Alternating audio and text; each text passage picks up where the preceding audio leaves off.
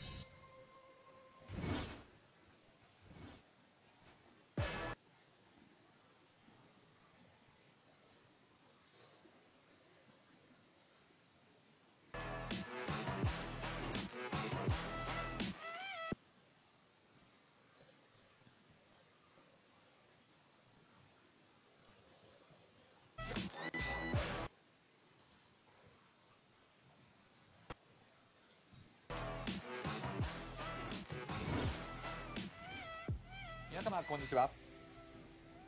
本日は LJL2021 スプリングスプリットプレーオフラウンド3の模様をお送りいたします。本日 MC を務めさせていただきます吉本興業のピン芸人武田です。よろしくお願いします。さあそして、はい、アシスタント MC を務めさせていただきます01ファミリア所属の下月めやです。よろしくお願いします。さあそしてオープニングにはカツリオンさんとリルベルトさんにも来ていただきました。よろしくお願いします。よろしくお願いします。よろしくお願いします。本日のマッチアップはラスカルジェスターと V3 e スポーツの対戦となっております。はい、それではまず、それぞれのチームの強みを勝さん、リールさんからお伺いしていきたいのですが、まずは勝さんからお願いいたします。そうです。まずラスカルジェスターは、今シーズン、皆さんご存知の通り本当にボットレーンが強いと、想像以上でしたね。その韓国のリーグから移籍という形で出てきた助っ人選手なので、強いというのは予想はできていましたが、想像以上、そしてそれをそのチームの中でしっかりそこを武器としてまとめ上げているそのチームの結成力っていうところもいい仕上がりになっているのかなと。そして、そこに欠かせないのがやはりその期待されているキナス選手の新人の選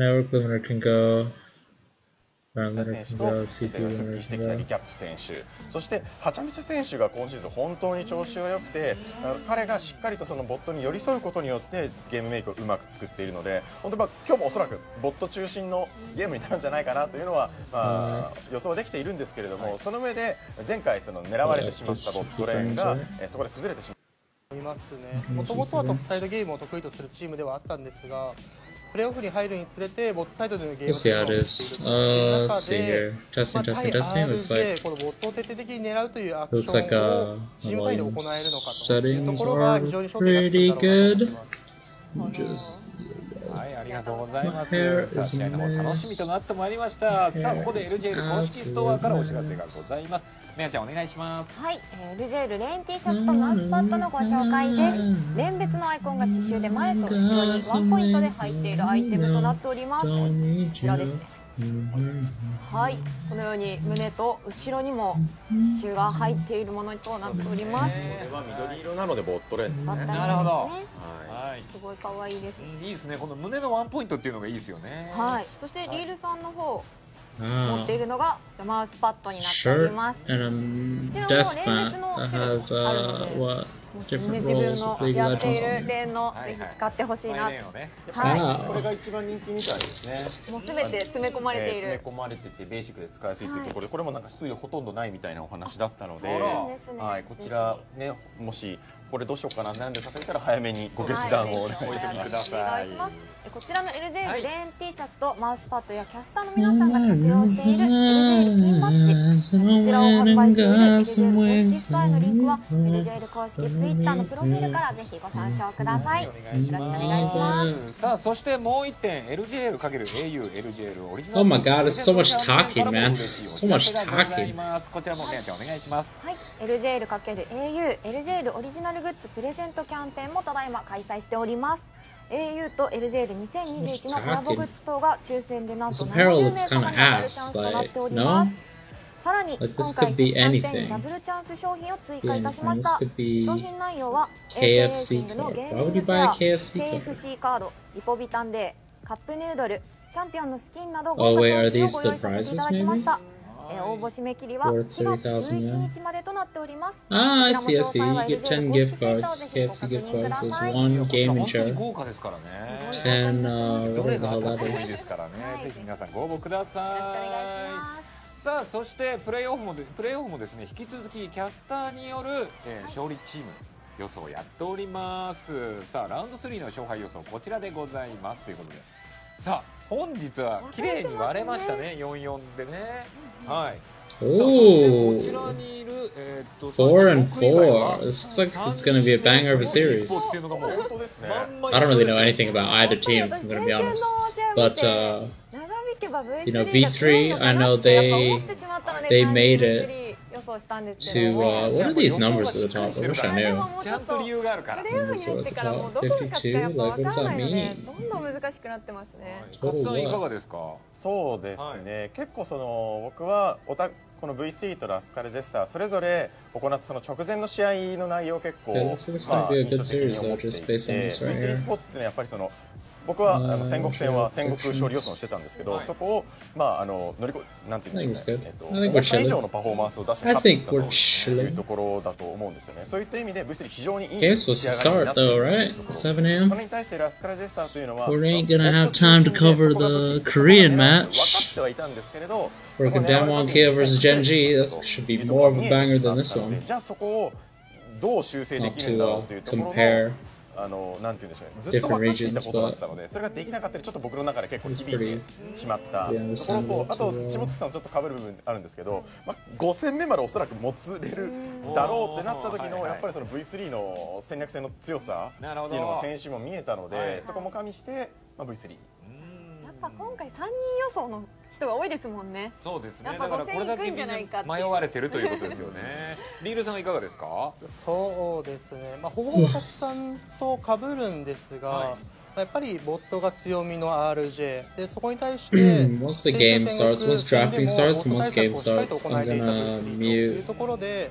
これまで見えてきた結果だけで言うと V3 有利なんじゃないかなというところがあります。ただ、やっぱり直近のゲームというのをしっかりと見ることができた RJ、2週間の準備期間に対して V3 の多くの難しく準備ができていないというところで、準備の差という部分では RJ に分が上がってくるのかなというところはあるので、初戦でどういった V3 対策、自分たちが狙われることに対してはさらに対策を打っているのかっていうところが、RJ のドラフトが非常に気になるなっていうところはありますね。なるほど。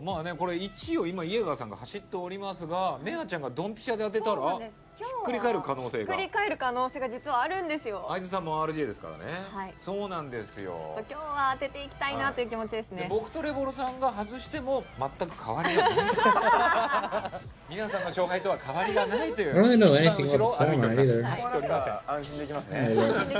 安心できるポイントでございます。さあ勝利予想に加えてですね、今シーズンもファンの皆様からのチアボードを募集しているわけなんですが、シーズン中からオールスターの開催までの間にチアボードを投稿してくださった方向けに素敵なプレゼントを送ることが決定いたしました。さあ抽選方法などにつきましては Round 3 Juggernaut match, loser faces the other Round 2た match くさんの winner. チアボード募集してお The り other ま match す。 2 round 紹介していただきよ as ろしくお願いします。さあそしてこの配信の一番最後ですね、はいオールスターのメンバー発表がございますから。おー、楽しみですね。はい、あとオールスターはこんな内容でやりますよっていう今年は面白いですからね。 third seed. So さあ round 勝さんい 1かが is で the すかこのメン third バー。知ってるんです seed. よもう勝さんは。 Choose whether they 今回 the 選 fifth 手 or ドラ sixth フトってい seed. う形で、やっぱイエリックチーム The fourth と seed. アイレボチームその対決っていう体なので、お So 互いに the ね、ロ third ールのドラフトみたいな seed 感じで is Sengoku. 選手を取り合っていくとはいいう形をしていったんですけれ Yeah, ども、 Sengoku 同じチーム chooses からは to その2名以 face 上取れないと Crest か and they just そういう細かいルール destroy も設けた And 上で then やったので、 V3かなり両チーム is the 考え抜いた上で fourth seed. Yeah, V3 is the 面白 fourth かったの seed. が They 多分事前にミーティン picked グしたんですよね。なんかこうドラフトノートを見なが Fukuoka ら SoftBank この選手取られ Hawks たから次は Gaming. They beat これ them からこっちかみたいな narrowly.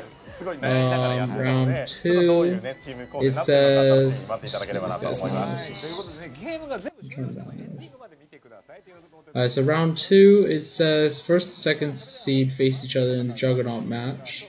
Whereas round 1 matches also play against each other. Okay, so here's Sengoku versus V3 in this bottom bracket here, and V3 goes forward.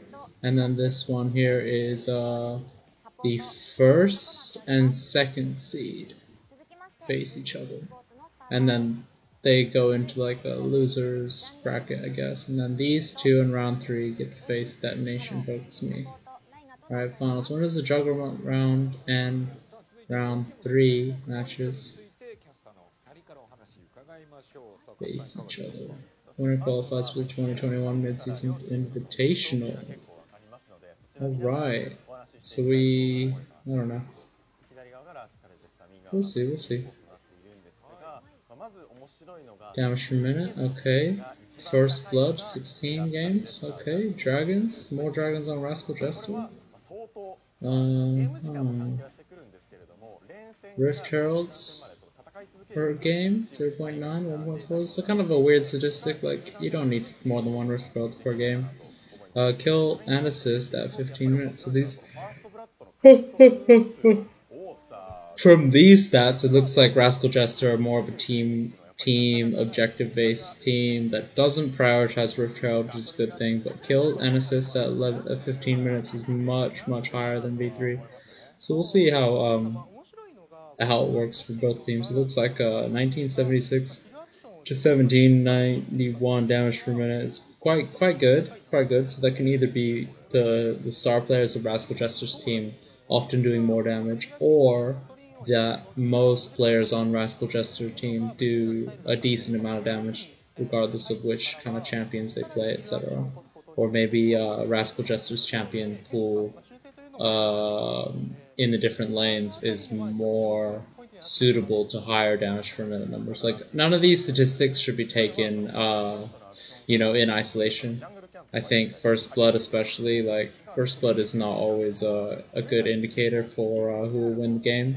And Dragons per game, 2.6, is definitely higher than V3. But this V3 statistic could also be skewed by a quicker game time, If they're able to finish games quicker, then it would make sense that team would average less dragons per game than other teams. Rift Heralds per game, another completely useless statistic, I think. Like, this 1.4 statistic goes to show that most games V3 get between 1 and 2 heralds, right? So that helps this kind of early game, closing the game out quickly sort of play style. Kills and assists at 15. I don't know, 11.2 seems like a lot, like a big number. But obviously, this can also be skewed by this number can also be skewed by many players on Rascal Jester getting the assist for one singular kill. Does that make sense? So, while these statistics kind of go to show that maybe V3 is either a slower or a faster team, maybe a bit slower, but kind of consistently getting First Blood and getting advantages through there. So we'll see how the games play out here. I believe, I don't know if it's today or not, but I believe that the winner here should face Detonation Focus Me. These guys look...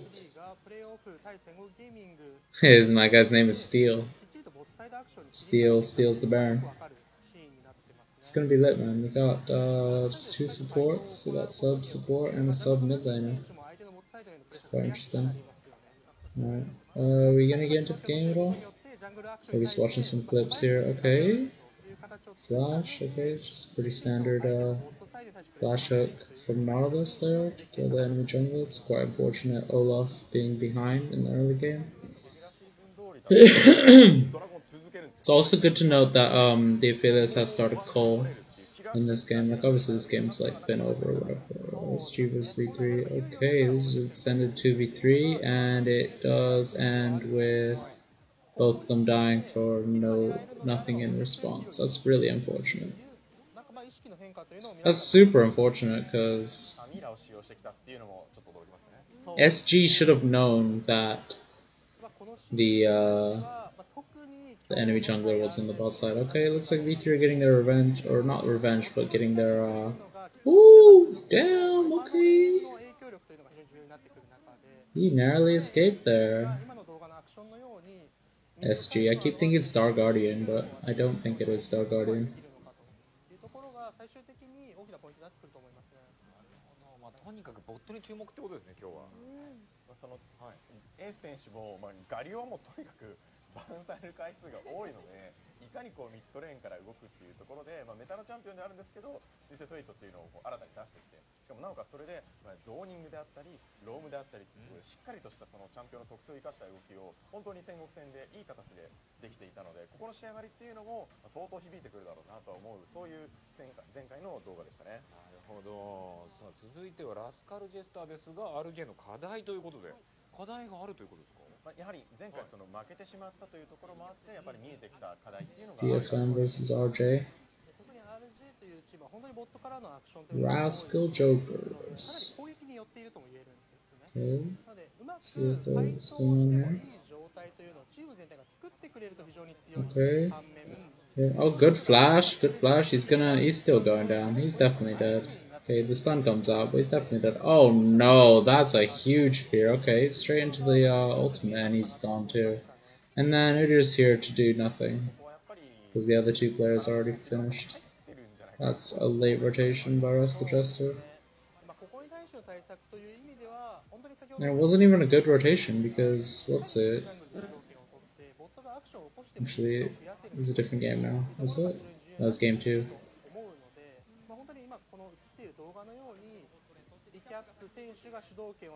Yeah, this is good. They should have backed off. They should back off here. They should definitely back off. The wave is here. There's got 4 people here. The Zoe's stuck mid lane and the jungler's top side. So Olaf, you should be finishing Krugs and making a play either on top side or for the enemy blue buff. But oh man, they should have seen. They saw this coming.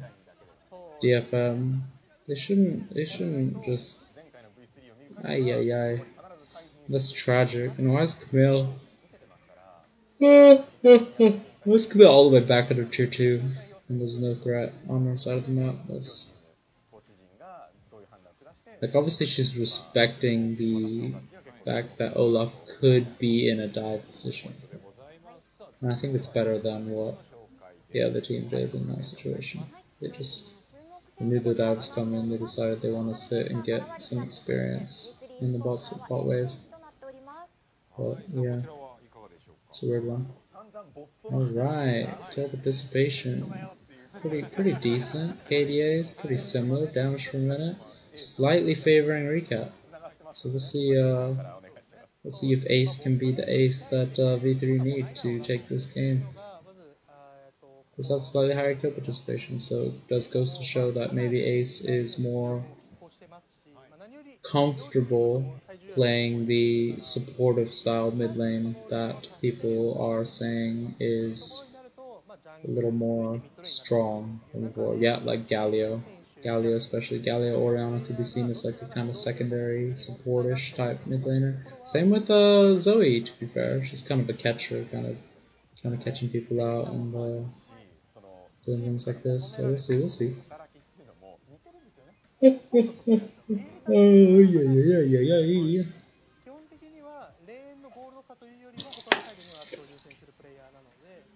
対してゴールド差をつけられていることは多々あるんですが、それでもチーム全体に対しての影響力は非常に高いプレイヤーとなってますね。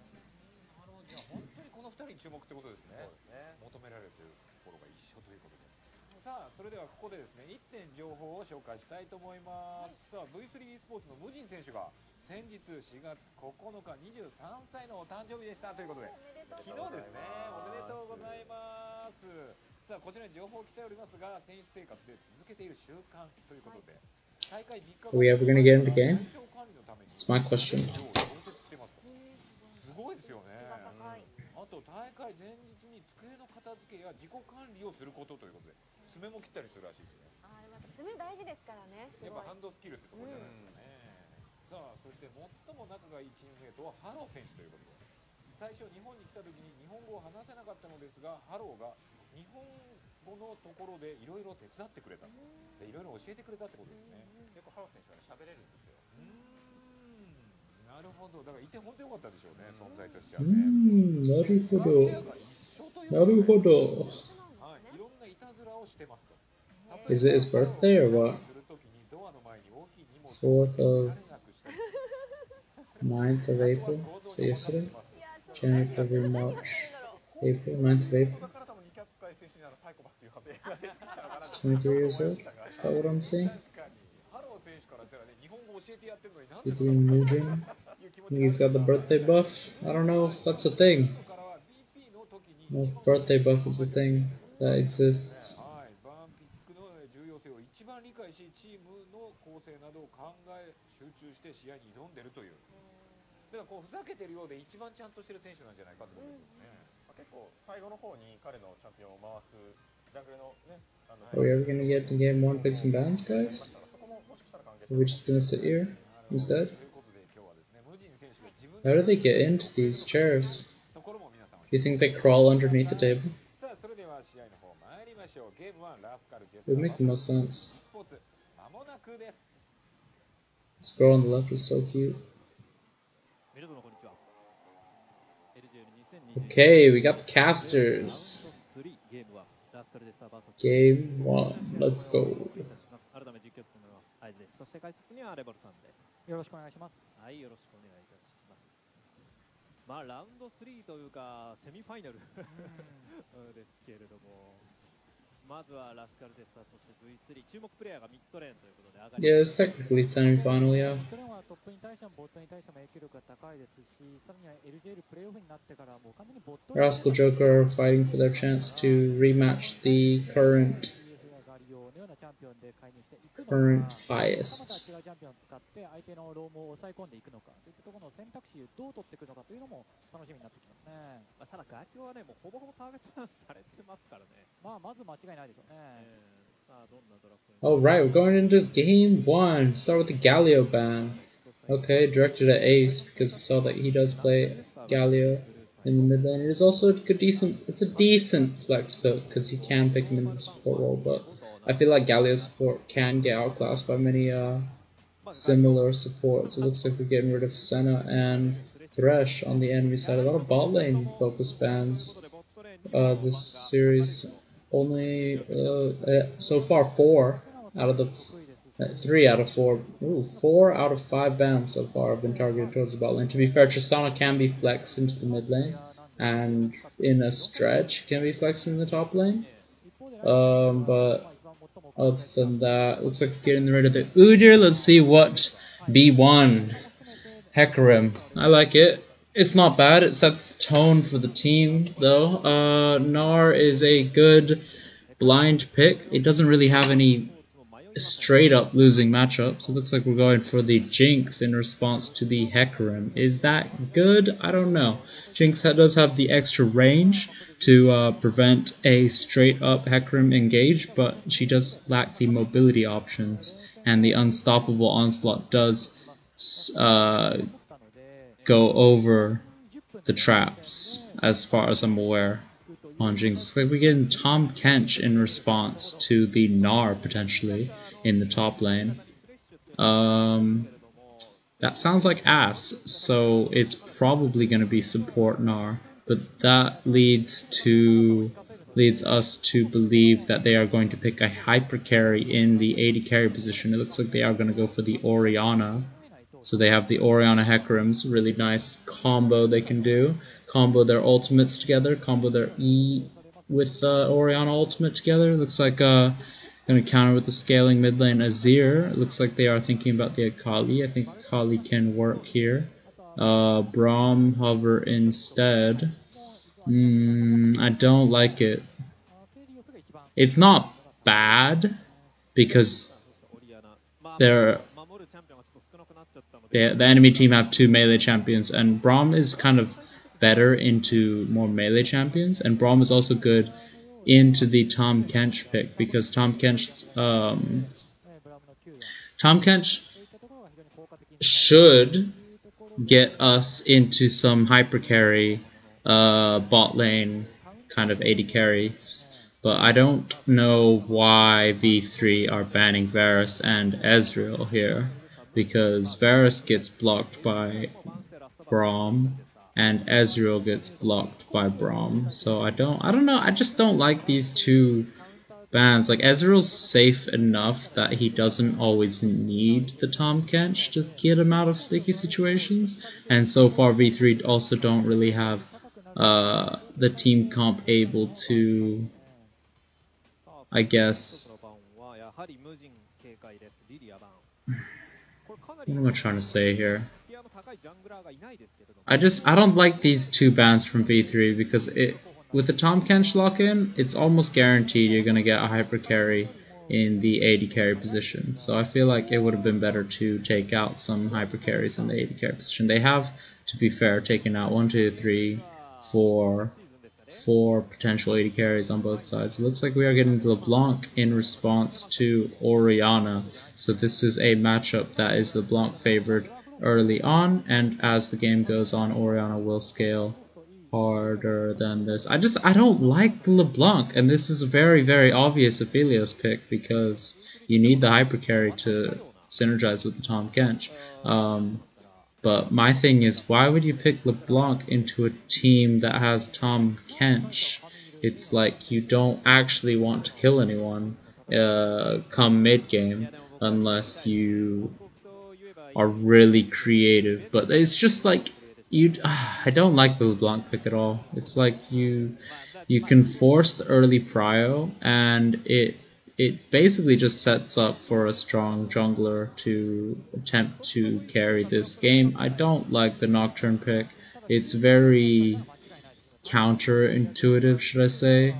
Like, sure, Nocturne, or sure, LeBlanc can go into a fight, and sure, Gnar can go into a fight, and then Nocturne can kind of like follow up, and Jinx can kind of like do some things with the resets and stuff if they do manage to get a kill.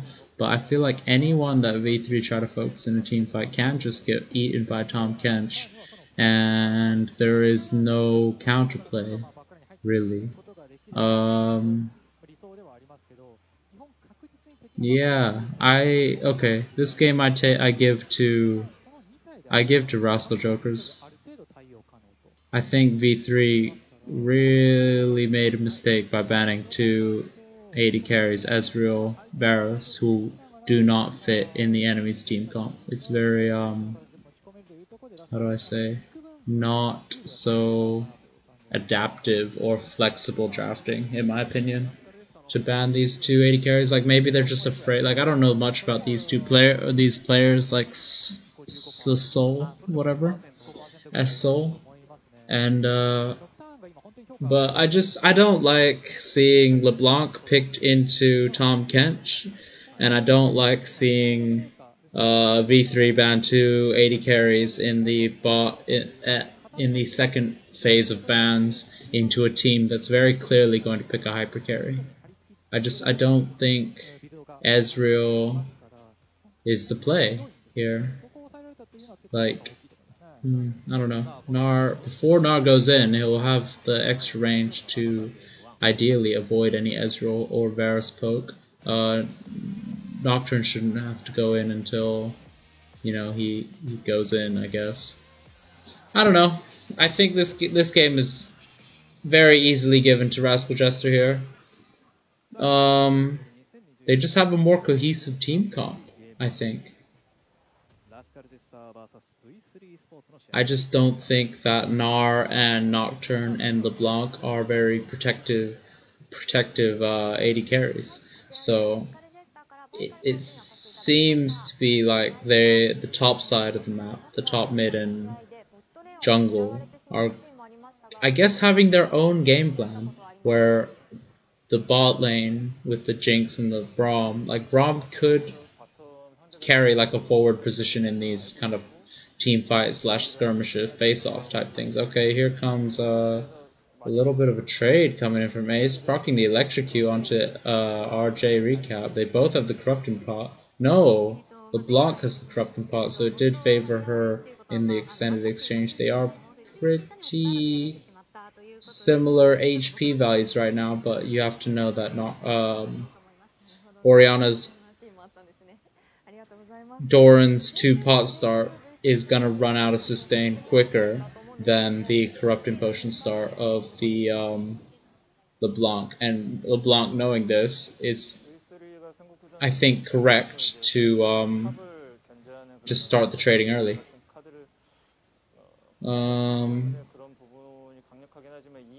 I don't really know much about the Camille-Gnar matchup. I know Gnar doesn't really have any like terrible matchups, and Camille's just a strong champion overall, so I think we should be fine. Lick does go down onto Jinx here.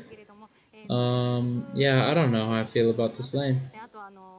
Like, they can't necessarily contest 2, but that's fine. They hit 2. They hit 2 as well. I believe the later the game goes on, it is more Aphelios favored in terms of the AD carries. However, Jinx does have the cleanse to counteract the Hecarim onslaught, his ultimate, Onslaught of Shadows. Alright, here comes the first gank of the game. V3 Nocturne coming straight into this bush. Okay, the stun comes out onto Aphelios. They go flash forward onto the Tahm Kench. The fear does land onto Tahm. They're going onto Tahm. He's going to have to burn his flash, potentially. No, he did burn his flash. I didn't even see him burn it, so... That is first blood to V3, keeping up their record as #1 first blood team in the league. Okay, looks like Braum's going for the aggressive exchange onto Assault. Here comes the rocket, goes onto the stun, but Hecarim is here just in time. He does knock Jinx into the tower. The stun comes out from the Braum onto the thing. Braum will go down here. Nocturne is a little bit late. Okay. Braum does not go down in the end. I feel like they definitely could have traded for Braum, and no one would necessarily die. I mean, Nocturne was there, but he's low mana, and Jinx also low mana. Did have to burn both summoners. So there's no summoners on the bot lane on either side. So I think bot lane is going to be a definite spot of contention for both junglers. We'll just have to see. It looks like Nocturne is pathing away from the bot lane, so hopefully he can try and get maybe his 6 here and go for something. It looks like Hecarim is crossing the mid wave just to get priority onto the top side Scuttle Crab and get some vision down. Braum is having a little look here. Yeah, it's not. Hecarim's on the top side Scuttle Crab. Nocturne's gonna be full clearing into the Krugs. He won't hit 6 from this, but he might hit 6 from the Gromp that's just spawned once he resets. So we'll see how it goes. AI power spike. I don't know what this means at all. I think it's like win rate percentages based on different objectives. Okay, here comes a little cheeky engage on from the Camille. The shield, the physical damage shield, is absorbing a lot of damage in this trade, but Cog is very easily able to trade back, get some grasp procs, and win out on that trade overall, forcing him to recall. Cog knowing that the Camille's recalling, the Nocturne is also going to reset as well, go straight to the bottom Gromp, hopefully get 6 from the Gromp, maybe the Wolves, and then get his ultimate back on the map. Okay, he did not hit 5 from the Krugs. It's actually tragic. The lack of Scuttle Crabs that this Nocturne has been really hurting him. It looks like he might be going Gore Drinker. I think Gore Drinker's fine. It's like not fantastic, but I think it's fine. Like, since they nerfed Gore Drinker, I think it's only useful if you have a team of a lot of melees. And to be fair, the enemy team does have 3 melee champions. It looks like V3 is just gonna clear. Mujin's just gonna clear the ward on the bot side. And goes straight back into full clearing. He needs to get a 6 ASAP. Hecarim has a 6 already, so it looks like he is planning a lane gank onto the LeBlanc. LeBlanc is gonna be quite difficult to gank, in my opinion. Oh, what am I seeing? Raptors, Krugs, red into bot side pathing. But oh, what am I seeing? Okay, the gank didn't end in a first blood, so maybe it's good, but he lost both crabs to make that happen.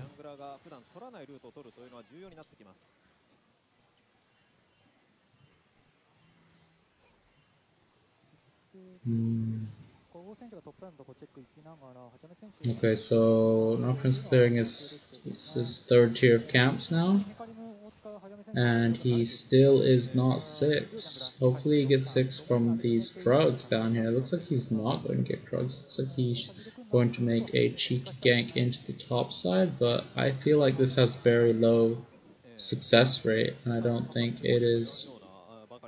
I don't think this is a good play. He's, what, maybe soaking a few minutes to get 6? But that feels bad. It feels really bad. He soaked the minions, got 6. So now, okay. Gnar is already at an XP advantage, so it's not necessarily the end of the world, but I don't know. I'm curious. I'm very curious. Okay. Ace is getting some good chunking onto recap here. Let's see. シークレットがそこをケアしようと何度も下を飛ばしていますけれども、チャメ選手としては、レッドバンク勝ってからになりますか、ボットガンクを狙うとすれば。レッドバンクからずですね、ステップアップ。Okay, looks like we're going for the ultimate on Hecarim. He's got it, and he's making a play into the boss side. It looks like they are backing off. They know that. Hecarim with the ultimate could be there, and with Nocturne taking the Rift Child on the top side, it should just be an easy trade. But okay, we got. How do I say his name? Hachamcha? Hachamcha? Okay. Ace is really bullying Recap here. Recap somehow has more CS, but Ace is bullying him. Okay, Jinx ult goes wide. Wanted to hit the dragon. Looks like that's not going to be the case. So, Cloud Dragon for Herald, I think that is V3 favored right now. But there's 3 camps up for the other side. I want to see a Nocturne ult happen sometime soon. Nocturne and Hecarim both have not used their ultimates just yet, so I feel like it's a bit of a missed opportunity. We'll see which jungler is able to get their ultimate on the map first. Merc Tread Rush on Hecarim seems incredibly strange. There is Fear from Nocturne, Root from LeBlanc, Traps from Jinx, and a Stun from Braum. So the Merc Treads make sense, but so early it seems a little not counterintuitive. But okay, here comes the stun. The physical damage shield is doing pretty well, it seems. And okay. Yeah, Gnar is pretty impressive. Camille seems to be just a bit behind in the CS. He's going to go for the fruit to kind of catch up in this lane. He does not eat the last one. Quite curious.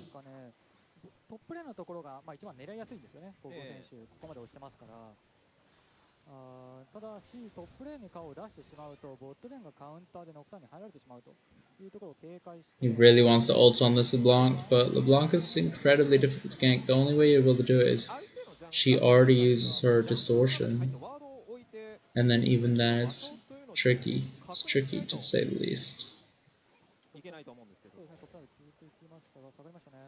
They really want to dive this Camille. This Camille rightfully backing off because there's nothing she can do.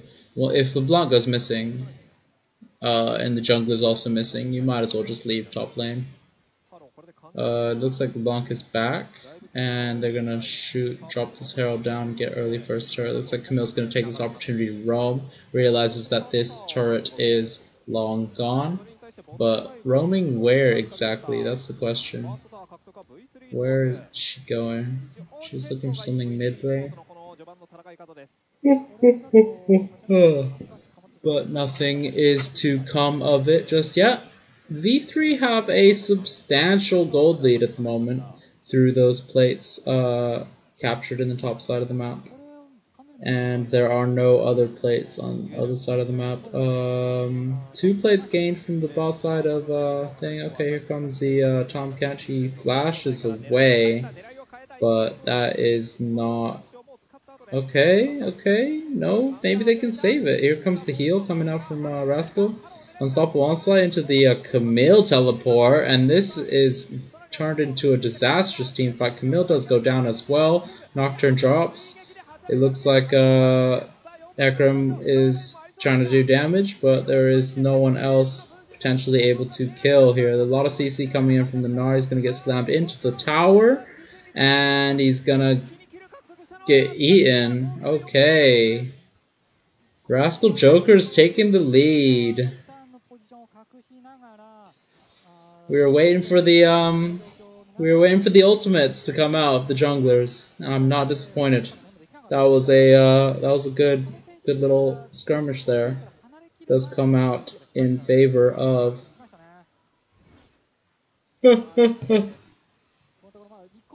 the Rascal Jokers. It's just Hecarim.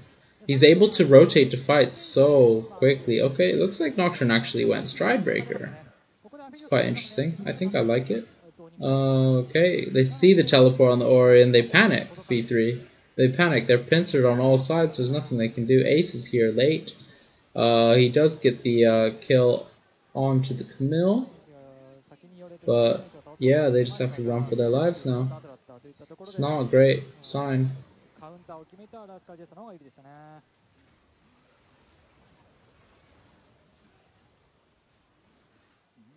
これではちゃめちゃ育ちました。2キルの2アシスト、ダメージも一番出してました。Yeah, Hecarim in extended skirmishes is way busted.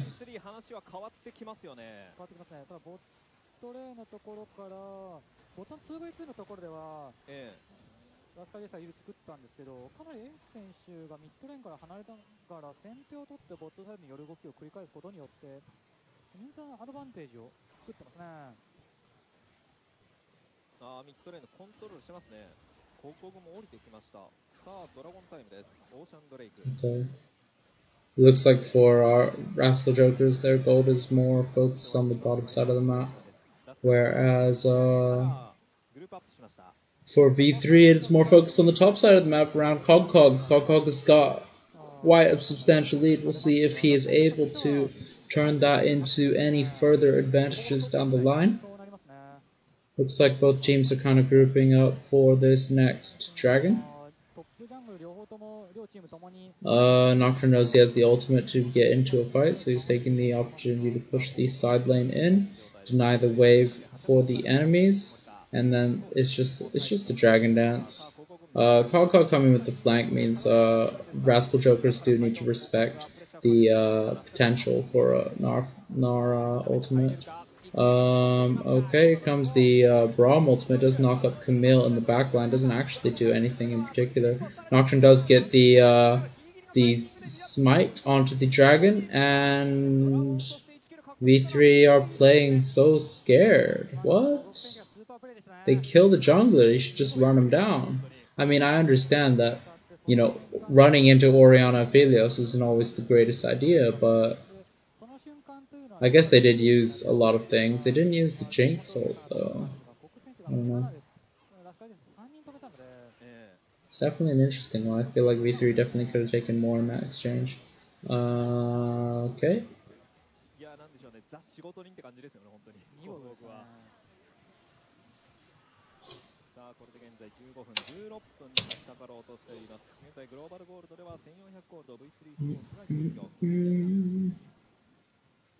ジャングルプロクシミティ、はちゃめちゃはミッドレーンにかなり体を寄せているようですが、ムジンはかなりバランスよくと、確かにトップレーンのカウンターガンクというのも狙ってましたからね。そうですね、さらにはヘラルドもトップレーンで優勝しましたからね。合計数値で見ると、ただはちゃめちゃの方が若干ですが、レーンに寄り添っている率というのは高いようです。さあこうなると V3 スポーツ、有利を握ってるわけですよね。そうなりますね。特にサイドレーンのところでのアクションというのも Yeah, I don't know. Trying to gank Ace seems incredibly difficult. Okay, a little bit of a push forward. Not really much to come of it. A little bit of chunking onto the Nocturne. The Rascal Jokers feel like this is the time to engage for the Herald. Ace goes forward. It is but a feint. Does bait out the Camille stun. Yeah. Not really much going on here. It looks like RJ are going to secure this Herald. We'll see how it goes. Yeah, no. That is an easy Herald secure by Rascal Jokers, and it is potentially an important one. They're able to okay, Ace gets a little catch onto the Hecarim. Luckily his Mercury treads are going to help him out here. Camille goes very deep, forces Tahm Kench to go forward as well and go into the deep position to try and save him, but they just both get focused down, and that is a colossal mistake by the Camille. Oh gosh. And this game could have just flipped right on its head. Yeah, I think it's quite easy macro plays to get some damage on this tower. This tower can definitely go down. Nocturne is taking the enemy jungle, so Nocturne should path bottom side, and the two in the mid lane should path top side to take all the jungle camps if possible. But it looks like they are just going to escort each other out through the bottom side of the map. Yeah, here, Camille sees the great opportunities to get thing, but he doesn't even ult. He should have ulted to push the Braum away, but I don't think it would have even mattered. It's just tragic, really. You do get the Braum in response, but Braum is not the champion you want to get kills on, necessarily. Okay.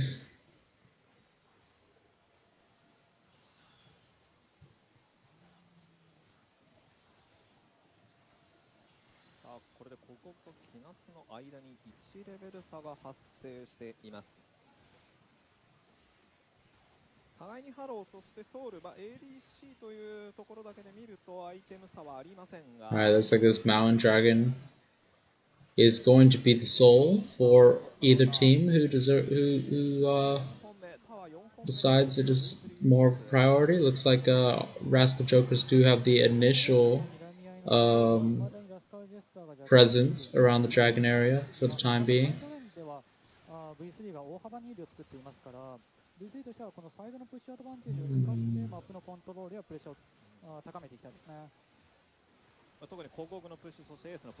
Okay, here comes the ultimate onto the Aphelios, to just get instantly eaten by the Tahm Kench. Tahm Kench does go down. Here comes the big Gnar ult onto 3, and that is game 1.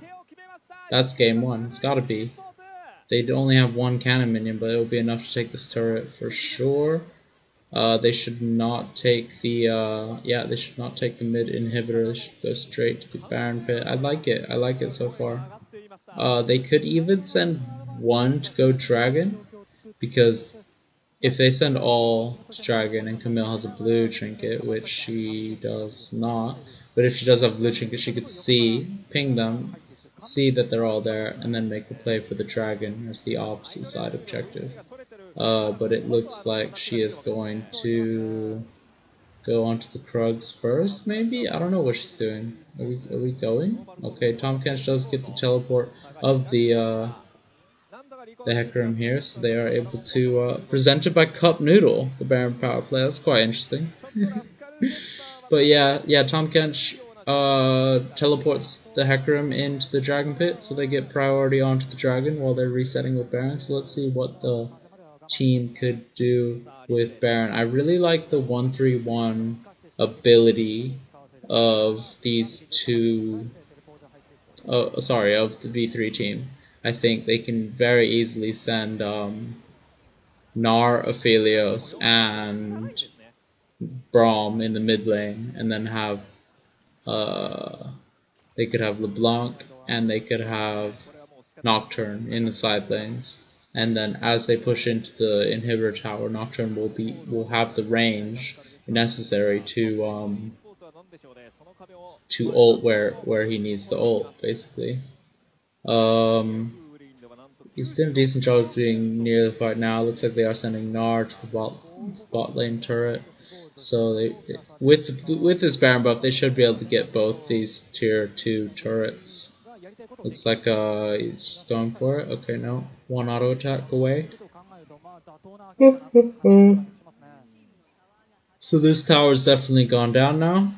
And the top tower's also gone down. So only the base left for V3 here. I think the game is very, very difficult for Rascal Jokers here. They do have the stronger team comp, but the amount of gold that the carries, the LeBlanc and the Jinx have on the V3 side makes this game incredibly scary.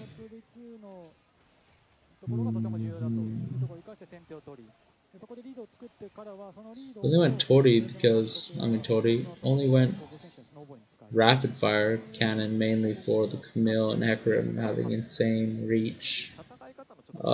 So I like this second item. Third item has to be Infinity Edge, right? I don't see any other alternative, if I'm honest.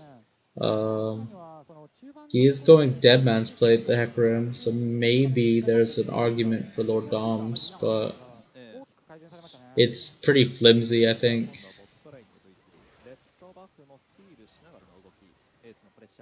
I'm just gonna make the egg noodles, I suppose.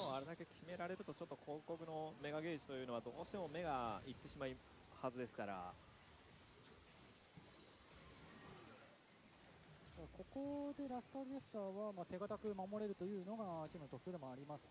どこまで試合時間を伸ばせるかですね。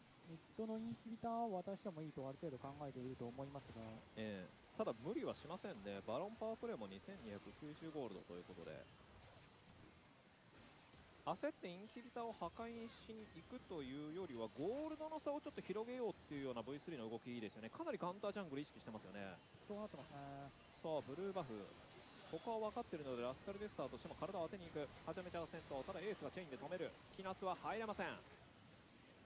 さあ下がるところ、もう一度エース狙っているのはキナツです。キナツはフックショットでの離脱、裏から広告、裏から広告、パラノイアで狙っていった。さあストライドブレーカーも当然ある。ヘクステックアルティメイタブでなんとか逃げようとしますが、ムージンここでストップをっていう。 Okay. Missed the first part of this fight, but it looks like the ultimate does go out onto the thing. Fearless in the front line just does go down. Wrestle Jokers, I think, quick FF this game. This game was over maybe 5 minutes ago in that team fight towards the mid lane. Now they're going to get 2 inhibitors. They could just finish, probably. They do have a wave coming in from both sides. It looks like Orianna is able to push them slightly away from this inhibitor for the time being.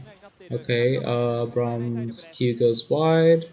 Not really much to do here. 2 inhibitors and get out. We can reset for the Earth Dragon.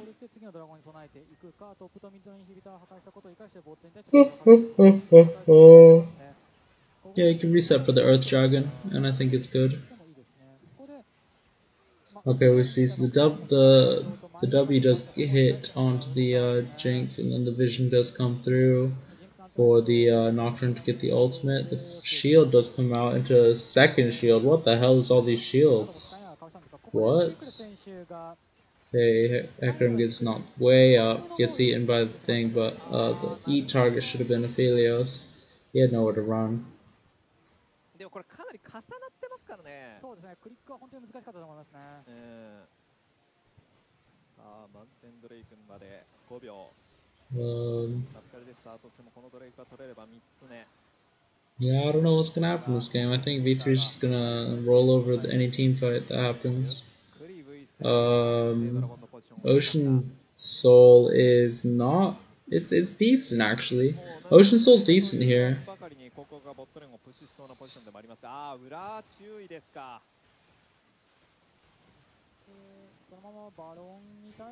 Not Ocean Soul, sorry. Earth Soul's decent here because Braum does build armor and so does Nar. Nar has some armor. Nocturne's gonna have some armor, so I think I like Earth Soul. Oh, V3 playing nice and restrained. They realize that they are quite far ahead. They don't really need to risk too much to win this game. They can just kind of hang out. The only LJL live stream on YouTube.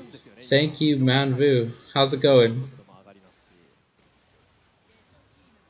Yeah, LJL's like super poor right now. Like I don't know what's going on. They don't have an English broadcast. They don't have much in the way of like, what do I say, foreign engagement, I guess. And I think it's definitely a missed opportunity. Like obviously the level of League of Legends is not always the highest. But I don't know. I think it's quite enjoyable. Japanese are gamers too. Yeah, I'm thinking now, what can RJ do to win this game? They just stick Orianna in top, and they stick Aphelios in mid, and they just push out the waves. they have decent wave clear, but not really any champion that's like particularly suited to it. You know, no Anivias, no nothing like this. So they really are just trying to get onto their... Okay, Everfrost goes wide from Ace on LeBlanc here.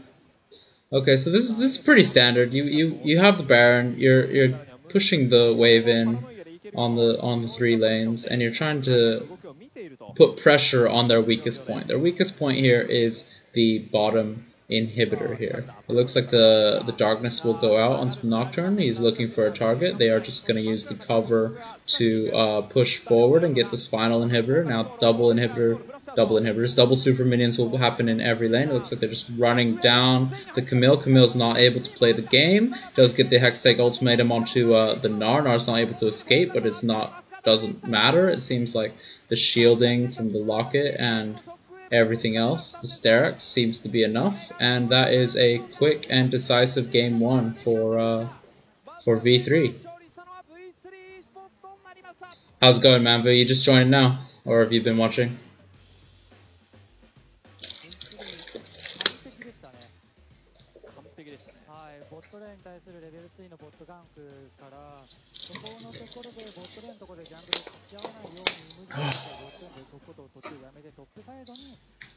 Just gonna make some coffee, I think. That's what I gotta do. Make some damn coffee.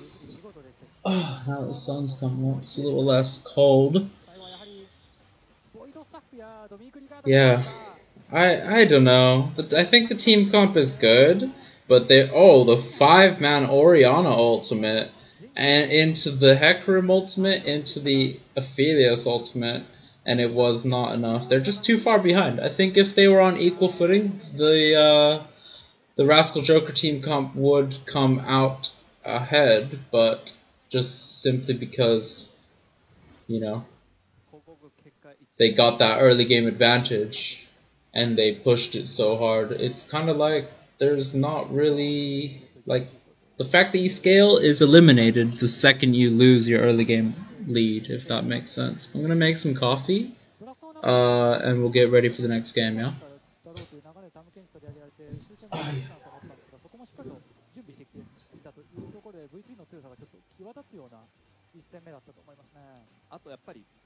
見て分かりましたけど、ノックタウンダメですね、ちょっと。まあ、必ずバックに届きますからね。しかも今、非常に硬いビルドにするので、すぐさま倒すということができないんですよね。なので、ちょっとノクタウンの評価は上げてもいいのかな。Make some coffee. いや、ちょっとこの今の状況って本当にルブラン難しいじゃないですか。かなり難しいと思います。序盤の10分はほとんど何もできない。10分からの仕事がほぼパーフェクトでしたから。エース選手の働きがあったからこそ、そのボットのカウンターを食らってしまって、相手にゴールを渡してしまった展開の中でも、ボットに対するプレッシャーを緩めずに高められたというのがありますからね。そして、ボットレーンに勝負したいラスカルジェスター、そしてそのボットレーン狙われてしまったという前回の、話がありましたけれども、ボットレーン中心でまず V3、e スポーツが1勝取るという結果になりました。さあ、この後はインターバルの後にゲーム2見ていきたいと思います。それではインターバルです。一旦失礼いたします。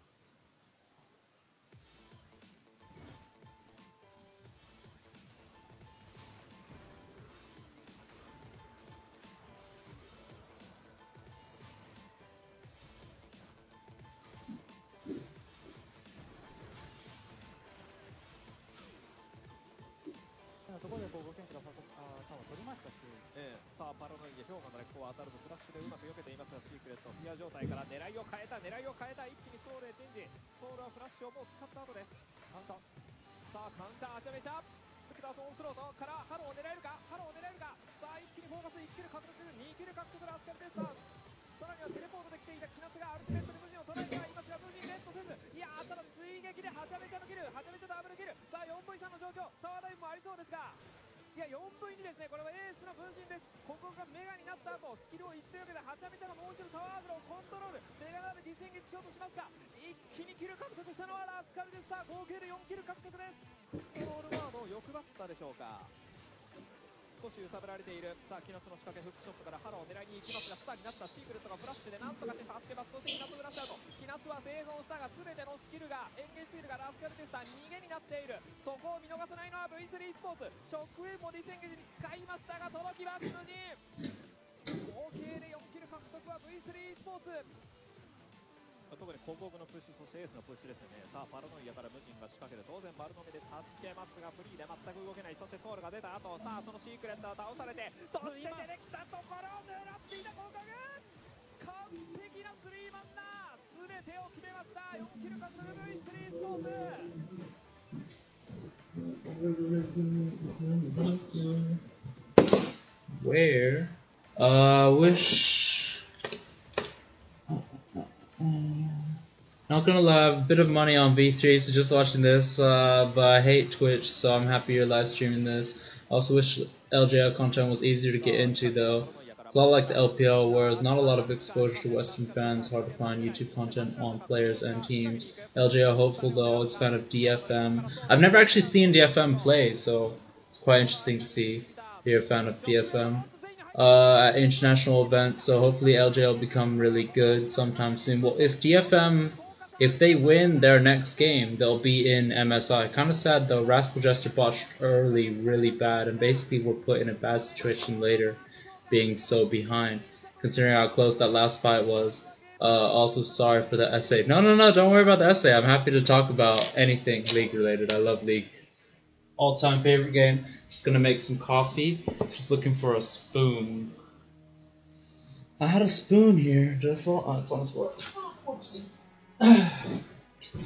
Just gonna make some coffee and I'll be back. Believe that you can. Game on.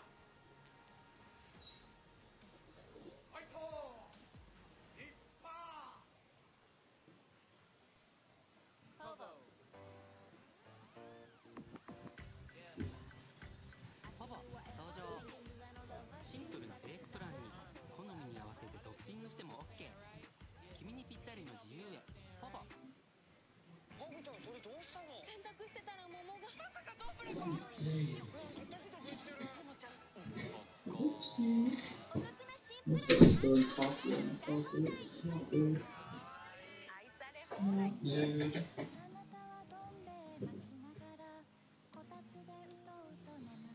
Oh my god. Coffee. Oh my god. Whew. So now how close the last fight was. Sorry for that. Don't be sorry for that sake. Oh. Alright, we're gonna see some Japanese adverts. Why does she have cat ears? Oh, it's because it's the average Japanese dreaming about cat.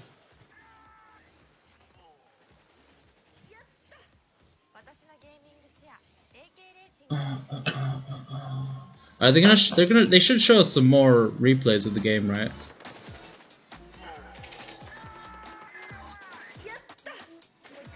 I think that game was just unfortunate. Rascal Jester should have won. Don't really know why, but it's really like watching amateur casts. It's a lot more chill. I mean, it's a bit of both. I love League of Legends, and you know, as a byproduct, I love competitive League of Legends, and then because I've been, you know, a fan of kind of the pro scene in different regions for so long, I don't know, I just feel like the Japanese league needs more exposure. And it's kind of a good way to, I don't know, have a more holistic knowledge of the game, I think, if you watch different regions. You know, it's very easy to get caught up in one region and see, you know, everything that's good and why it's good, you know, but you never see Nocturne Jungle in LEC, do you? Or, you know, these other types of things. I'm also a little bit tired. I haven't slept yet. My sleeping pattern's been really strange. I woke up yesterday, or I woke up at normal-ish time, but I kind of got out of bed super late yesterday. So I've been up all night just kind of chilling, and now, you know, make some coffee, cast some games. Today's going to be an exciting day, I think, because, I mean, unless it's going to be like 10 minutes between each match, we're not going to be able to get... I just saw on the schedule, basically, that there is an interesting LCK game going on later, as well as some interesting LEC games going on. So I will probably cast the whole of this series, because I feel bad kind of dropping it part way, even though the schedule doesn't quite line up. But yeah, at approximately 10 AM, there'll be a best of 5 Gen.G versus Damwon Kia. That should be a very exciting game. I will cast that. I'll cast like the latter half of it, I believe, depending on how long this game's gonna go. And then later on today, I'll have like quite a significant break. Probably get some sleep. And we can watch these two best of 5s going on at 4 and 9 respectively, my time.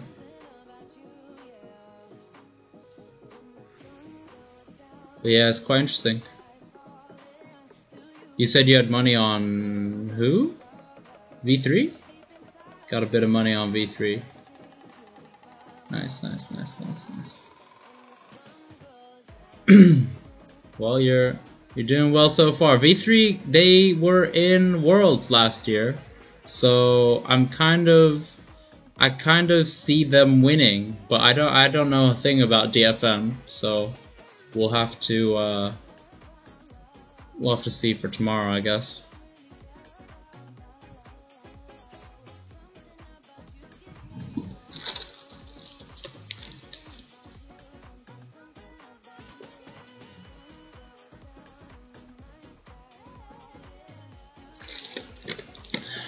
So I'm not sure if you follow LCS too much. Do you hear about Santorin not playing versus TSM? I heard there was a player who was reporting migraines and they said they weren't able to play. Is Santorin on Team Liquid? Is it this match later today? TSM versus Team Liquid.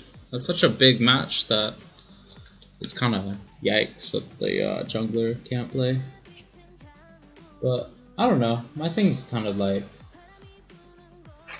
if you have migraines now, does that necessarily mean you'll have migraines during the game? And obviously, you know, if you have migraines now, like obviously it will affect your practice schedule. It'll affect a lot of different things.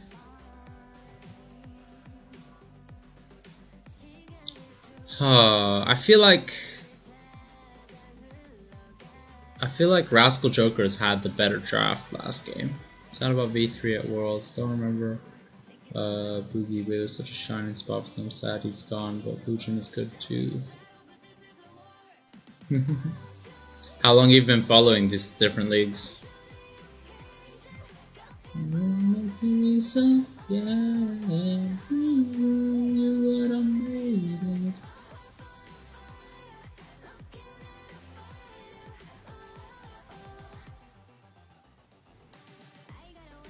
Do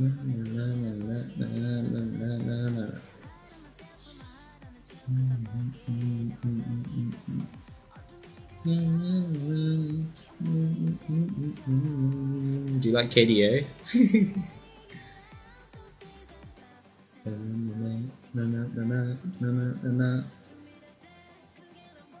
This is a fire, this is a war.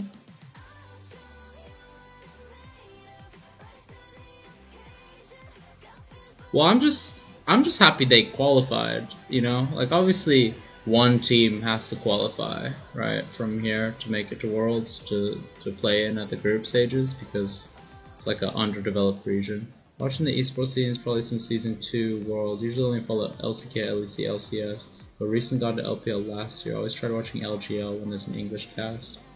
Like, it's never there, right? The English cast is never there. That's how I feel anyway. Like, every time I click it, I have notifications on for when the Twitch Riot Games the Japanese Riot Games goes live. But it's like every time I tune in, I don't know what anyone's saying. And obviously, you know, I should know what they're saying, being Japanese and all, but you know, I just think an English stream would make it so much more accessible to so many more people.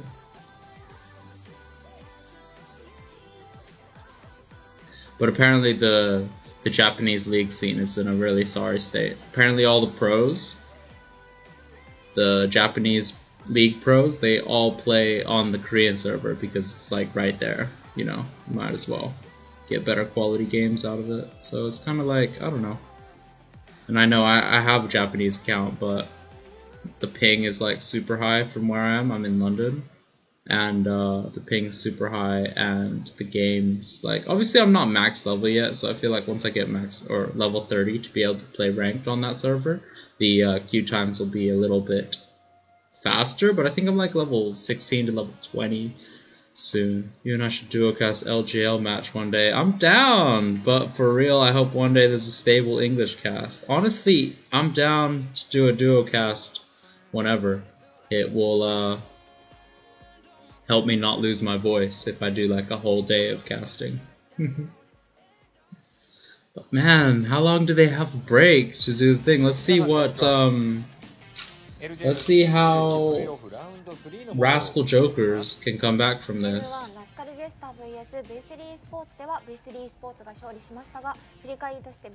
I think the NAR's gotta go. The NAR, it's gotta go. You can't let NAR through. It's too oppressive. What do you pick into it?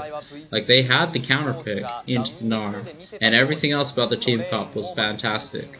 But it's just V3 won through the early style, you know, the early pressure style, you know. I really like, you know, I was hating on the V3 team comp previously. LJ on Twitter, they're like 5 Western people max. The KU careful. It's true though, it's true. LJL people just see as like an inferior league, and right now it is, but I have faith. I have faith. I have faith it will get better. But I just think this first pick NAR, like, what do you pick into NAR that can even go even? Because Camille needs to kind of, not necessarily be ahead, but be able to fight her Lena partner to be particularly effective. And I think I would have liked to see more ganks onto the NAR from the Hecarim.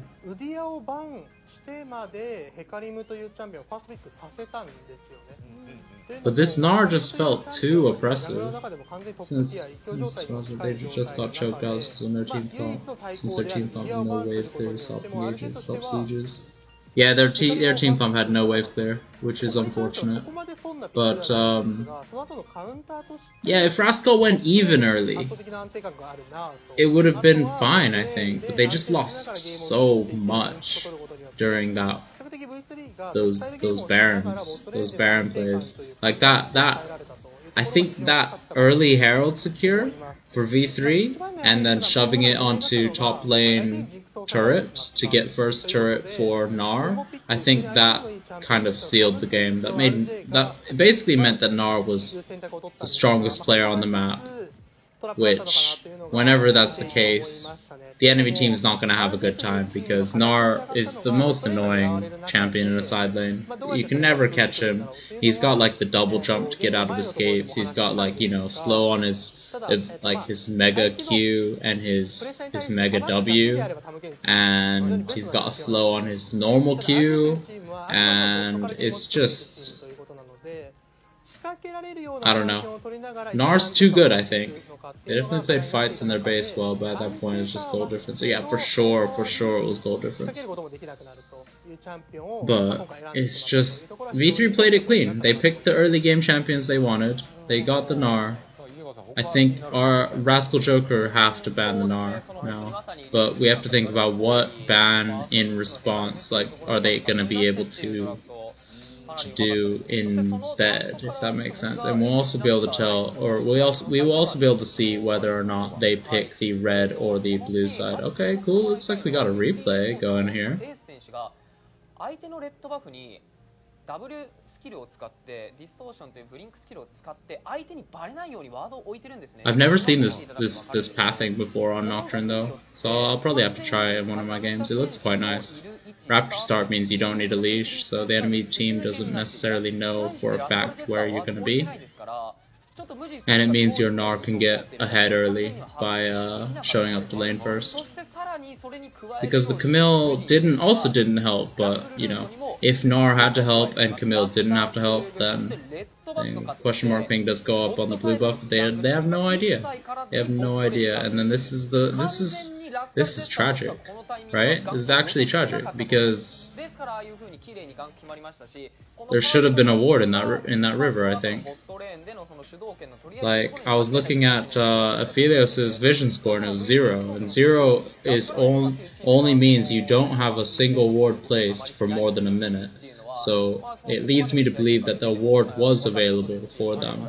They just didn't go for it because they weren't sure where Nocturne was. Based on the ping that I saw the Rascal Jokers did on the minimap, they did a missing ping on Nocturne's red buff when Nocturne was on the blue buff, so I think it was that false sense of security, not sure where they were, but also, you know, assuming that Nocturne would start the blue.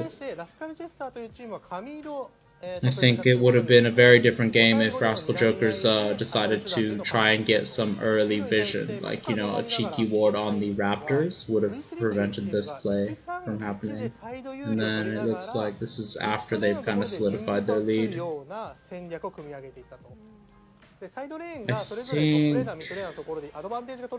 Liandry's is not so good. And this was just tragic. This was just a tragic fight. Like, yeah. They were very split. I think the top laner really entered in one of these fights. The top laner really just ran it down. He went 1v5 to get onto Jinx, couldn't even cast his ultimate on her, and then it forced Tahm Kench to flash over the wall, kind of eat her, try to keep her alive. She dies anyway, and then Tahm Kench dies because he's out of position. Like, it was a tragedy. Like, one of these river fights just went completely wrong. V3 スポーツが用意してきたこのノクターンというピック、かなりこう試合にも影響を与えたようにも思いますし、 Like right now, I have faith that both teams can win this series right now with proper play. I wish it wasn't 20 minutes between games. That's what I wish. I don't think it's necessary to have such a long, I don't know how to describe it, such a long, like, downtime between games. I'd really like to see Rascal Jokers either hit Gnar or pick Gnar. We should play an ARAM game between games. I didn't realize they felt this long. I don't know, it's like it's the series, so I feel like how much time do you realistically need between games? Like 10 to 15 sounds like a good number, but this is nearing on 20, I think. It looks like we're going into the second game now, though. Because obviously you need time for the teams to discuss with their coaches and, you know, with their analysts and everyone else. They just need to discuss as a team what went wrong that game, what they could do to improve, what picks and, you know, bans they should have done. Rascal Def should grab the Gnar, or if their top laner can't play it, ban it, because that Gnar was tragic. Yeah, the Gnar he's too strong right now. I think he's definitely due for nerfs. I don't know if they're going to nerf it sooner or later, but he's definitely due for nerfs. He's so strong, he's so oppressive, like, no real laner, like, answers Gnar, you know? Like, what could you do to answer Gnar? Kennen? Kennen seems like a real weird one. But I feel like it could work. Okay, first band's the same. RJ got the B1. They sacrificed Hecarim. Or no, they first picked Hecarim to take the Gnar off the board. Oh, I don't want to see the same bans, please. I'd like to see the Hecarim ban and then the first pick Gnar. But there should be an answer, right? There's got to be an answer to Gnar in isolation. It's just whether or not that answer to Gnar fits into the team comp as well as the other thing. Here's the same 3 bans from Rascal Jokers. I'm gonna cry. Same 3 bans from V3. V3, it makes sense to do the same 3 bans, you know? Don't fix what ain't broken. So here, they're gonna first pick the... Deja Vu? Is it the same game? Oh my days. What beats the Gnar, guys? What beats the Gnar? Oh, Orianna, I'm not too smart league-wise. You know why they banned Galio? I get Rel because she's so strong right now. I don't really see Galio in any other region unless LGL uses Galio a lot. Ace is one of his top 3 champions. Is Galio mid. So I think it's a target ban. And it's really annoying. It looks like they're going for the Renekton though. Renekton into Gnar. Okay, I like this pivot. This pivot seems slightly better. You know, because what Rascal Jokers were lacking in the previous game was a little bit of early game power to kind of get the game into their hands early, if that makes sense. So everything else is the same here. I think I like everything else thus far. I think to counter out the Braum, you need more ranged champions. Last time they had the jungler and they had a melee support, right? They had the Tahm Kench support. I think it's better for them to have a more self-sufficient AD carry. Looks like the Ezreal ban still coming through and the Rakan ban. I don't know, does Rakan beat Braum? I feel like it's... Yeah, I think Rakan does beat Braum, he's just too mobile.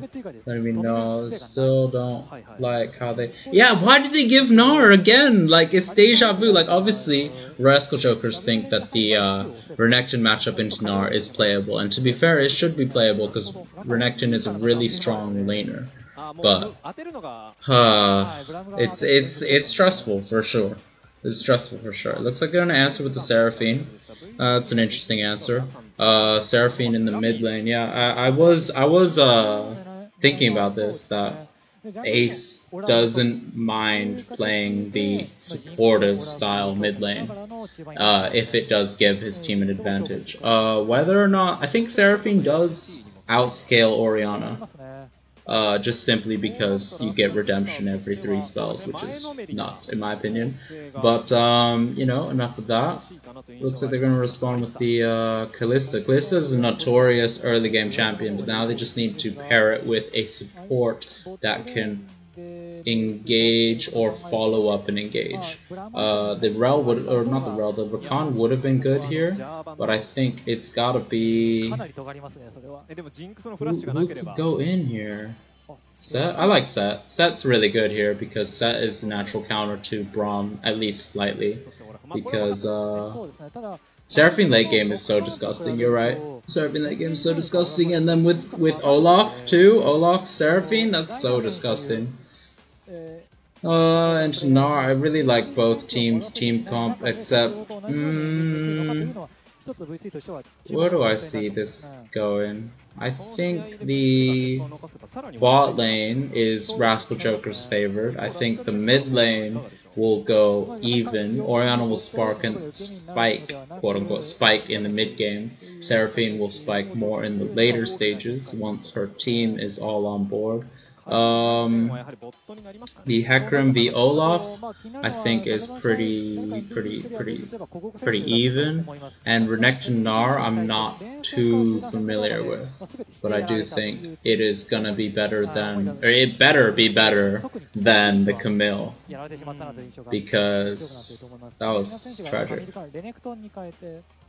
どうパフォーマンスの変化が出てくるのかというのも注目ですね。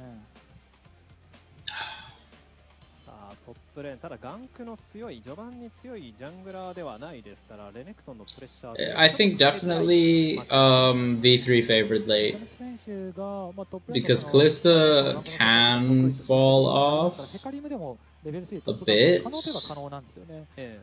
No, I think Kalista's fine actually, but it's kind of countered by Braum because if Braum ever lands a Q or an auto onto Kalista, she's so screwed when it comes to her auto attack speed and her mobility. Like slows really cripple Kalista, so I'm curious to see. I think she does have enough mobility to just flat out avoid the Braum Q, but we'll see.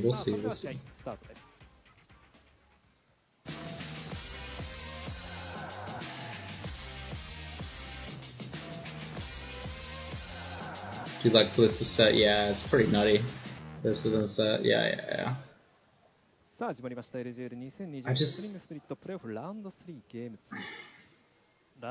don't know, the last game just felt so weird, you know? Like, how is bot lane dying to a gank that they had no idea is gonna happen, you know?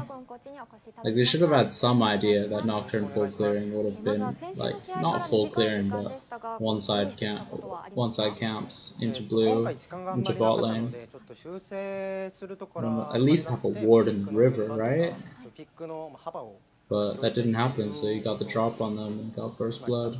And that kind of snowballed the whole game, really. Okay. Early invade from Mujin and Cogcog. Let's see how it goes out. Looks like Hecarim is starting on the wolves. They do have vision on that. Looks like they're just going to trade wolves for the blue buff. Hecarim should finish this wolf camp, go directly to the enemy blue.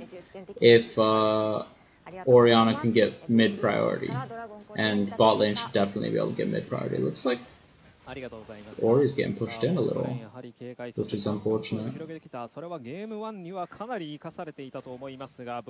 Yeah, this is pretty standard. It looks like Hecarim's keeping up his Q stacks as long as he can, trying to get to the blue buff. Anything to note in this rune setup? I don't really see anything in particular that needs to be addressed. I think Summoner Spellbook Seraphine's an interesting one. Otherwise, everything else seems pretty standard.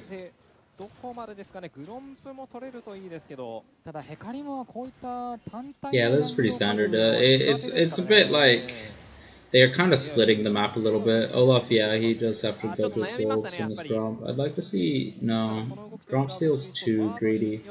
So Olaf's going to be able to get 4 camps here, and Hecarim's going to be able to get 5. So I think Hecarim's in favor right now. Okay, looks like Cogwog was beating up this Renekton though. So I'm going to feel real sad about this. Okay, those miss both spells. Let's see, like, Renekton doesn't really spike until, like, you know, once he gets his 3 spells. Once he gets his 3 spells, he's much better in the laning phase. But Nor does have that, Rascal Comp doesn't have great wave clear still if they don't fall behind too bad again. Yeah, you're right, they don't. But neither do the other team, really. I mean, Jinx is, like, pseudo wave clear, you know? She can AoE rockets and stuff, so it's not terrible, but... And Seraphine with her double Q, some wave clear. So V3 definitely winning on the wave clear front. So we'll just have to see whether they can convert it into priority and advantages in the other parts of the game. It looks like Olaf is going to chuck the axe to give his mid lane priority, and he's going to go up to double crab the Hecarim. I think it's not the end of the world, you know, because he got what, the Gromp and the blue, the Olaf should I say, got enemy Gromp blue, and they got wolves and Gromp, and then he got bottom crab and top crab. So that's 1, 2, 3, 4, 5, 6 camps, 1 buff, right? Whereas Hecarim got wolves and then blue, and then he went Krug, red, Raptors into second tier wolves. So I do think, what was that, 1, 2, 3, 4, 5, 6, that's 6 camps. So they're pretty even right now. They're pretty even. Hecarim did manage to get 2 buffs, but Olaf will get his 2nd buff shortly. Oh, Hecarim, you're not going to take your Gromp? Okay, he's going to reset to go for a... I'm a jungle main, if you didn't know. I used to be a jungle main. I was playing a lot of AD carry just for my Clash team, but Yeah, he recalls to then go back to the Gromp, and I feel like it's not great.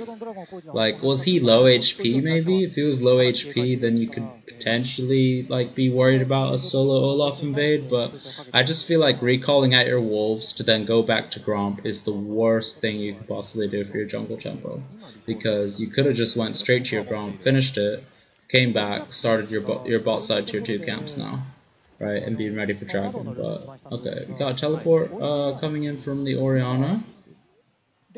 So yeah, everything's pretty even here so far, except Renekton's losing, which is you know, it's to be expected against Gnar, but Jungle Man, I guess, is getting flamed for no reason. It's never no reason. It's usually people getting frustrated at you over their ganks and stuff, over getting ganked. But yeah, it's a role. I got a love-hate relationship with the role, should I say? Yeah, Gnar teleport coming out. That's pretty. Just have the level lead slightly on the Renekton. Renekton is catching up on the CS front, so that's good. But yeah, I feel like Hecarim really fucked himself by with this recall. Like, people think it's like a really small thing, but this recall, like, it really disjointed a lot of his camp tanking, I think. His wolves are going to come up, but then his Gromp's going to be super late. So he's just going to take his wolves, and then he's not going to be able to do anything. He's going to have to reset or go for enemy raptors. I think it's interesting. They didn't want to get spotted by the vision.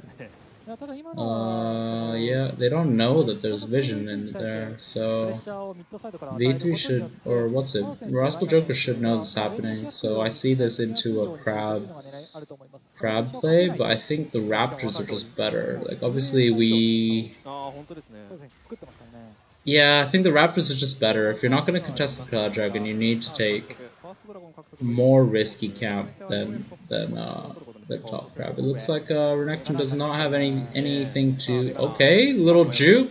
The ultimate comes out into Cogcog. He's not gonna be able to get the knockback on him. I think that's fine. That's ultimate for nothing, really. Oh, Olaf is here to cut him off. He's level 6, so yeah, you fucked up, Hecarim. Let's go. You're trying to juke, but there's nowhere to go. Okay, here's the flash into the... Oh! Yeah, that's first blood for Mugen. トップの状況、やはり小国選手が先ほど素晴らしいパフォーマンスをしたので、とにかく潰したいと。And that is how you lose the early game. Right there. That's tragic. Hecarim, how can you come back from this? Hecarim, I think you gotta go for the enemy bot side invade, but it looks like it's going to go the safe route and go for the Krugs. Olaf is going to recall now because Hecarim's play that he should have made is to go for the enemy blue and Gromp, but it looks like it's not going to happen. Pop the ghost and then, yeah, ult comes out so you can't get the knockback. But then Olaf is running from all the way here. He can just run, he can just leave, but it's like, they just didn't expect Olaf to, like, see the map and be able to rotate, man. It's unfortunate. Mugen, Def, jungle gapping hatch right now without impact jungles in this one as for Anchor Rascal.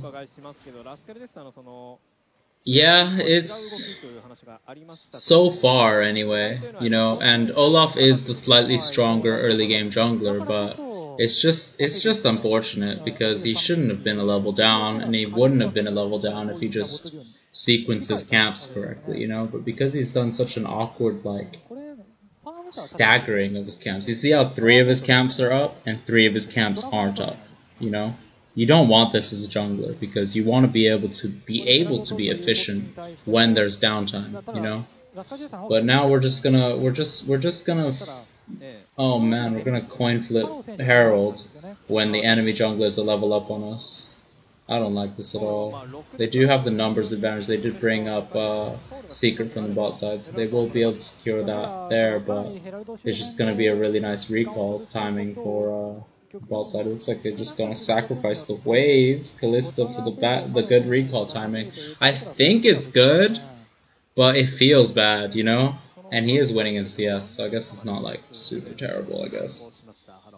こうなるとラスカジスターはこのヘラルドを使う場所はもうボットレーンかミッドレーン、理想はシークレット選手とソウル選手がレベル6になってますから、ボートのところで仕掛けて、そこに選手が介入して、 Coffee finished. 取ってからボートでヘラルドへ Time to focus on the game. 仕掛けるためにはただベースからの寄りがしっかりと Alright, let's see what they do. Let's see what happens. Anything can happen in this stage. Only one kill so far. It's a pretty impactful kill, solo kill from the junglers, but we'll see what happens. I think Olaf is poised to take over this game, and he should take over this game. If he is an Olaf worth his salt, he should be able to take over this game, just from his early game advantage and the early game power of his champion. So we'll see. It looks like RJ do know that this Olaf is around, so just trying to secure river control for the dragon coming up in a minute. He doesn't realize he's walking over wards, and they know exactly what he's doing. Ace is sneaking into this side lane, but they should know because he's been missing for so long. Recap does get the push in, so he will lose. Ace will lose a few minions to be able to do this, and then in response he will also get priority to move down, but it looks like the ward is going to stop any potential shenanigans from happening here. I don't know how I feel about this. I think Olaf needs to leave. Just reset. Reset, full clear down to Dragon. But Dragon's up in 20 seconds, so maybe he just can reset and go. He does actually have a decent amount of items, more items actually than the Hecarim does, so the Hecarim should be the one who needs to recall here.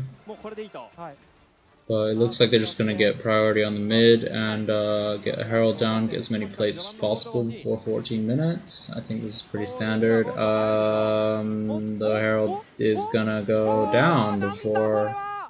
That is actually tragic. They could have just stayed. They sacrificed the Herald for Dragon. And I think it's worth, but again, they probably didn't need to let the Herald die. They could have stuck around for 2 more seconds and then not let the Herald die. Got some plates there for their mid laner.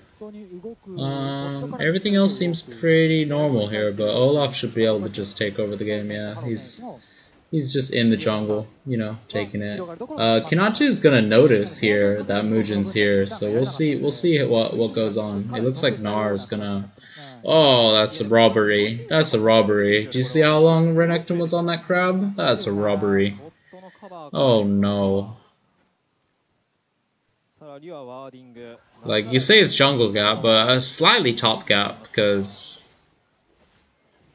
Cogcog's just been warding this enemy Gromp, just mercilessly. Okay, Muujin is looking... Nope, nothing really to look for just yet. I think they could dive here. Realistically, Olaf should be able to dive Kinatu here, but diving Renekton's obviously always scary because of Dominus and the large CC that he does have, but Olaf can block it, so... I don't know, I just feel like it's an easy dive that they could have executed there. Got the bot laner at here. Interesting. I don't know, man. B3 are playing super respectful right now. Something must have given it away.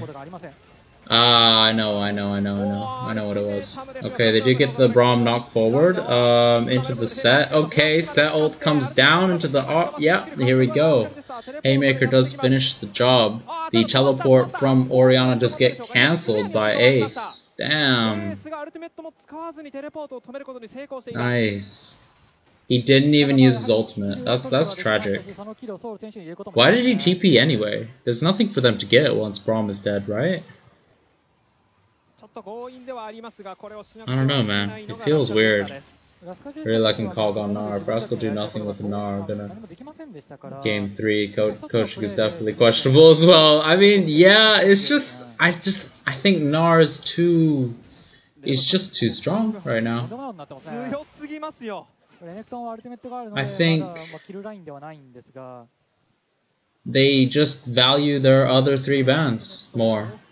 What is it? Galio, Rel, and Tristana. Tristana's a really strong flex as a first pick because he can flex her bot or mid, and potentially even top depending on the matchup. But and who? What else?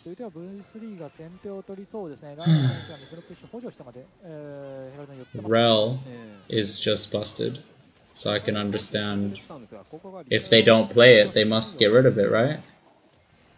I just feel like, why don't they play it, you know? That's how I feel. Rel with Kalista would have been clean. But obviously, like, if you give it up, something else is gonna happen somewhere else.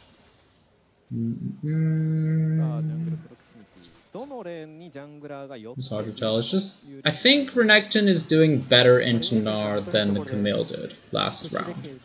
So I think, in that sense, he's going even, and going even against Gnar is, it's not the end of the world, you know? He's not going even, he's like 20 CS down. Oh, this is tragic. Tragic. Looks like they're both going Stridebreaker.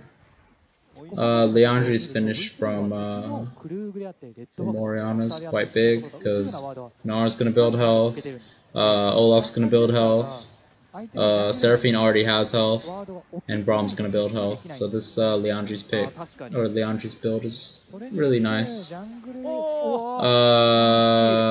Okay. Apparently we don't know what Smite is? No, his Smite was on cooldown. Okay. Blue buff Jinx though. Give some mad push.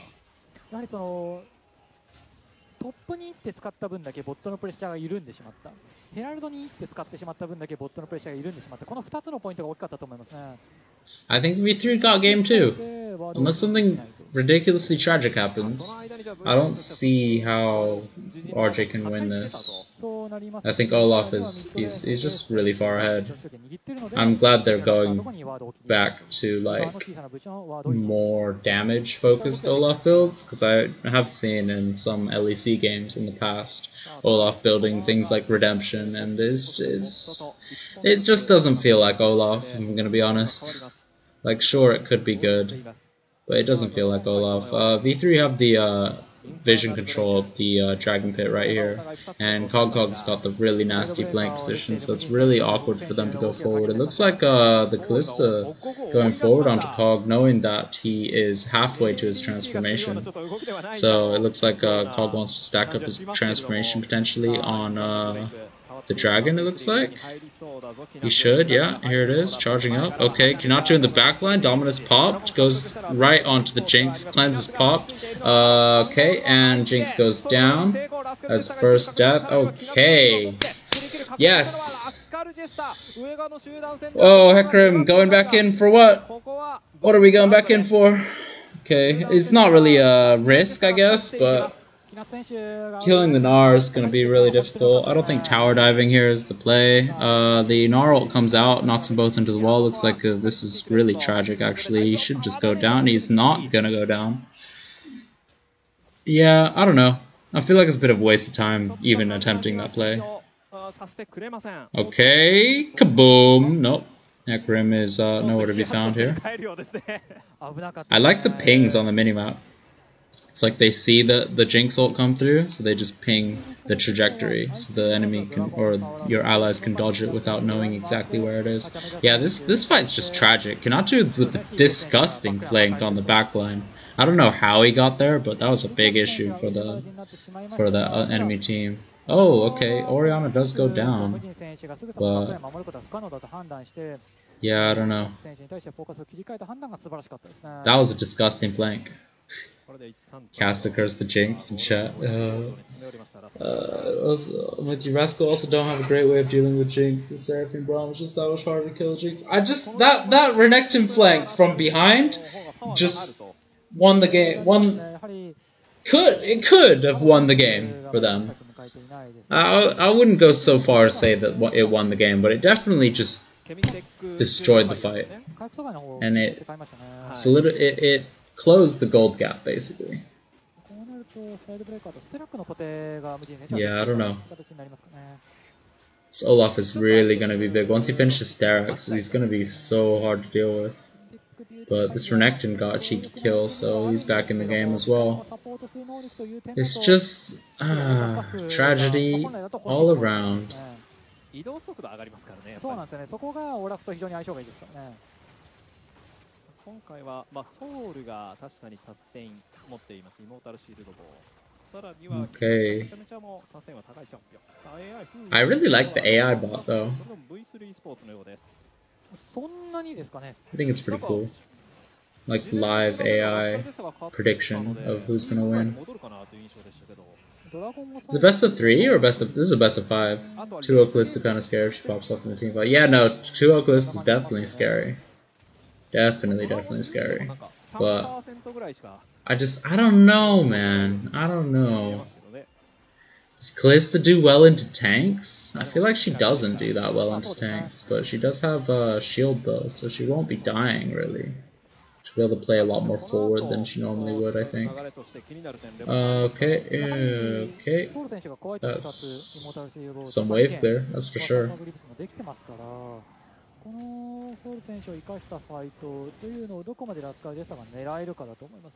Okay, Secret's coming in for the gank. Genasti going Stridebreaker in into the slice. Gets the stun. Dice is out of the Gnar. Is it called Gnar? I think it's called Gnar, right? His ultimate? Gnar with an exclamation mark or something? But yeah, he dices out of it. That's really clean. But nothing really to come of it. I guess not too much time was invested. It's just Rascal, or not Rascal, just Secret on the set. Coming in for that gank. Okay, looks like Kogo's gonna hand off the blue buff to Jinx. I think it's smart. It means that the mid tower is not ever really in danger of going down anytime soon. The wave clear is just pretty unmatched. Just rocket form Jinx. Yeah, I don't know. It's gonna be an interesting one for sure. The Runans is really good. I mean, it's like semi-good, you know. I think it's good into the enemy team. Like, I like to go Runans when I can guarantee value from it. When the enemy team have multiple melee champions. And Olaf and Braum do fit this category, but Gnar is kind of like a gray area, in my opinion. It's like he's kind of range, he's kind of melee. By the time he goes in, he will be melee, so I do think the Runans is quite valuable here, I think. I think you only really get the value from Runans if you're hitting 3 people at the same time, though. And especially champions like Kalista, where they can keep stacking up their spears, I think it can be really good.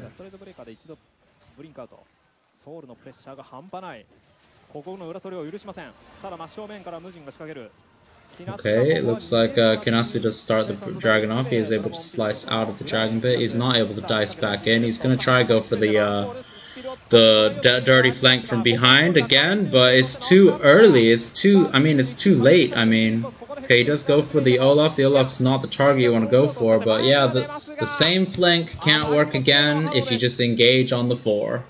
That's basically what V3 learned in that fight. Is like, why are we gonna wait for the Renekton to flank us when we can just engage them 4v5? I think it's smart. I think it's really not a good sign for Rascal Jokers though. Let's see what goes on here. Okay, the instant Zhonya's. Okay, Kog'Kog from the back does force the flash out of Essel. How do you? Is it Essel? I don't know. I don't know how to say that. Okay, got the pink ward onto the Baron pit here. I think it's okay. Kog'Kog's just going to be able to go down and clear it. So I don't know how...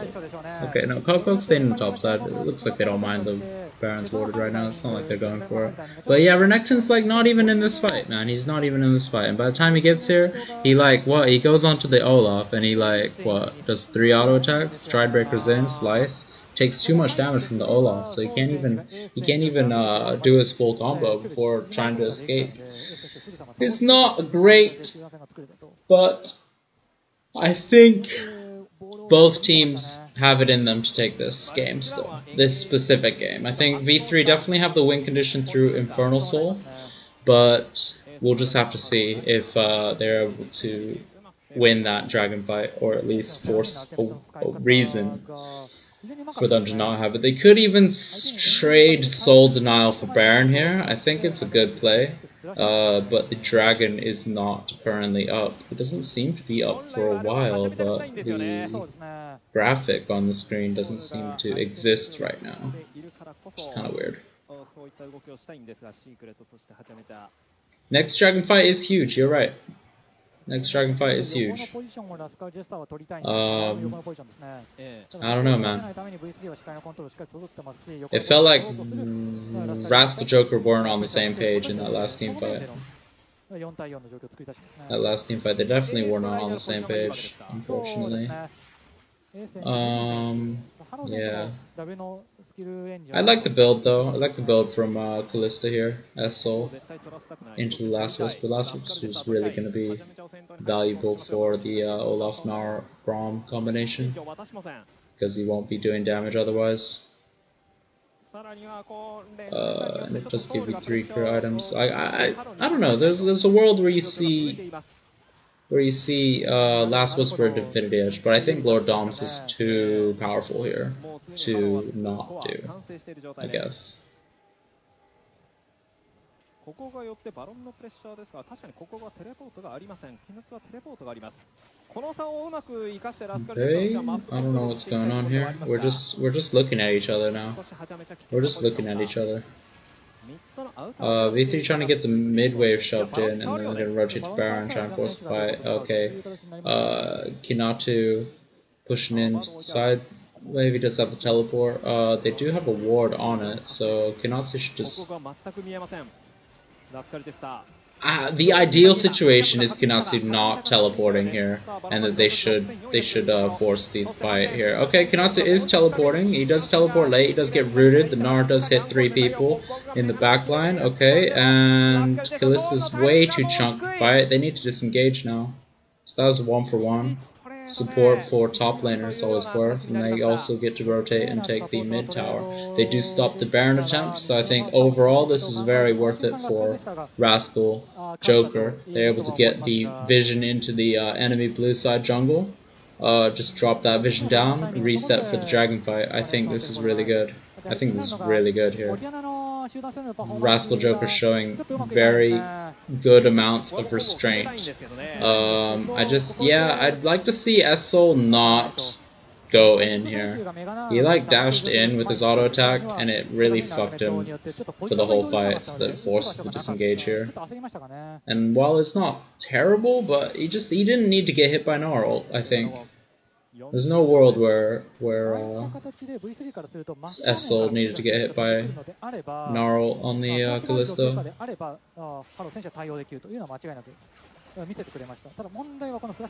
Yeah, so just fighting over mid priority here, but they already have the vision control of the Dragon Pit, so I think it's going to be a pretty easy deny of the dragon. Pretty easy dragon denial here. But you're right, it is too, that is 2 level lead on the Olaf Hecarim. They're getting the mid wave pushed in. Okay, they're just going to force an engage here. I like to see it. Okay, here we go. A lot going on here. Seraphine and Kalista go down.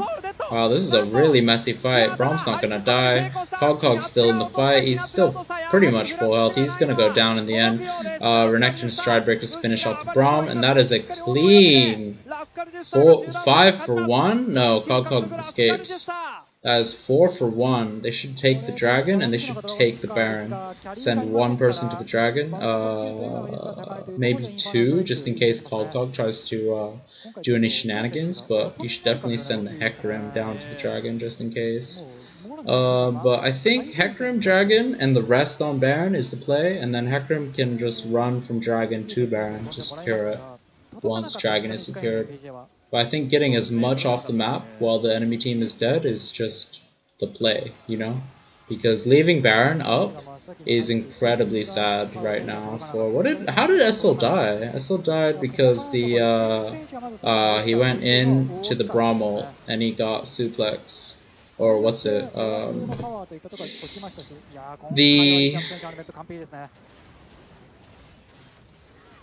Was it the set suplex? Who did he do it to? Was it the Seraphine? Or was it the Braum? I don't remember. Oh, for sure, Ori Ultimate is very important to hit. Yeah, it would have changed the fight quite significantly.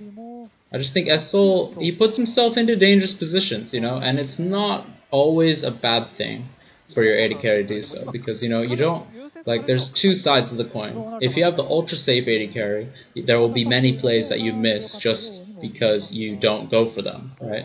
But if you, ooh, the bot's flipped on who's gonna win now. Okay. I think Rascal Jokers have stabilized successfully. V3 still have a... Okay, also sending the set into the suplex. Such a good combo. Braum does hit 3 in the back, but Braum does go down.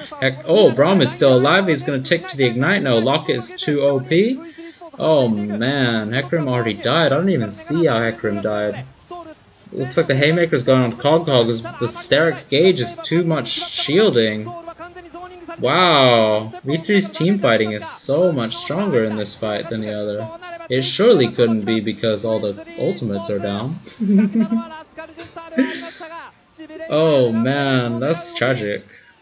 Okay, Recap does escape with his life, but that is a Baron on the map. And see, if Rascal Jokers took the Baron in the last winning team fight, then this Baron would not even be on the table. You know, and they can lose the team fight, and they don't lose the game through the Baron. I think Baron's gonna give them mid inhibitor, top tier 1 inhibitor, not inhibitor, sorry, tier 1 mid turret, tier 1 bot turret, potentially tier 2 top turret, and that's such a swing. It's already a swing from the experience and the gold given from the Baron. This could be the swing that wins V3 the game here. Because they just need to be a little stronger than Rascal Jokers. Just need to be a little stronger. Okay, so Rascal Jokers were the ones who went forward here, but Hecarim went really deep into 4 by himself. He did get the ultimate off, but it's just not... He's not that tanky, even though he's got, what, 1 tank item probably? Okay, this is the instant cleanse from Essel. I didn't see that the first time. But the big Oriole, but it's too late. Too little too late, and she does no damage. What is she building? She went Leandri's, right? Oh, that's sad. That's sad. Why are we watching the replay when there's actually action on the screen, though? I want to know that. Every time Rascal does one good play, there's two bad plays. I think the play itself was not bad, except Hecarim went really deep for no reason. I think I would have preferred to see an ultimate out of the fight, but instead he uses ultimate in after being in already. Okay, he's going in the backline, pushing forward the Seraphine. He's going to try and disengage. He did lose half his health for that. Olaf is in the stopwatch. His Sterix Gauge shield is ticking. He does have the lifesteal, so he won't be in too much danger.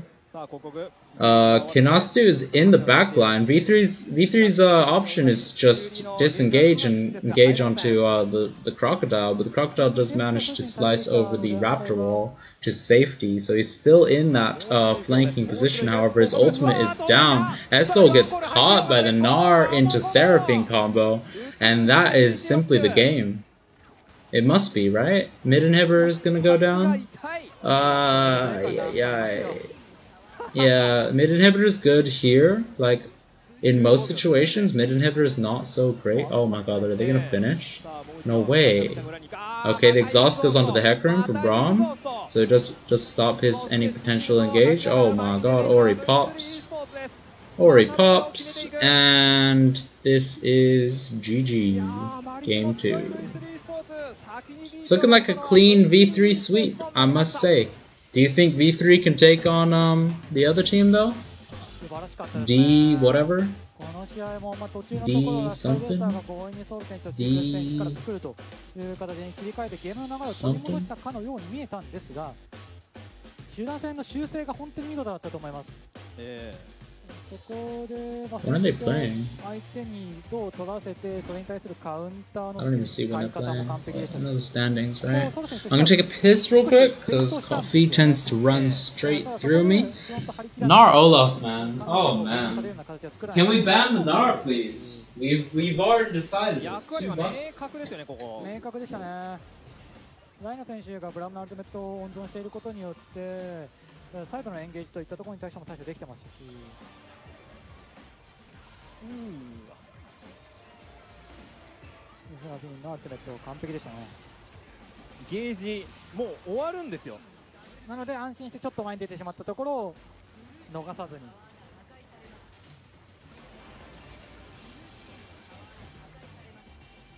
いやレベルさん、改めて V3 ストーツこの形、この構成で勝ったらワンステージ上げたと言わなければいけないという話してましたけれども、確実に上がってますね。レギュラースプリットのこの V3 とは全く違うチームになってますからあとチャンピオンプール広げたっていうのがこういったところに本当に反映されているというか、そのライナ選手はブラウム自体は戦国ゲーミングにいた時からもともと得意としているチャンピオンではあるんですけど、こうチームとしての運用という点だと V3 に入ってからがちょっとうまくいってないのか、長かったんですよね。Oh, we better see a freaking Gnar ban, please. What are you picking to him? We've seen the Camille not work. We've seen the Renekton not work. How many times are we gonna have to see this, man? So the options are gonna be what? First pick it? But man, this first pick Hecarim's just not it, man. It is not it. It might be OP in isolation, but not in this jungler's hands, it seems. The Hecarim is not as strong. And Olaf is a stronger early game jungler. I mean, detonation focused me. Yeah, DFM. Gnar does not get banned or picked. The sweep will be well deserved. That's for sure, man. That's for sure. They tried to counterpick it twice, and it just didn't work twice.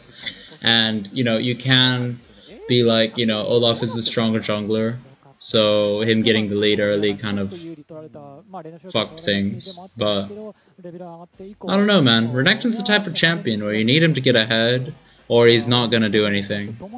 You know, if there's no like disgusting flanks available, like that fight that gave me hope for them was just Renekton getting a flank on Jinx.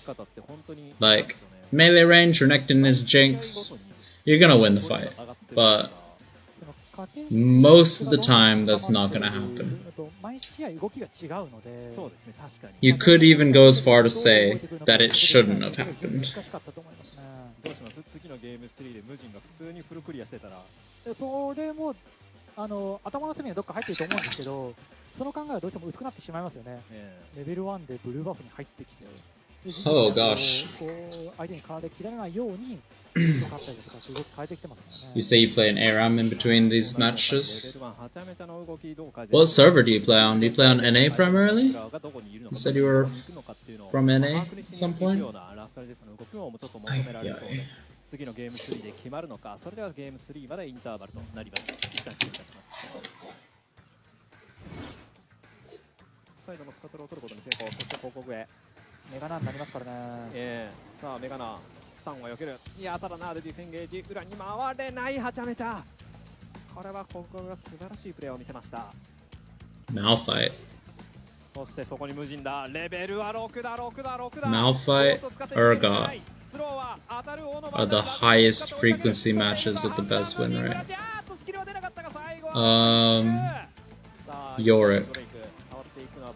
Yorick, Urgot, Malphite.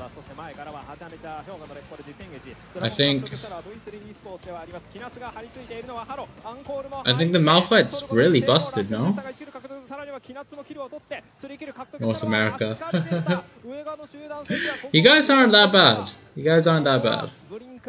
People say your academy scene is approximately similar skill level to this. Yeah, Kanachi tried the same play, but you're too far. You're too far. I don't know. Hecarim just got chunked and lost like half his HP, so now he's going for the steal, but Set's like in the middle of the team in the front line. He does try and get the 5-man ult, but the 5-man ult just, it seals his fate and loses the dragon. I don't know. Kanachi had the right idea, but it was too late, man. It was too late to go for it. I think he should have stayed in the pit longer, maybe.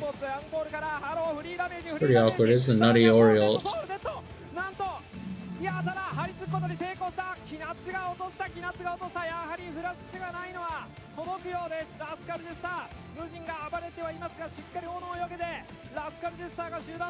Ay, ay, ay.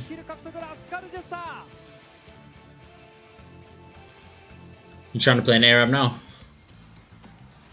So I have a North American account. It's like level 20 something. Level 21, I think. Barely legal. Ooh. Yeah, I think... I don't know. I think Morelos is not the play.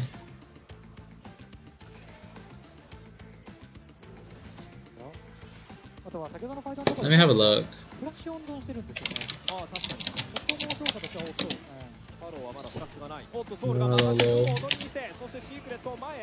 Morellonomicon.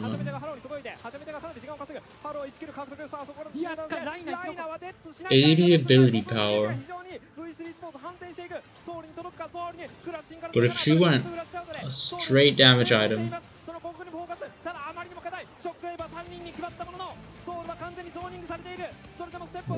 anytime you want to air, I'm down. I quit rank back in season 6, and now just no life ARAM. Why'd you quit? Why'd you quit ranked? Too toxic in NA server, yeah.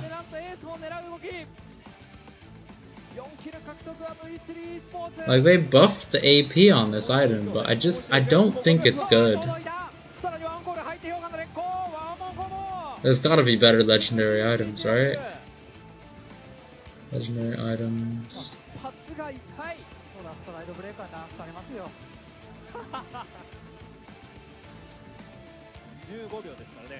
Like, how much is Morellonomicon? It's 2,500? Really? Is that how much it is? Is there anything better? Not the Archangels. I feel like Deathcap would just be... I don't know. Or Void Staff? Void Staff's probably better than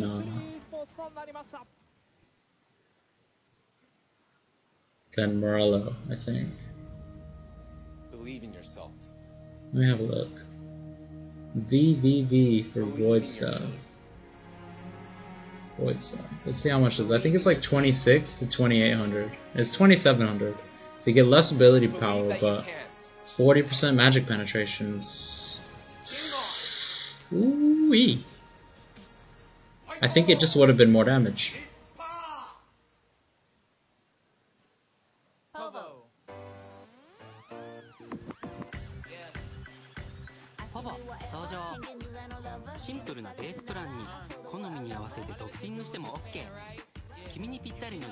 Because Rascal, or not Rascal, was it Rascal?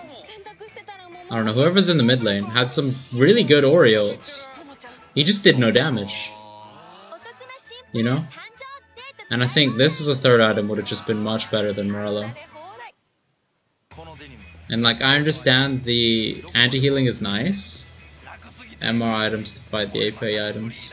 Do you not think there are better MR items? I feel like MR is like really the best it's ever been, I think. MR. Like, it's not super diverse, but it's more diverse than it's been, surely. And there's a lot of, like, small things you can do to soft counter AP, you know, like Merc Treads or Verdant Barrier. Like, small monetary investments to get a significant amount of magic resist. And I think that's... I think it's always good for the game. Yeah, it's looking like a 3-0, right? How do Rascal Joker win? They just have to ban Gnar. And they have to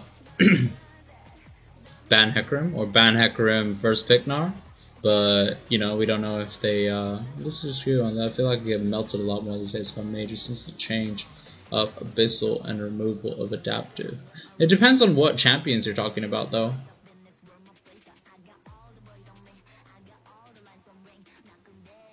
Adaptive Helm was too broken. Adaptive Helm was way too broken. Against like Karthus, Brand, like a lot of these mages that are designed to do damage, you just kind of make them useless. It's like, it was too OP, I think. And it's too much of a hard counter, I think, of an item.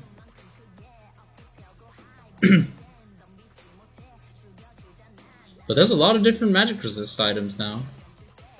You know? Got Wit's End.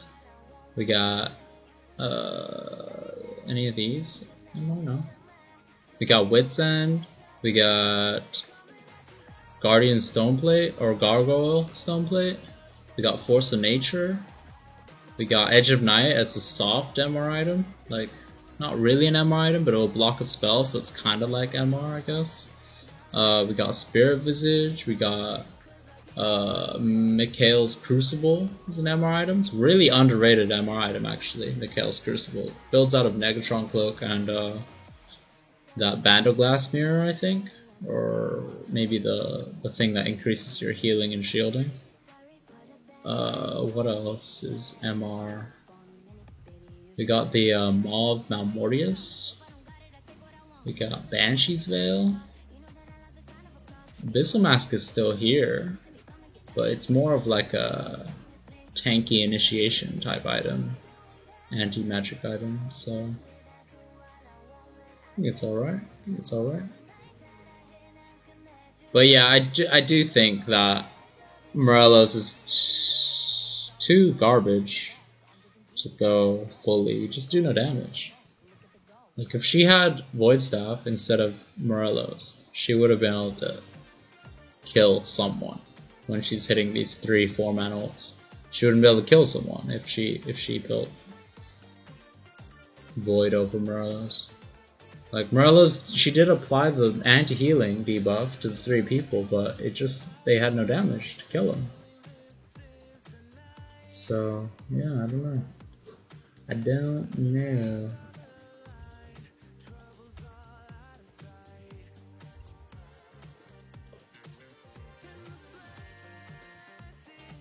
I would love to see Malphite. Malphite synergizes with the Ori as another potential ball target. I think Malphite can do okay in lane against Gnar, because Gnar's not known for having great sustain, so if you just go Comet and you have 2 points in Q, you can just chunk him really hard, and then he can't all-in you with his Mega Form. I think Ornn would have probably been good as well, because you can scale and, like, since you're sacrificing your lane anyway, which is how it feels like, that's what it feels like the top laners had to do into Gnar. This Edge of Night active though instead of passive. Yeah, the Malphite pick would have been good. Oh yeah, for sure it would have been good. Like, they would have lacked a little bit on the damage front, but I feel like they didn't necessarily need the damage when they had Set, Kalista, all this type of stuff. More Wombo with Malphite, Orion Set. Yeah, exactly, and it wins lane against Gnar, so I think people just don't like playing Malphite, but all these preferences need to go out the window if you're really trying to win a game, you know? Urgot would have been okay. Yorick would have been okay. These 3 champions I think would have been fine into Gnar. Yeah, I don't know. Like, I'd love to see Malphite counterpick, but I don't think we'll see it. I don't think we'll see it. Because it's also a champion that can reliably go Bramblevest, you know? And while Bramblevest isn't, like, so good for the anti-healing portion, but the fact that every time Gnar hits you, you're gonna reflect some damage is so valuable. Especially if you're playing someone like Malphite where you have the extra armor. So it can get to a point where you do more damage to them than they do to you on auto attacks, and that's great, right? Yeah, I don't know. I think Gnar is the problem, though. Gnar is a big, big problem. Alright, we got the countdown, and now we get to see these guys talk for another 15 minutes. It wouldn't be so bad if they had like subtitles or something, right? I'd be able to actually understand what's going on. イエリクチームでアイレボチームと対戦ということですが、まあね、エンディングで All the Stride Breakers, Miss Goredrinker meta getting fat heals, nerf was needed, I feel like they killed the item.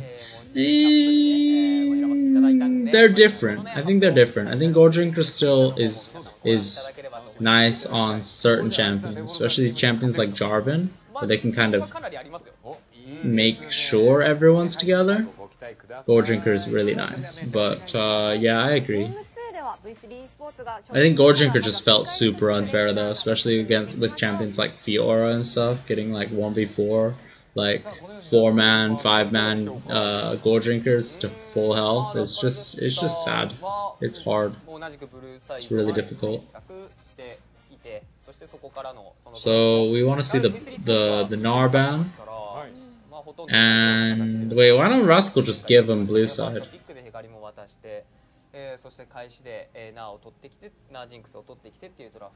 Because if Rascal gave him blue side, they're probably still first picking Gnar. But if Rascal give blue side to V3 and then they ban Gnar, it will really flip the game on its head, I think. Because what? Then V3 get the first pick, and they'll what? They'll probably first pick what? What could you first pick? Seraphine? Well, I think Seraphine can get counterpicked by Poke Varus in the mid lane, so maybe she's not as strong of a first pick anymore. But not necessarily sure if they know about these kind of counterpicks. ちょっとラスカルジェスターとしては追い込まれた形になってドラフト難しいとは思いますけれども、ここからどういった切り返しが見られるか、楽しみですね。はい。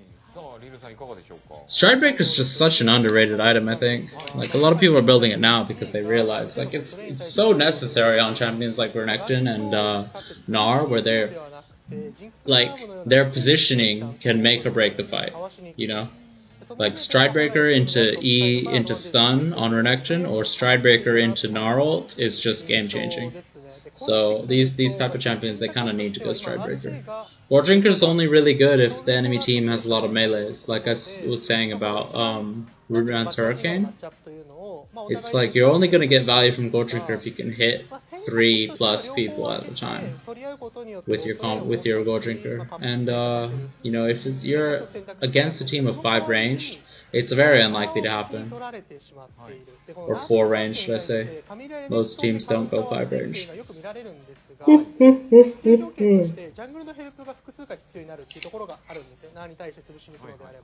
ただまあどうあがいてもこのマッチアップボットレーンに対してリソースを割かなければいけない。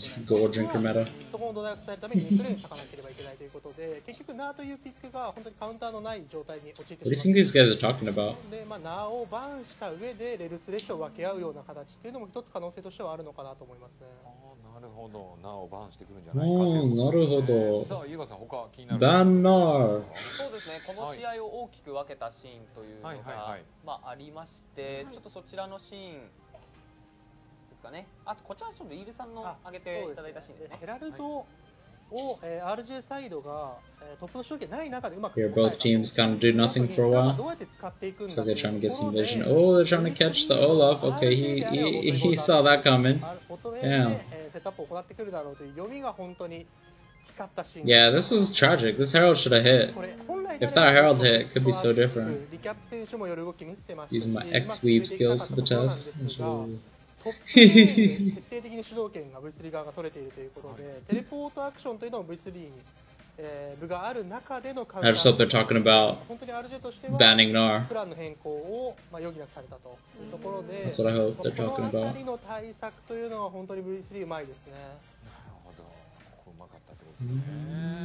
まあこの後ですよね、イエガーさんが。そうですね。僕はこの後、その試合がこう大きく動いた瞬間。Yeah, I feel like this is another time where Rascal Jokers should be favored here. And they go in, they go forward, and then he just jumps in, man. He jumps into the Brommel. Ay, ay, ay. If he jumped out and still got hit by the Brommel, it wouldn't have been as tragic as if he jumped in and got hit by the Brommel. Somehow they still win the fight, though. That's crazy. It's because they use everything, I think. They use everything on the Callisto, and it just instant pops.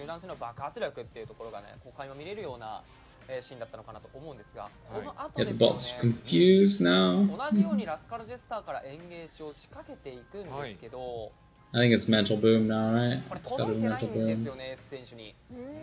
Like, even here's a decent team fight, but Hecarim just gets popped, man. He just gets instantly popped, and they gotta run now. So unfortunate. So unfortunate. Flash R. Okay, yeah. It seems okay for now, but it's like, yeah. See? 4-man Oriole. If only it did damage. Like, the anti-healing you'd say is important for the, what? The W3 of Seraphine, right? The empowered W. Empowered heal. And, yeah, sure, it's good to have anti-heal, but I don't know, man.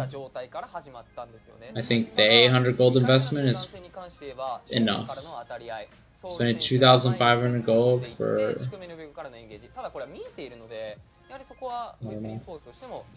Not so significant damage increase. Like, you can argue that previous wounds does give you a damage increase because any healing reduced is technically converted into damage gained, because, you know, if they have a 500 HP heal and they only heal for 250, it's kind of like you did 250 damage to them, right? But the difference between 40 and 60% and the fact that they have to be below half health for them to get the 60% healing reduction, it doesn't feel good. You know? It doesn't feel good.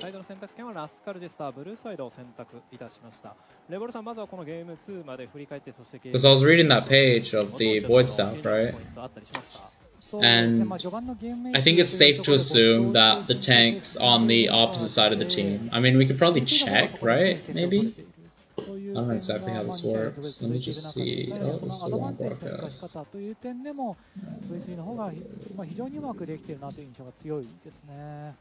そのためにはラスカルジェスター何か変えなきゃいけないと。そうなると思いますね。 On here we should be able to go back, right? といったところは明確に序盤10分で VC が上回っているので、そこに対して手こ入れをしたいという点はあると思いますし、あとはまあ本当にコグコグ選手のパフォーマンスがずっといいので、そこへの対処をどうするかですね。先ほどはトップにガンクして軽減しようとしましたが失敗したと。Does it have a そこからボット scroll? よりも失っていったような展開でもあったので、 Like, is it a ちょ VOD? っと変化が必要 Oh, な it is a VOD. 変化が必要になってくるかなとターゲットバウンスするのはどうですか。もしくはターゲットバウンスすいいとるのはどう思うんですけどね。 We getting the Narban? 取らされてる感覚 Hello? ありますよね。 We're just seeing the same bands again? さあドラフト Guys? ガリオは変わらず、ここまでドラフ Guys? トは変わっていません。ああ、変わりません。 No! We can't first pick the Hecarim 3 games in a row and lose, で、 guys! ウリアです。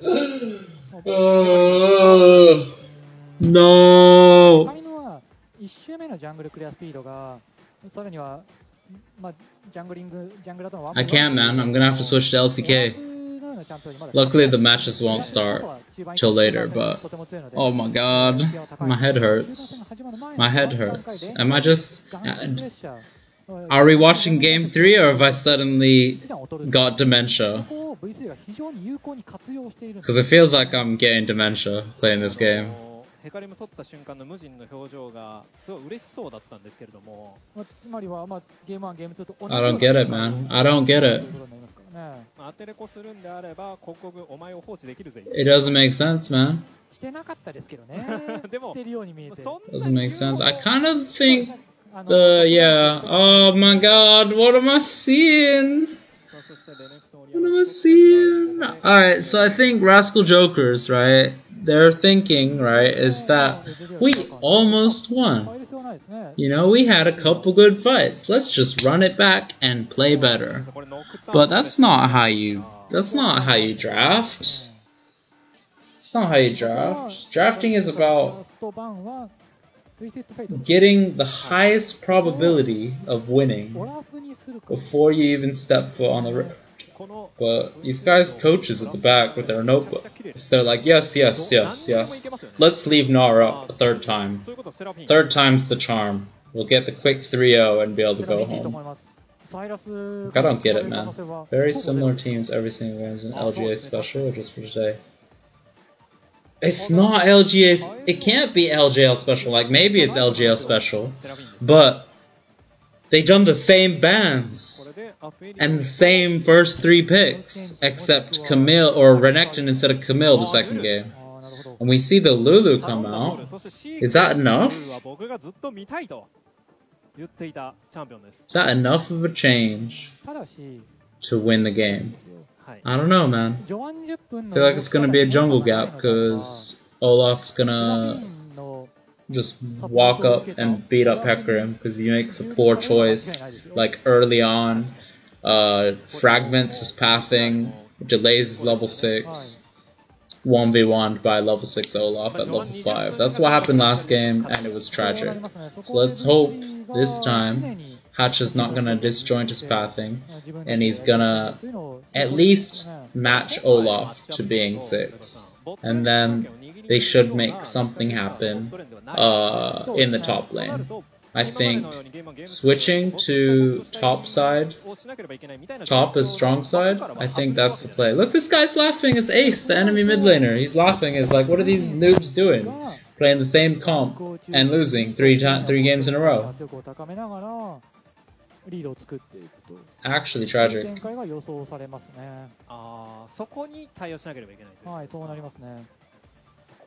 I don't know, man. What's going on in this game? What is going on? What is happening, man? What is happening? Wow, this blue does not go with my shirt at all. Just looking at it now. Let's switch to the black beanie. Don't have black beanie lying around? Part of my hair. 確定させた上で、なおかつそこからの視界のコントロールですよね。そこができていないからこそ、無人選手のポジションが分からないというのはずっと続いてますからね。視界のコントロール、相手のジャングルに入る、もしくはリバウンドが V3 スポーツはゲーム2と全く同じ構成で。Yeah, I don't know. They deserve to lose. That's just the bottom line, really. Rascals deserve to lose. There's no going around it. Maybe that's why they're called Rascal Jester, yeah. Because they're just joking, man. They're just joking. Oh no, the level 1 cheese. Ay ay ay. Didn't happen in the first 2 games. They're not sure. I don't know. If Renekton just stays in this bush, then this is really waste of time. Really wish I knew what the caster was saying, because I can imagine what they're saying. Imagine them saying, what are these boosted apes doing? Not banning Nara. I mean, it's... the theory, right? The theory. Okay, he doesn't hit the axe, so he's safely out. Level 1 cheese averted. Okay, second axe goes wide. Third axe? Third axe? No. No way, you don't throw it, because it's not gonna hit. Okay, Wolf Ward. Interesting. Somehow Hachimeka's... Hachameka? Somehow he managed to get to the enemy raptors. That's really strange, actually. And then Mugen's gonna greed for the wolves. So it means... Oh, this could be very interesting, actually. This could be very interesting, what happens here. Olaf should be getting a bit lower HP to clear faster, I think. Just a little bit lower HP. He doesn't need to go so low to... in which it's a danger to Hecarim. Okay, Hecarim is here. He is looking for Ace. Okay, he's gonna cross over, secure the second red. Second red here. I like this. So far, I like what Hachimeka's doing here. Hachimeka. So far, I like what I'm seeing. ただ無人はこのタイミングで自陣に戻るのではなくリコールしてボットサイドですから体を当てに行く動きになります。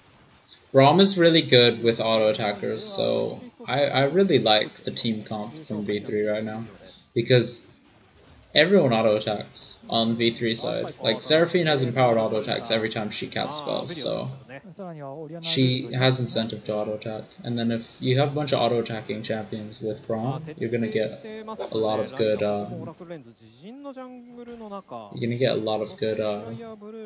stuns in a team fight. Just dodging slightly. Hecarim leaving the bottom Krugs here. It's interesting because Olaf thinks, or the V3 side think that Olaf is on the Krugs right now, but instead he's on the top crab. So that means Olaf could attempt to cross map thing. Ace is on Hecarim to go to try and get this crab, but I don't think there's any way he can get it. Yeah, so he takes the crab, and then Hecarim kind of lost right now. Like, there's not really anything for him to do. Is he gonna wait for his wolf camp to spawn? No, he's gonna look. They're not there. So I guess he has to go to his. Oh man, this disjointed pathing is really pissing me off now. Hachimeka, like, he's just walking around. He's just walking around, and then Olaf's clearing a camp in the center of his jungle, which is never great for sequencing. It just depends on what lanes they want to affect, I guess. But it looks like V3 know exactly where he is. This is the second spawn of wolves, so it's good for Olaf to try and contest this, but, you know, he's a little slow.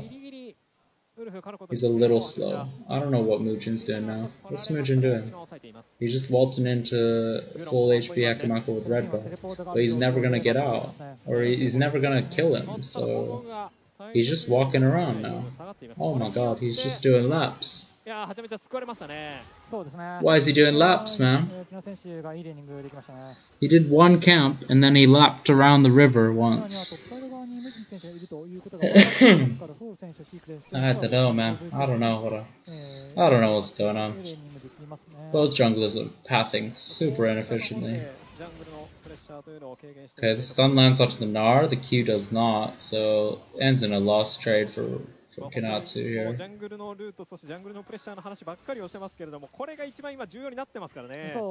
Sad. アドバンテージを作る上で大きな鍵を握ってますから、それに対してラスカジェスタはここまでのところ非常にいい回答を見せていると思います。ただやはりちょっとコブコブ選手のナーは。まあでもここまだキナツはリコールしてませんから。Kenatsu's getting clapped, man. Oh yeah, he's gonna have to burn TP. I mean, Gnar already burned TP, so it makes sense for him to have to respawn the TP. But there's gonna be a small window where Gnar has TP and Renekton doesn't have TP. So we'll see. Hey Hugh Huang, how's it going? Hopefully I said that right. Huang?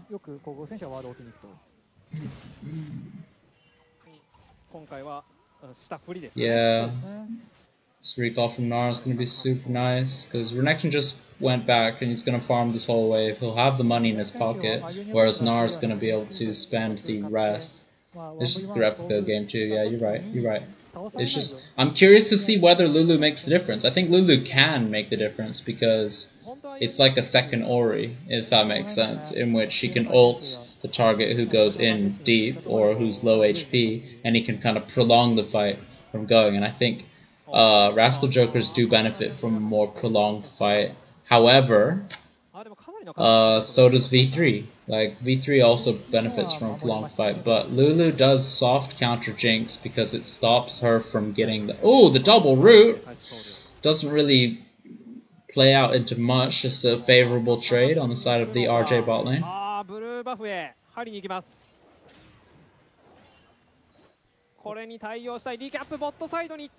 Oh my god. See, Ace loves playing this like supportive style of mid, and that's the same style that Faker plays, because he's realized, you know, that this meta does favor jungle more than mid, than it has previously, should I say. Yeah, I don't know. There's not much for Mujin to do. He should just be clearing his camps. It looks like he's just shoving top prio so he can go for a Gromp steal, but Gromp steal, is that the play? Almost all your camps are up. I think Gromp's still definitely the play if you have a strong top side though. But I think Hecarim should be trying to get this Renekton ahead. I don't know. It's a sticky one for sure. Sticky one for sure. These steals are starting to add up though. Because Hecarim, while all that was going on, Hecarim just didn't want to take anything on the enemy side.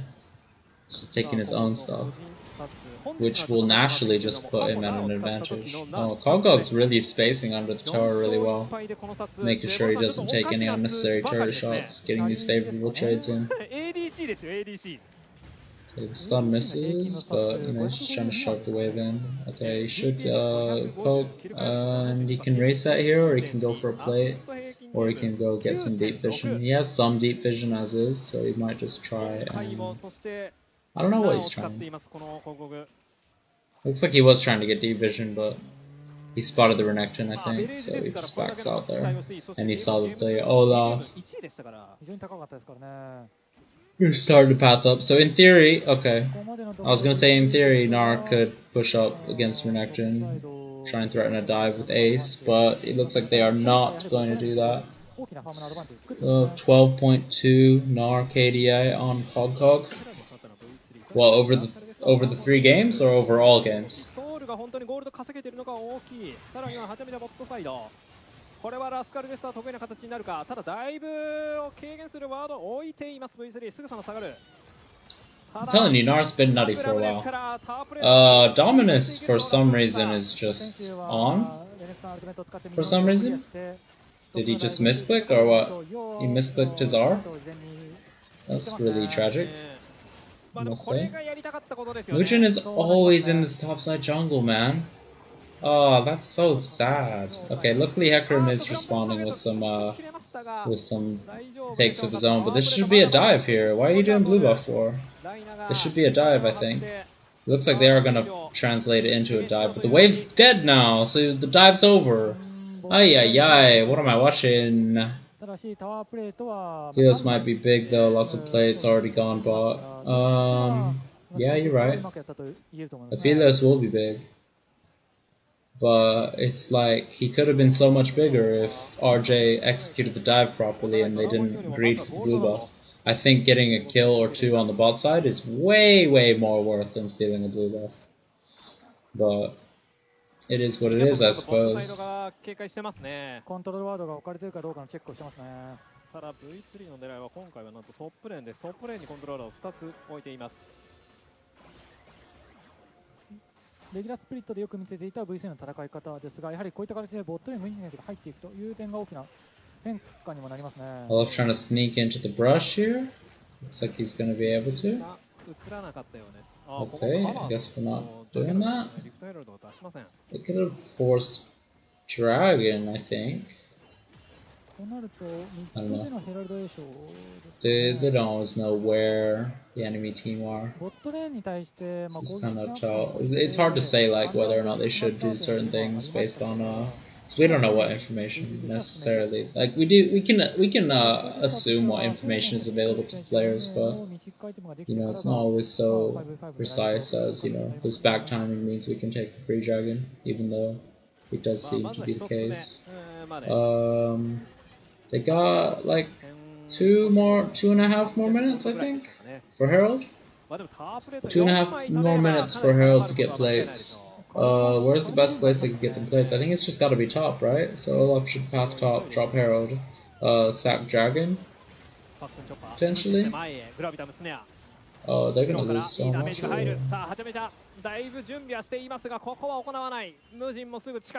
the wave clear on Jinx is a lot.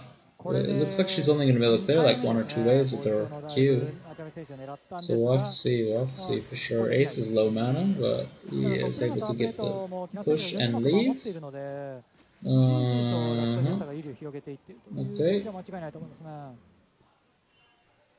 Okay.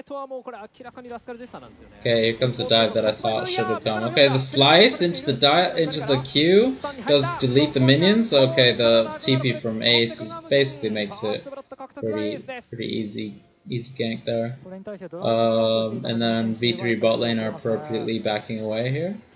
I think RJ could go a little further into securing this top lane turret. What is he tanking? Is he executing himself? What? Oh, he just wanted the attack speed. That's clean! Yo! I haven't seen that before. I haven't seen a Olaf purposely get low so they can guarantee the tower. That's quite cool. They just got first turret for the Gnar. That's so big, man. I think it's GG, right? That would just be GG, I think.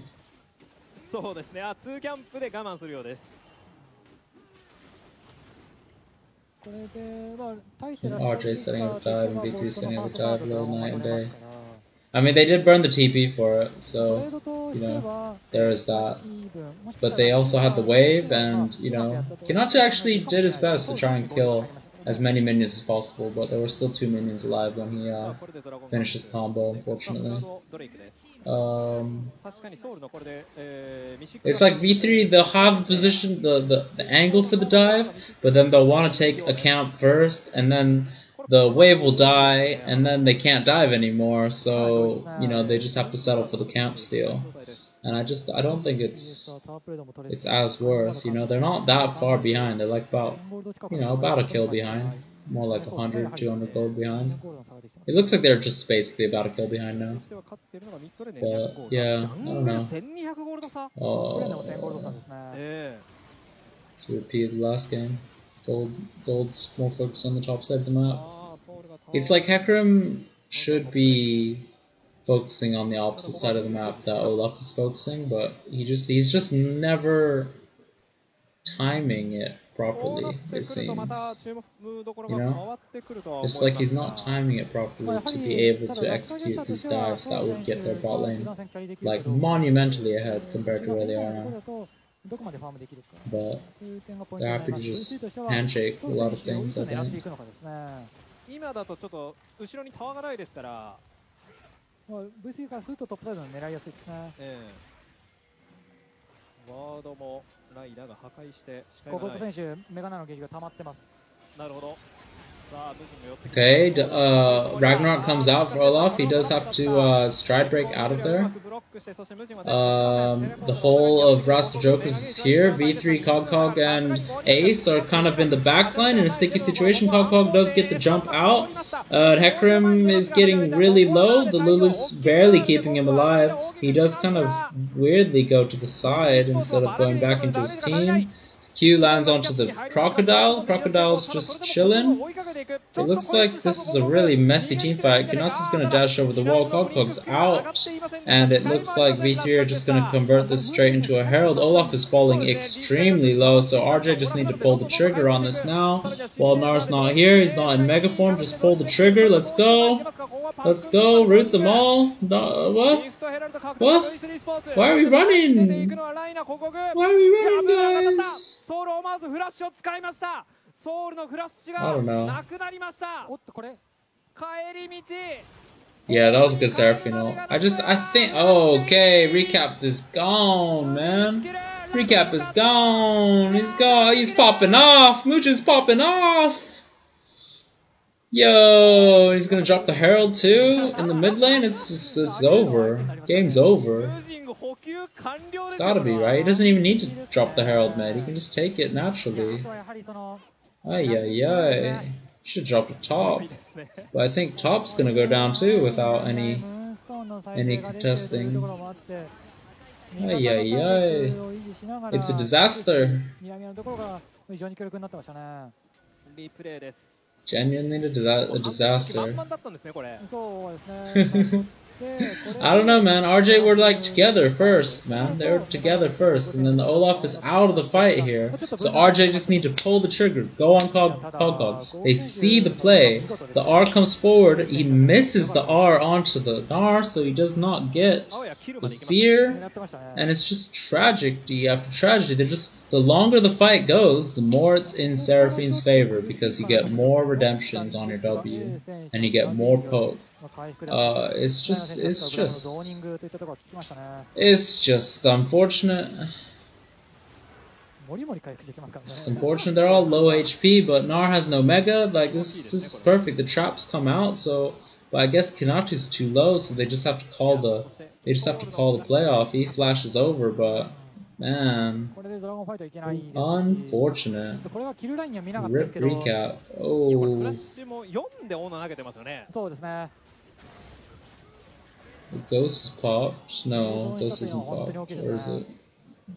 I don't know how to tell. It's like short cooldown, right? So I think the Ghost is popped in that fight by Hecarim, but it's just awkward. Game's just awkward, man.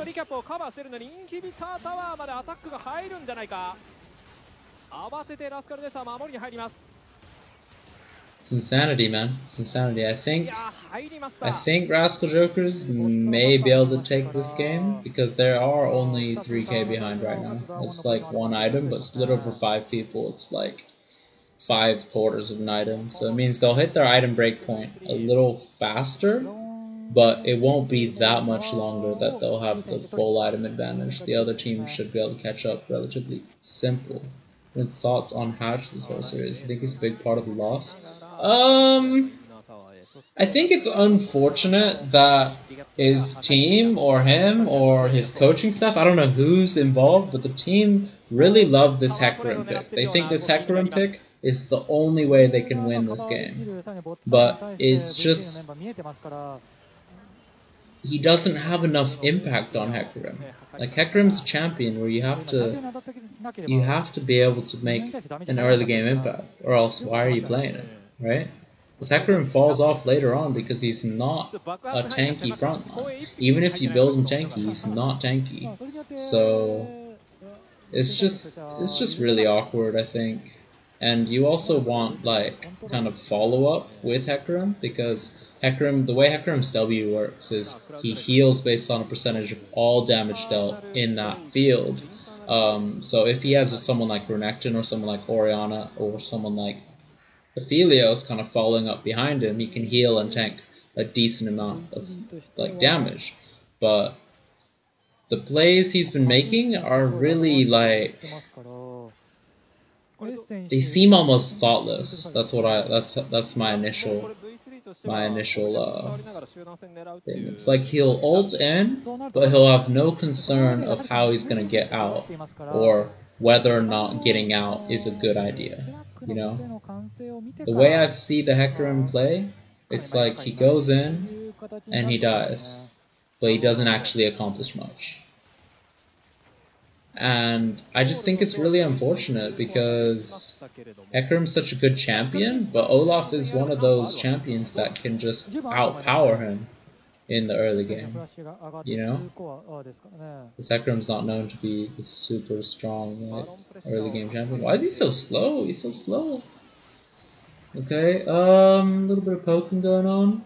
Not really anything in particular. I think the longer the game goes, though, it's more favored to Recap is really split off the team here, so this is bad. This is bad. They're getting the mid shove in. I think they need to just disengage here. Why are we spreading out in the jungle when we can just go to our tower, guys? We can just go to our tower. Now they're going to cut us off, so our team's all gone. Okay, Mininar does come out, but he does have to flash to get out of there, so they are together now. It looks like the opportunity for an engage is here. But it looks like it's on Hollow. Okay, that's 3 flashes. Alright, that's 3 flashes. They don't need to push forward. This is greedy. It's way greedy to go more than 3 flashes. That's 3 flashes. That's so big for the next fight. That's the Olaf flash, the Gnar flash, and the Jinx flash. So I think this is the moment they can come back. This is the moment they can come back. We believe. The reverse sweep is on the table. Stridebreaker forward does get the slow onto Hecarim, does chunk him out a little bit. The threat of Mega Gnar does push them back slightly. The V3 team do start up the Baron. The Blue Trinket does reveal their plans. The Mega Gnar is about to Hulk out. is here. The stone goes forward. Stridebreaker in. Okay, Kunatsu's kiting them out pretty well, but Hacha's just dying again, man. He's just dying, man. He doesn't have this concept of kiting down, man. Oh, and then the Oriole just doesn't have enough damage. Ay, ay, ay. What is going on, man? What is going on? It's like Hutch doesn't understand front to back, and I understand that Hecarim is a really difficult champion to play front to back because, you know, your whole kit is like dive, dive, dive, but you need to be able to play front to back with your team comp, because your team comp has Aphelios and Lulu, so you gotta stay near them. But Hutch just he wants to get the flank so bad. He gets the R in, the E out, and then he goes away from his team. He just goes away from his team for Olaf to 1v1 him. But if he went into his team, who knows what could have happened? He would have healed so much more from the W if he had it up on off cooldown. It just feels like he's not familiar with the champion. And he's only playing it because it's quote-unquote good, you know, quote-unquote first pick worthy. But he's just getting countered so hard by Olaf. He's clearing faster, doing more damage, and able to actually impact the game. Or Hatch, he's just been chilling. Like, this is just ARAM at this point. Like, Krugs are up. They should be taking them. Like, V3 aren't bothering with the side camps because they know they're stronger, so they can force things. But when you're ahead or when you're behind like this, the answer is not to 5-man mid and share experience. You need to get that experience on one person, freeze it potentially, so you can eventually get back. Hush gets caught out by the W, but the second one doesn't hit, so the root also does not. It's just not good. It's just not good. Why are we fighting here with such a deficit right now?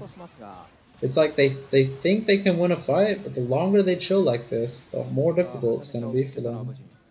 Okay, Mugen's here to bully Hutch a little more. Alright, so Olaf is on the red buff now, so this is where you can start. This is open to start the Baron, but they know that they could start the Baron, so the enemy blue trinket goes down. They see that they're not on the Baron pit, so it's pretty obvious that this is a trap. So Mugen's going forward with the axe, and this is a really bad position. The flash rock goes wide, so I think, I don't know, this is really awkward. They can just send one mid. They can literally just send our mid. Just send our mid, he'll push the wave in. These guys are stuck chilling at Baron. They'll have to be forced to like recall or do something. But yeah, Hatch is like, he wants to go in, but it's not good. And now they're doing it. Cogcog's going to push mid in. And then V3 just gotta chill. V3 just gotta chill, not get engaged on. They do get engaged on. The Gnar teleport is late. It's not coming. Gnar, he's just gonna walk instead, but it's too late now. The fight's over. TP Gnar is obviously not so great because you can't always control when you're gonna go and when you're gonna get the Megaform. Mugen's really flanking in the backline, but it's still a disadvantaged fight. V3 are still down there, 80 carry. I don't know how good this is. Looks like RJ are correctly going towards the dragon with their number advantage, but Konatu just eliminates their numbers advantage. Ay ay ay, what is going on? Here comes, okay, Hecarim gets this cure on Infernal, they just disengage, right? Mega Gnar's too scary. Mega Gnar's too scary, or he's got no mana, and Jinx is not on the map. The R comes out, doesn't, oh, it slows the recall. It stops the recall. It stops Oriana's recall, so that could just be a Baron from that recall stopping right there. The vision does drop down, so they know it's happening, but they only have 3 people on the map. Ori's coming. They should be able to stop this. Yeah, here. Okay, they disengaged from it. They just gotta not get engaged on now here. Okay, Konatu runs forward, tries to get the stun onto Ace. The stun does go through. Zonius is out. Secret is Lulu not getting focused in the backline. Orianna gets almost murdered. But I thought they were 4v5 to begin with. Ay, ay, ay. That Braum ult sucked for them. Is it time to execute yourself, or are you out? Now you're out. But Cog's gonna just get so much here. He's gonna get so much here. Looks like they're gonna go 3-man for the Baron. I think they can just leave 2 on it, and Olaf should push top, but obviously securing Baron is nice. Oh, no, he needs the help tank, because Braum is almost dead. Braum should recall here then. Ay, ay, ay. いやライナもよく守ってましたね。守ってましたね。かなり時間をかけてその間にはちゃめ選手。I don't know what's going on in this game anymore, man. I feel like every game RJ have like they're so close to being able to win, but then something goes wrong. You know, like you don't realize, but stopping the Orianna recall is so huge because now they're just like rushing into a situation. Konatu almost gets the stun off before Ace goes golden, but this Hecarim's always dying solo to Olaf in the back, like in the side lane somewhere, the side of the fight, and you can't do that, man. It's not the right play. Ay, ay, ay. Flash R just knocks him out of the blast cone. That's tragedy. He could have circumvented that by going the opposite way, but it's just unfortunate, man. Just unfortunate. Hatch was just in the side 1v1ing Olaf, like he's ever gonna win that when he's 3 levels down. He needs to fight with his team to maximize the healing from W. V3 が全体的にうまくコントロールしてますね。ただ今回はソウルのサマナースペルがあって、ハローのサマナースペルがありません。おっと。Yeah. 無人が一人で動いてる。見つかった。I don't know. It's just really awkward. It's really awkward. He's not comfortable with taking like dives and stuff. Okay, so they do shut down the Olaf, but at what cost? They probably lose this top tower and they probably lose the inhibitor too. The R comes out to stop the recall again. It goes wide. Okay, it does stop the recall, so that is a plus for them. Looks like they are going to get this tower here. They're not going to get much more than that. I think that's fair. They take the blue buff on the way out, and Bob's your uncle, basically. Okay, Hatch is gonna see the blue buff being taken. He's gonna try for the cheeky smite. There we go.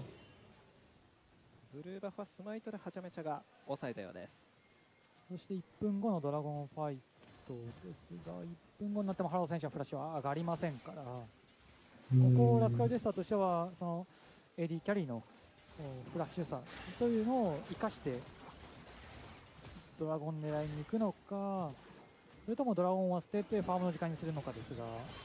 まずはミッドのアウター。Okay, Hatch gets caught out in the enemy jungle. He does have to get the shield out and the Lulu ult. Lulu ult burn. This is a good time to carry on the engage. Hatch is not able to ult in. He's gonna ult in anyway and die. Okay, no, he's out. He needs to disengage faster, harder. Oh my god. It's GG, right? Oh no. Okay.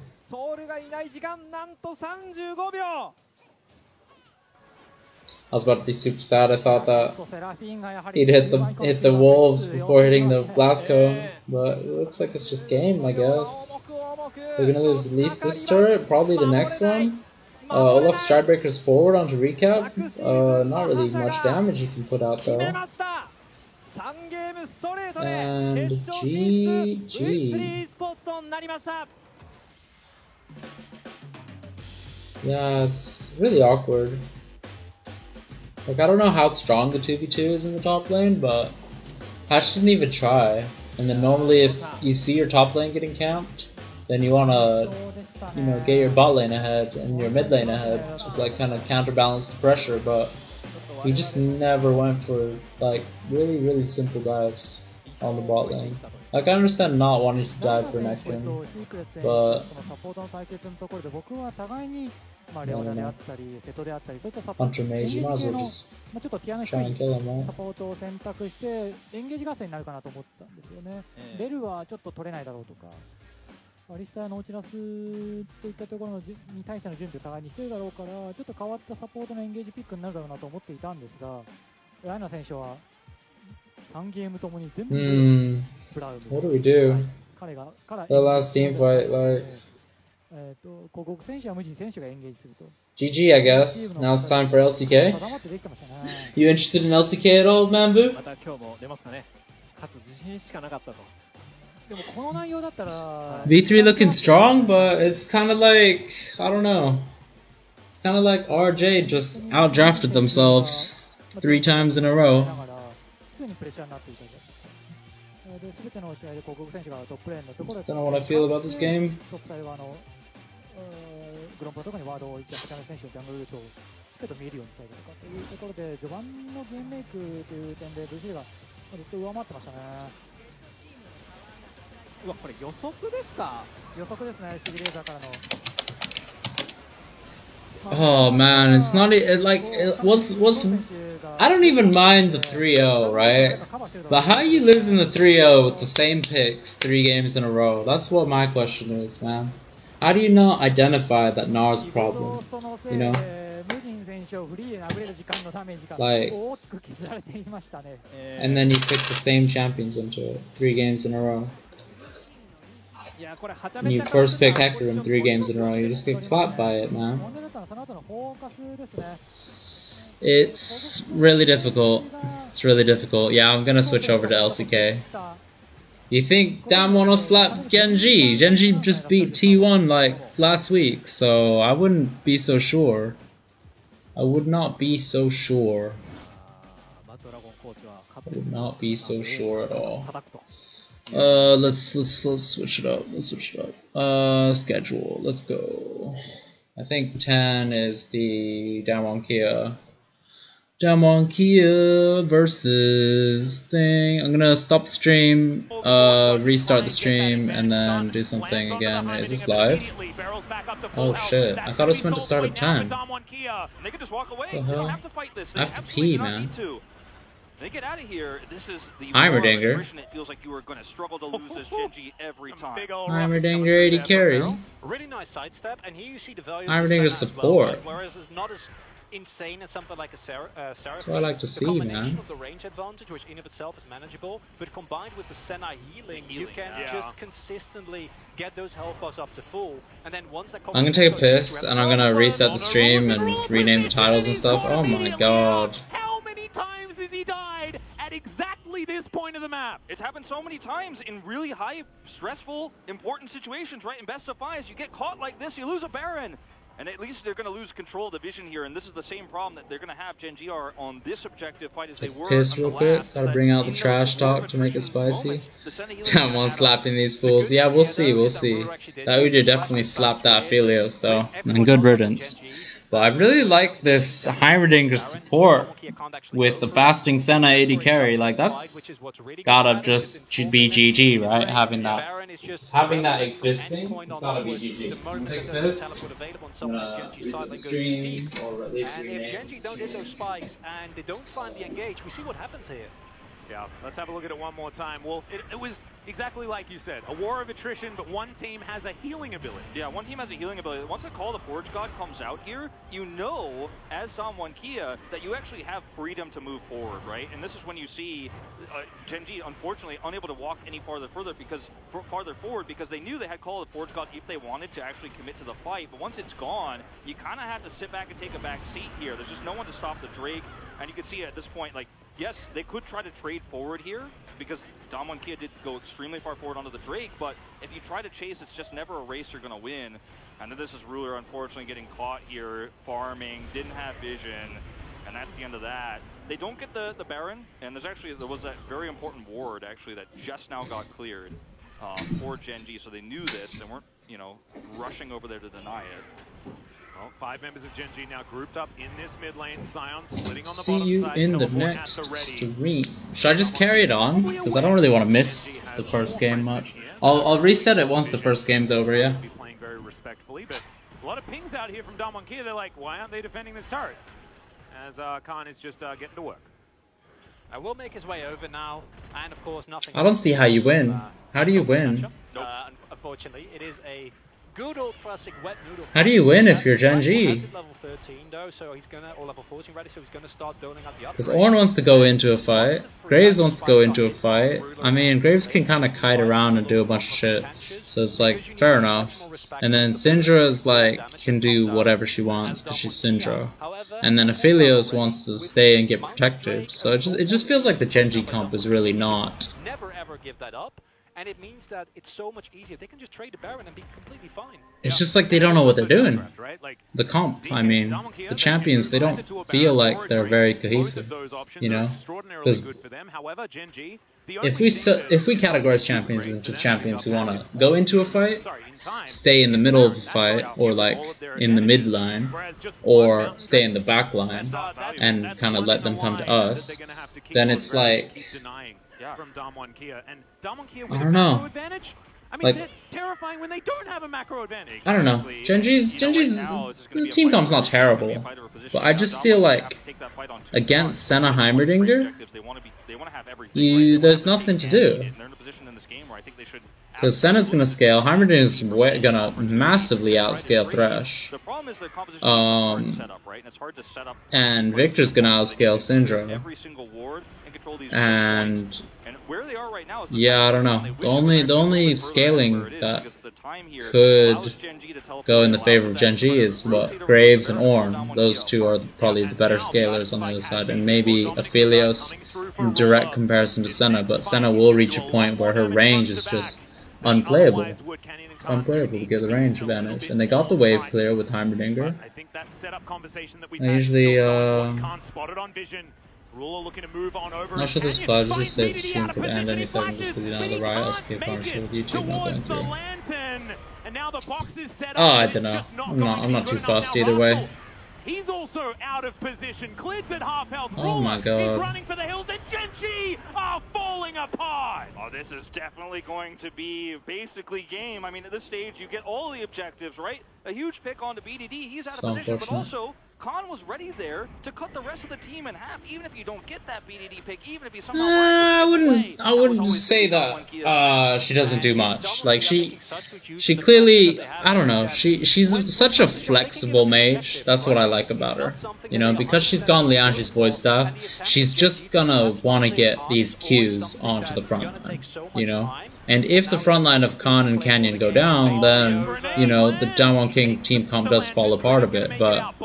Oh, okay, Clid is alive. He does get to heal a little bit up from his shield bow, but I think they lose the Baron regardless. Yeah. He's not even going to get there. Doesn't need to, and that is both Mountain Soul and the Baron on our defending world champions as Damwon Kia look to try and close the door on game 1. Yeah, Damwon Kia looking real strong this game. Right for objectives. If you had to be the first one there, so we're going to watch this once again. This is BDD just splitting off with the rest of the group. Canyon catches. I mean, this is what happens with Udyr. Let me know if the stream does shut down. I can try restarting it. I might mute the sound because I don't know. I don't really care what they're saying, if I'm honest. But yeah, what a messy fight. That's unfortunate. I think this game one's over, right? Okay, so it looks like Gen G are getting their players into the middle lane, try and push against this Baron, and the upgraded weapon will do. My god, if it is done. Okay, thank you. Ornn is starting to get the upgraded mythics now. He's already upgraded Aphelios, and he's already upgraded Syndra, so it's just Graves and Thresh left to really get the scaling going for his team. I think Gen G have a chance, but it's really difficult, man, because they have two big front lines in the form of Canyon and Khan, and they have Earth Dragon, so or Earth Soul, should I say? So it's just really tragic because the amount of bonus resistances and even the shield, like even now, like Khan's shield hasn't gone down, so now they're starting to deal damage to Khan himself, but it's just not it, man. How many turret shots is he tanking here? He does get the full R to the face with the Void Staff, but it doesn't matter. The magic resistance is just too high with the Stone Plate and the double Mountain Dragons. Oh, it's unfortunate, I must say. He significantly underestimated his damage, that's for sure, BDD. But this Khan is just this unstoppable beefcake at this point. What, has he got 5,000 health now? With the shield? That's ridiculous. It's actually ridiculous. He doesn't give a fuck about the turret. Look, he's just munching them for breakfast.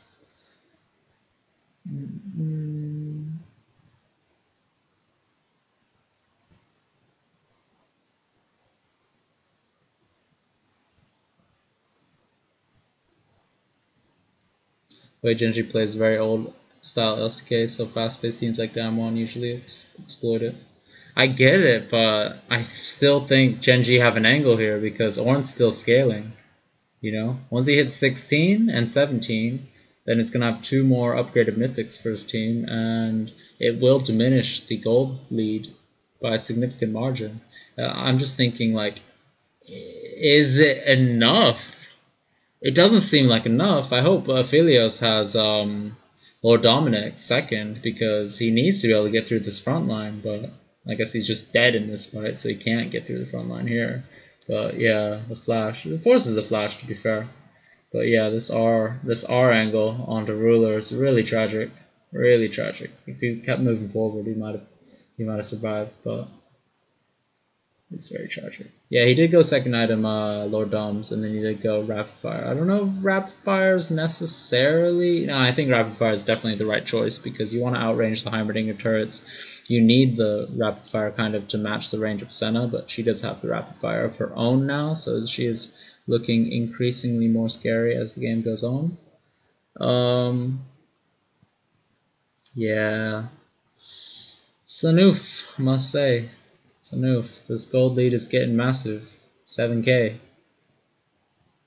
Ay.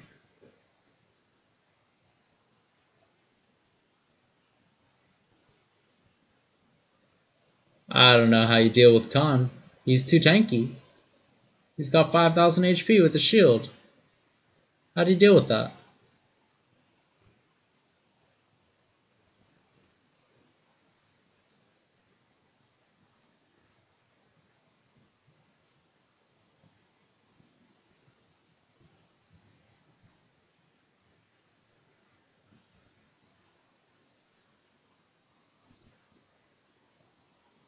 Oh man, that pot shot onto Aphelios really did some damage with the rapid fire cannon. Just clapped him. Yeah, Senna scaling's so nutty. The shield goes. Okay, the R comes through. Does break the turrets. The Heimerdinger stopwatch does come out. Okay, they're trying to kite back. Thresh is dead as hell. He can't escape. And they actually managed to do nothing instead. Both turrets are going down now, and they are focusing the Nexus. That's GG. It looks like they want to go for the dive, potentially. But I think, yeah, there's nothing for them to do. GG.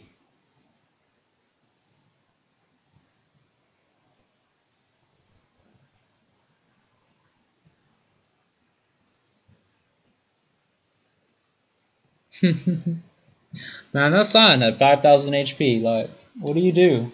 What do you do at that point? Huh? What do you do? Like, obviously Lord Dom's giving you massive returns at that point, but if you die, you're not doing any damage, are you? They've already lost it. This is going to be a very uphill battle. This is going to be a very uphill battle.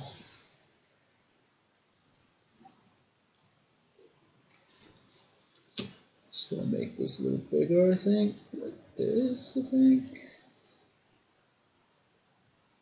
Raise your donors.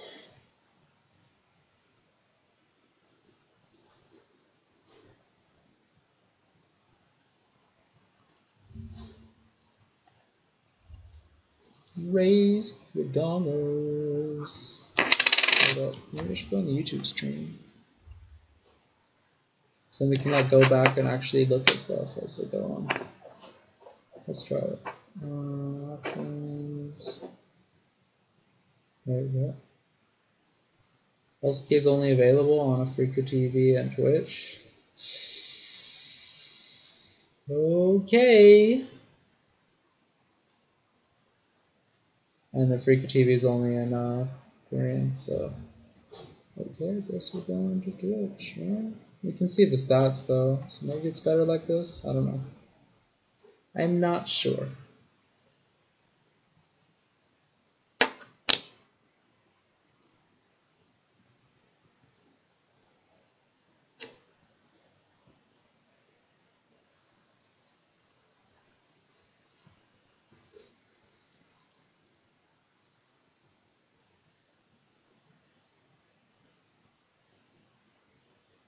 Yeah, I don't know.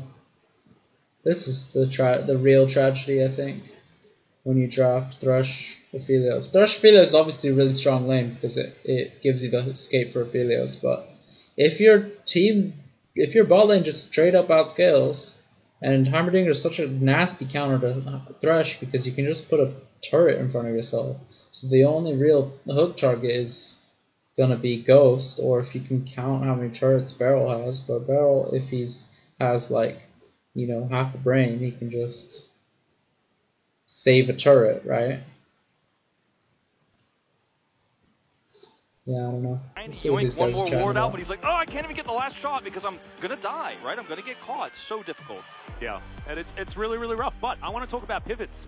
Just before we do head towards a break, what does the focus need to be, Chronically, if you need to get rid of one key pick? I think I have one in my mind, but what is it? I mean, maybe you ban Heimerdinger, right? It feels crazy, but I think that more so as a whole plan for the draft going into the next one. I think the Jinx and the Kalista ban was super good from Dalmonkey. Big fan of that, and I want to see Gen G. I'm fine with them drafting for late game. But I want to see a late game comp that can actually stand up to what Dalmonkey is throwing. The problem is they're so diverse.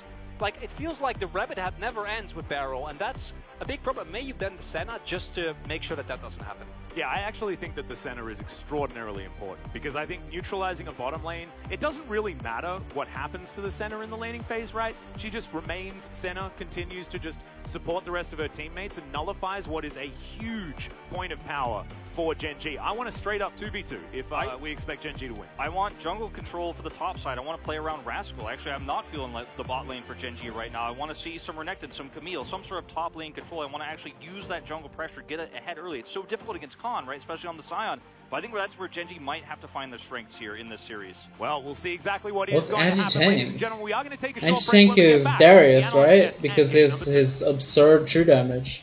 But does Sion's health stacking just nullify that? I'm not sure.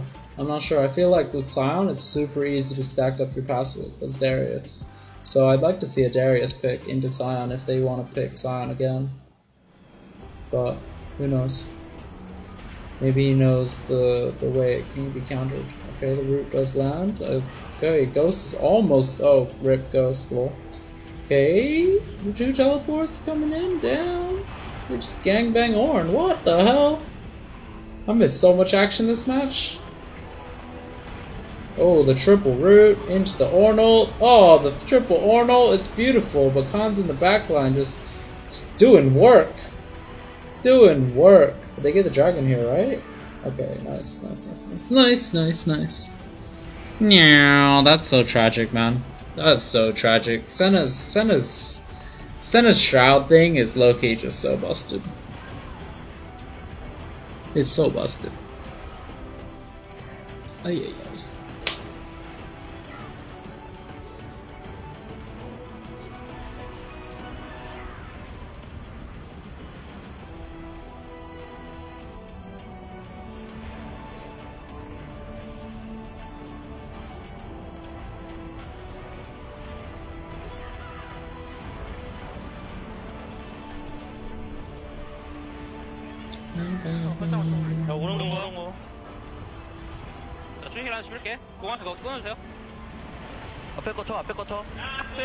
Look at Khan, man. He's not going down at all. What? Just tanking the turret, man. The shield's nuts. The shield is so nuts, man. There's actually so much going on right now. What the hell? Oh my god. Don't tell me I got hiccups now. Oh my god. Listen, man. 대부분의 인간들은 부실 골프에서 롤생을 마감한다. 하지만 이들 중 갓나라기 응애 시절에도 자신의 전멸 위치만은 반드시 기억하는 롤 DNA를 타고난 자들이 챌린저에 오르며 괴물들 사이에서도 적을 만나면 닿지마는 상대로 악명이 잦아해질 때쯤 그제야 LCK의 문을 두드려 볼 수 있다. 그렇다면 이 빡센 리그의 결승전에 오른 두 팀은 대체 무엇이란 말인가? 이것들을 사람이라 부를 수 있을지 의문이 드는 부분이다. 그럼 이 두 팀 중 담원을 알아보자. 전 세계 다양한 국가와 인종 상관없이 공평하게 두드려 패가며 2020 롤드컵을 우승한 현재 실질적인 롤 일장으로 그들이 경기장에 등장할 때면 삼천 초목도 숨을 멈추고 상대편 선수들은 Oh my god, this production's great. 이빨을 부딪혔다. 아니나 다를까 올해도 파멸적인 행보를 보여주는데 그 주역엔 5명의 괴물들이 있다. Yeah, time to turn into a train. Chugga chugga, bitch.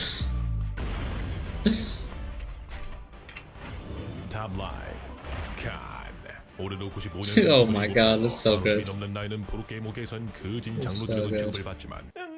현역들 두드려 패는 것을 보면 역시 나이는 숫자에 불과한 것을 몸소 깨닫게 만들어준다. 또한 화려한 비주얼의 소유자로 얼굴만 믿고 게임 대충 한다는 설이 있지만 상대 선수를 요리 초보가 만든 빈대떡 마냥 처참하게 박살내는 것을 보면 그의 재능은 실로 수준을 짐작할 수 있다. That's funny. Alright. This is what I call a hype montage, man. Oh man, I really do. I really hope they do. 의심케 할 정도의 오지는 정확도를 보인다. 우리가 던질 땐 한없이 약하던 이쑤시개가 그의 손에 들어오는 순간 탱크들 뱃살 꿰뚫는 죽창으로 변모하는 모습은 협공유저들의 가슴을 울리기에 충분하다. 그레이브즈는 어떠한가? 그의 안정적인 성장을 초반에 억제하지 못한다면 후엔 평타 한 방 맞고 정신 차려보니 우물상점 아저씨가 반겨주는 Uncle Shopkeeper's hands.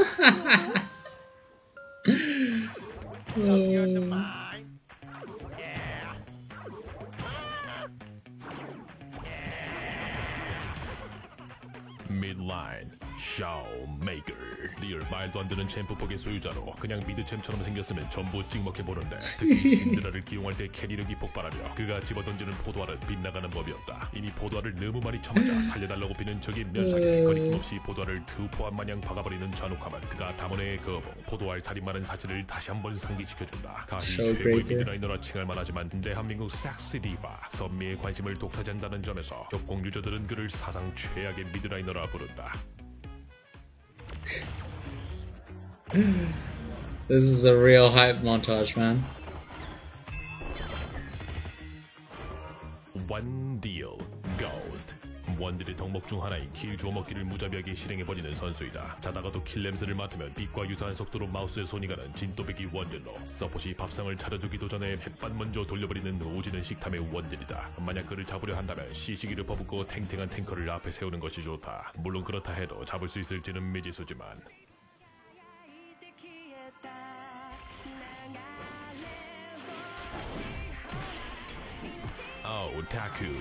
Weave? What? The greatest weave in the LCK? Oh my days. True. 작년 서머 스플릿 우승 소감 인터뷰다. 이 정도면 거진 모바일 게임에 현질하기 위해 대회 우승을 하는 것이 아닐까 의심이 들 정도의 찐덕후로서 그 날카로운 킬각들은 대회 상금으로 현질할 생각에 기쁜 나머지 뿜어져 나온 아드레날린에 의한 결과로 받아들일 수 있다. 베리가 만라인전을 펼칠 선수에게 꿀팁 하나 알려주자면 경기 시작 전 같은 모바일 게임의 팬이란 것을 어필해준다면 그래도 조금 온화한 라인전을 이어나갈 수 있을 것이다. 이번 LCK 우승은 누가 할까란 주제로 펼친 친구와의 스피치 배틀이 전재산 내기까지 번져 그대의 지갑이 털려버릴 위기라면 나는 자신있게 담원을 추천하지. 리그 오브 레게노 챔피언십 코리아 봄 결승전. Tell me Genji gets the same. 각자 좋아하는 조류 한 마리씩 시켜놓고 재밌게 시청. Surely Genji get the same hype kind of montage, right? Is that it? You don't get the same hype montage for Genji? Wow. Wow. That's sad. Damn.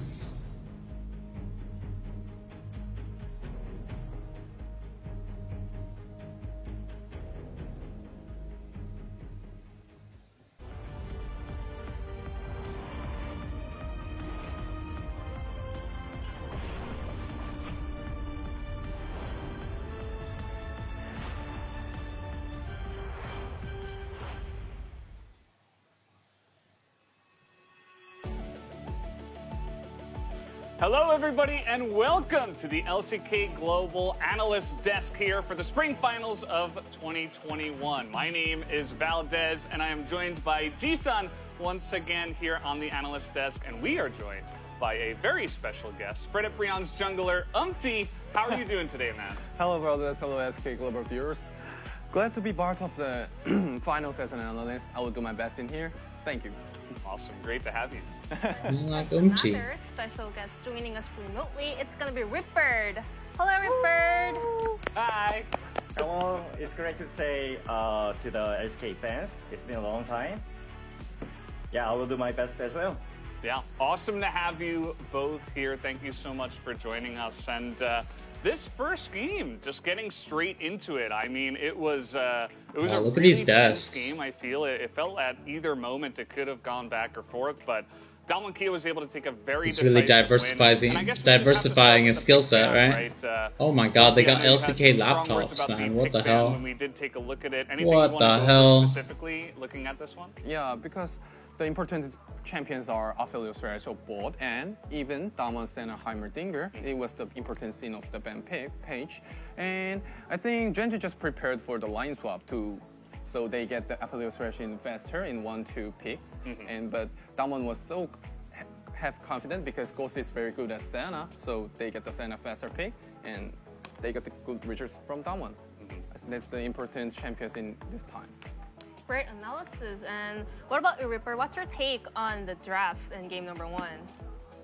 It feels like They got Damwon countered, prepared really well. Like they are sniping Benz, Kalista, and Jinx to the ruler, and then it feels like just take the Udyr, and then they knew that they're gonna take the Thresh and Aphelios together, and then they are preparing Senna and Heimerdinger as well. It's like the natural flow, you know? It's big brain, man. You know, this kind of flow. And then it's going to 4 or I'm 5. banning They this are year, so giving smart them big is to called really champion. comfortable pick, which is like Andre taking Syndra it. and Oren, but it doesn't really matter. They got Sion and Victor as well, right? So first game. I think feels RJ have a lot it's more to really work on. starting games for each other, and then Damwon won the game.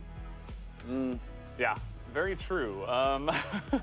And it was pretty one-sided at the end of the game. But first, we need to kind of see how we did get there, of course. We're going to take a look at the first clip, and this was something we were all talking about while the game was going on. The line swap, the lane swap that we did have here early on in the game at about 7 minutes. So what was your take on this, Umti?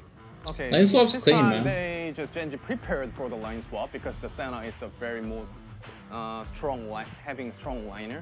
So they just line swap and get the Rift Herald to push the top tower. But there was a problem because they get the Rift Herald, but they didn't push the top tower so fast. So the jungle CS is going too much.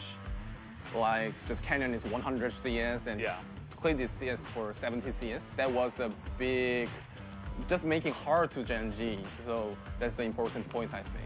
Yeah, that's very true, and it ended up being a bit of a problem there for sure. Reaper, did you have any other thoughts about this first clip with the lane swap? This is tragic. They're not going to be able to get the crash. Turret's not gone. They lose the spot turret instead. This is a tragic lane swap. Probably going to the Dragon. Khan is so busted. They are, What? Seems like they are prepared all the objective in this game, but one of the big things about this game at this moment is actually Damwon did.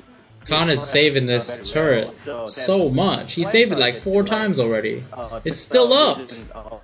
Oh no. It's gotta go. Oh no. And Damwon did kind of run away with that lead in the early game. There were some picks here and there, but it ended up being by the end of it, a relatively close game in the mid game. And we do have a second clip prepared with the fight that did happen in the mid lane where BDD did kind of get caught out. So if we can roll that as well. It was very tense up until this moment, Umti. Yeah. I think Gen G was so nervous because I think Gen G have the just position like so passively. So Damwon just killed the BDD. So I think that was just a good play from Damwon. Just Gen G was just nervous. That was just the point, and Damwon just do well in that point. I think. Yeah. Reaper, did you have any thoughts on the second clip or just the... Why didn't Ornn flash out there? Hold up. What? Yeah, I agreed with the game was really close, but the thing is, Damwon was using the map widely than Gen G. Gen G was stuck in the mid lane, like small spot, and then Damwon just using the map, like all the map in the world, and then they are just smashing it. Yeah. That's what I saw. Mental state was actually reflected in the positions of the players. But while we were watching this game, actually Umti mentioned about the Dragon Soul. We thought Sion together with Mountain Soul is super strong, but you actually told us that professional players actually doesn't really prioritize Mountain Soul that much. It's actually the fourth one on the list. So could you kind of break it down for us about the Dragon Souls and their priorities? You're saying the reason, right?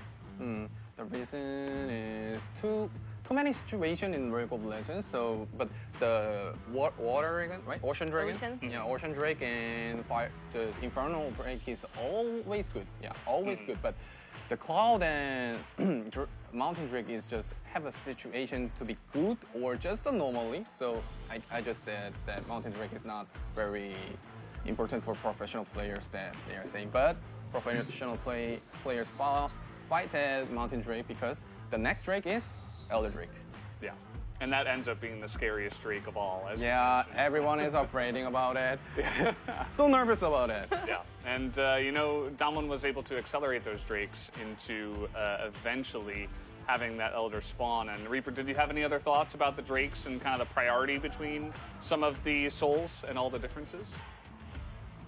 Yeah, I agreed with the I have a bad connection right now. I hope whatever I say, I can send you. But yeah, I agree. Basically, I agreed with Okay. Well, in that case, we kind of got our priorities straight, and I guess that all works out. But thank you guys once again for joining us on the Analyst Desk. We are going to be back after, of course, Games 2 and maybe in the future. But anything else you guys want to mention about the games? Anything that kind of stood out to you or was interesting? Like, do you feel like Gen G are kind of crushed after that first game? Do they have a chance to come back at all? I think the game is gonna be hard to Gen G because they just prepared to broke down enemy Senna, but they just failed it, and now they have to prepare another plan. So that could be hard for Gen G.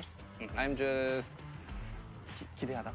Looking forward. I'm looking forward about that. Gen G is it's what plans they are waiting for. Every game is this long. I'm just looking forward to it. Okay, well, I guess we're just going to have to wait and see what is going to happen with game number 2. And speaking of which, it is just about time to throw it over to game number 2, guys. So I'm going to hand it back to Atlas and the After Desk to take us away with game number 2. 네, 세트스코 1대0으로 Thank you so much, Valdanalist, as finally I am here connected to an audio device. Absolutely fantastic to have panelists on there. Reapid and Umti as well. Umti just an absolute class act. Coming in, no one knew that he was just incredibly good at speaking English, but now just turns up on the analyst desk. Hard carry, absolutely beautiful stuff. And I think a lot of their points were very relevant to the game.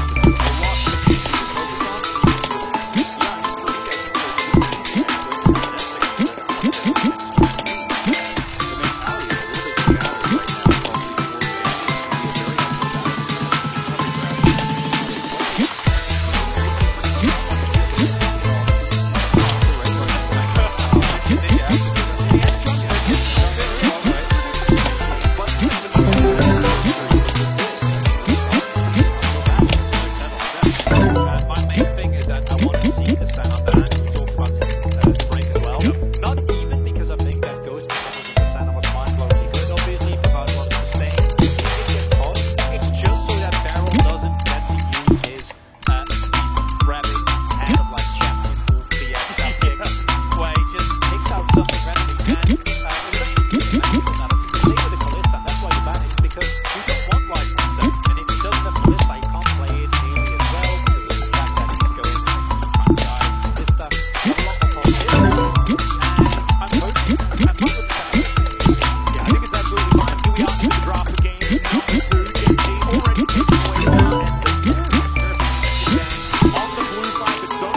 the Seraphine do-si-do with the amount of counter picks that both of these mid laners have. We have our two Zilean players here in this game, and so it does make things a little bit more difficult. As Damwon Kia, pretty picks. They care about making sure Ruler is on the most.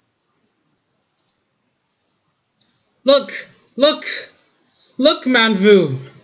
Gen.G, no, they understand. Ban the Gnar when you're on blue side. Or is it blue side? I don't know. They get the first pick, but they want to first pick a jungler. I think first picking jungler is really, really strong in this patch. Or this patch, like this at this point in the game right now. The first pick Hecarim is pretty standard, I think. I think it's pretty standard. Response, Hecarim, looks okay. They're locking in the Renekton Nidalee. This is such a good R1, R2, I think. Because Renekton retains flex.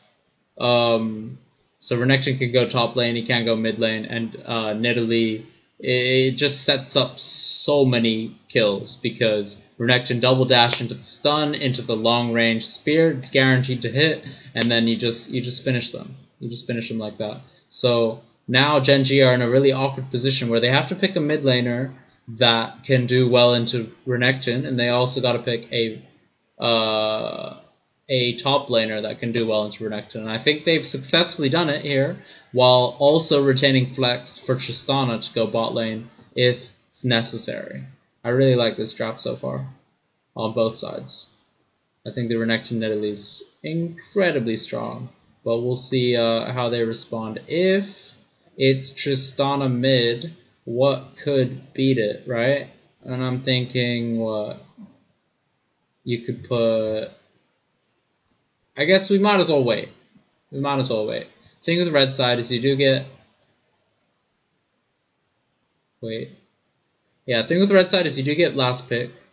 So they are locking in the Alistar, which kind of gives away their strategy. So I think it's good for Gen.G to kind of pivot and go for a kind of counter-engage / peel comp here, especially with the Tristana and the Volibear. However, Volibear can kind of do both. Volibear can kind of go in, he can kind of peel. He's kind of good in kind of all sorts of situations. Hecarim's better going in, but going into this team seems really suicidal. So we'll see what happens. It looks like DK are going for the Azir Ori bans, and in response, Gen.G are going for the Kali and the... What could they get rid of? Strong Showmaker. It looks like they're going for the Kai'Sa ban, actually. I think Kai'Sa's repositioning and kind of going in mentality really matches up with Damwon King's identity. Same with Akali. Okay, so here's the first like really left field pick here. Yeah, I don't know how I feel about this. Obviously, Xayah can avoid things like Volibear ult, he can avoid things like Hecarim ult, so kind of Xayah's good isolated here in this draft, but I don't think it synergizes very well with the team comp, you know, because Xayah's more like a disengage, peel, kind of fight with them coming to us kind of champion. So we'll have to see. I think the Rakan, no, they can't even pick the Rakan because they already picked the Alistar already. So it looks like they're picking the Zoe, so you just need to pick something that can go well into Zoe. It looks like it's gonna be Rumble, or it could be Rumble in the top lane against Volibear, but I think it's gonna be Rumble in the mid lane. No, Rumble top. Showmaker on the Nidalee. About to make some plays. I think, yeah, no, I've seen this matchup go for the Renekton with Hanwha Life. Hanwha Life beat NS with the Renekton Zoe matchup. So I do think it can be good, but at the same time, the NS mid laner who was against Chovy in the mid lane with his Renekton as Zoe, did make quite a few big mistakes that really cost them a lot in the mid lane. They were bleeding out in that game and through the mid lane. So we'll see if Showmaker can replicate the same amount of results onto Zoe. Zoe doesn't technically have any escapes. So, yeah, I don't know. I don't think it's a good pick into the Renekton, but obviously they can't know, you know? They can't know what they're going to pick. So they have to, they're like really forced into a really awkward position where they have to pick a mid laner that can kind of go even with the Renekton, I guess. Or not go even, but like something that can do okay into the Renekton, but also doesn't get completely like shut out of the game if they go for the counter pick. This looks like an exciting game. It's looking like an exciting game. I think Ghost Xayah is really, really weird. Like, you can tell they wanted to pick Kai'Sa here. I think Kai'Sa would have been the perfect champion, but they did ban it out, so it makes sense that I guess Xayah is the next on the list. But there's got to be something better, right? Jin's probably better. And was Jin banned? I don't even remember. Just like something that can assist the engage would be better, I think. And I think Jin is just that champion. Jin is just quite simply that champion.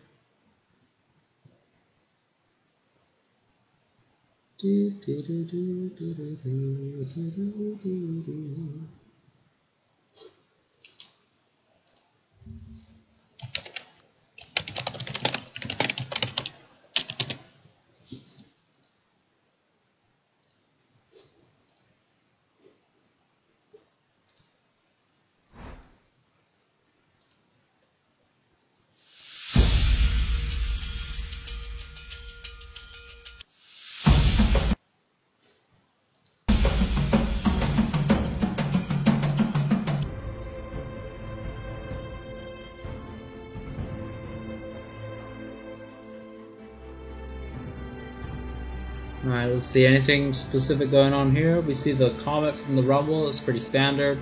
See Conqueror on Nidalee, you don't always see that, but I like it.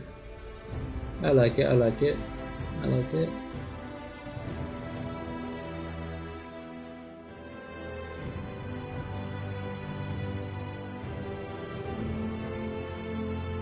Yeah, I don't know, man.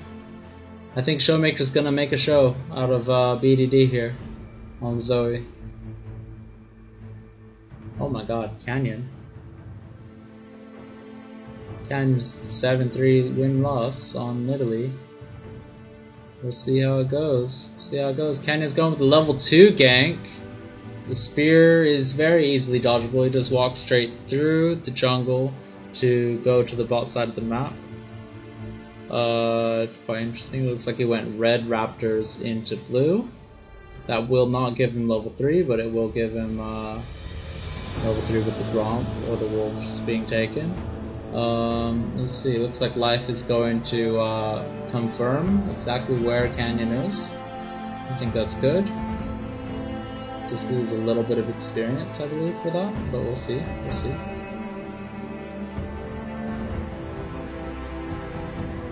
Yeah, Canyon's got really weird clear going on. I'm not quite sure what's going on with this clear. Actually, it's not bad, it's not bad, it's not bad. He went blue into wolves into Gromp, so it means that his Raptor Wolf Gromp will sort of respawn sequentially. Just sort of. You know, it won't be perfect or anything.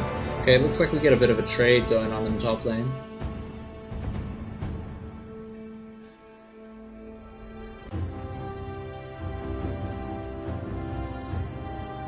Okay. Looks like they're fighting for the scuttle. BDD does have a thing, but I don't know. Double KO just take a lot of damage. Really nice spacing by Ruler here, actually. Does chunk barrel down to half health.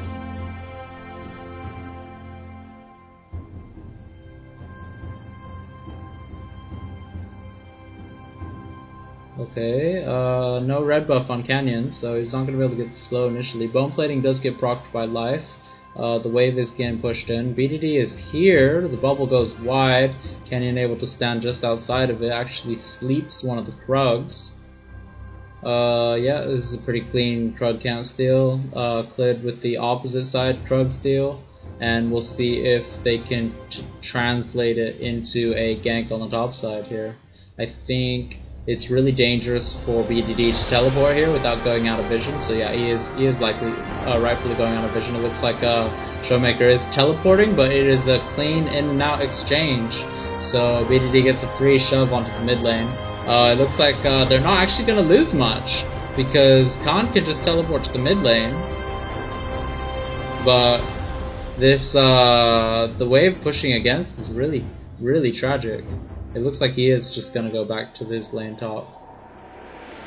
That's a lot of minions lost for Showmaker here on this top lane. He does get some of them back from the teleport, but he doesn't want to like ruin the wave so bad for his top laner. So he's back now in the top lane, but he's now down on CS because BDD was able to get that massive wave, just shoved it back into his turret, killing all his minions. Okay, the spear goes wide. He does grab the teleport from Showmaker, so that's a free teleport back to lane. That's super nice actually. He's gonna buy some items and use his enemy teleport against him. Now he retains the teleport advantage. So now he is the only one with teleport up on the map.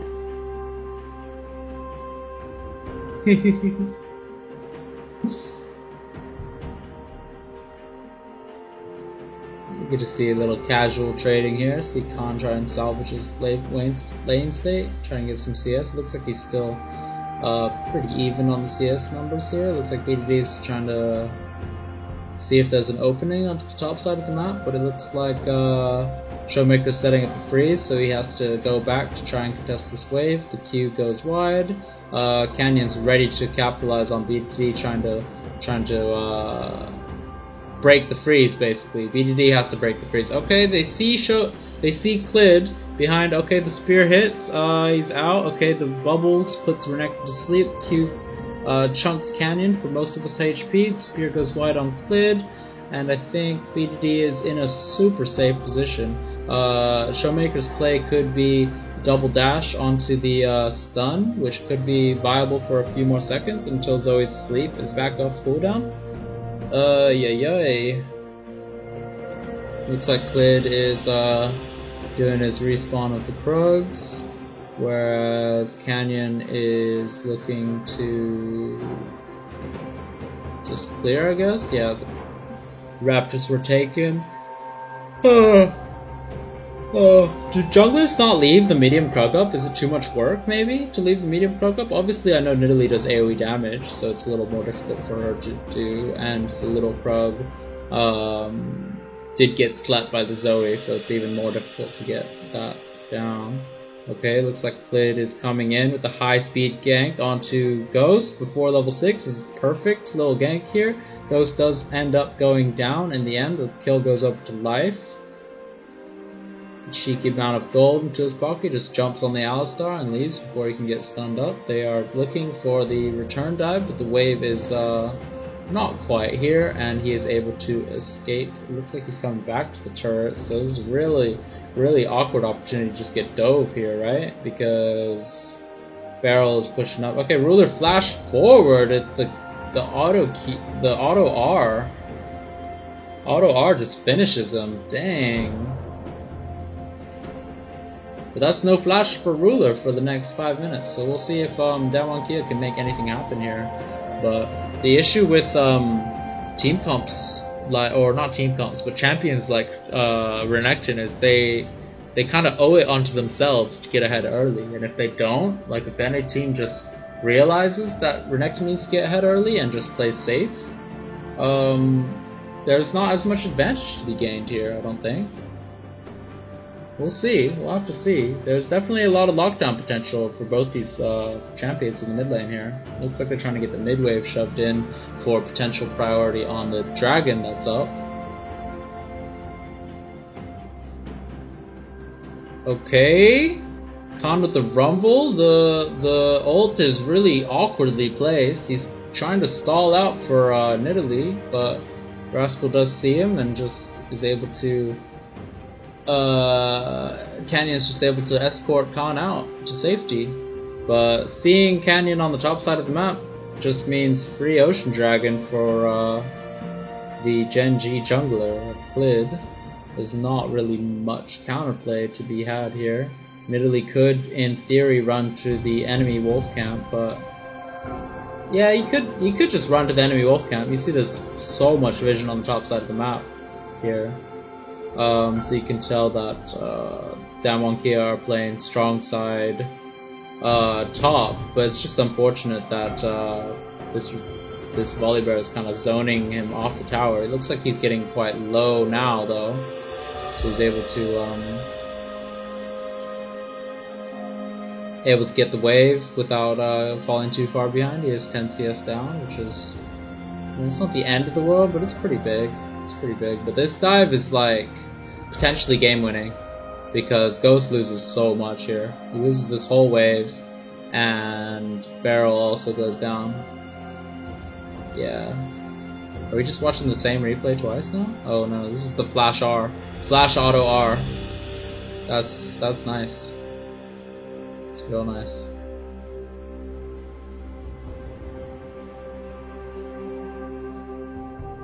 Yeah, and that's the play. Oh, the Flash is so good, but it's not enough. The Flash does dodge out the spear, but it's not enough. And this is why you pick Renekton Nidalee, folks. Because the Flash E stun into long range spear, there's very little counterplay. You saw BDD get the good flash to avoid the spear, but he just got destroyed. It was like wasn't really it's basically what happened.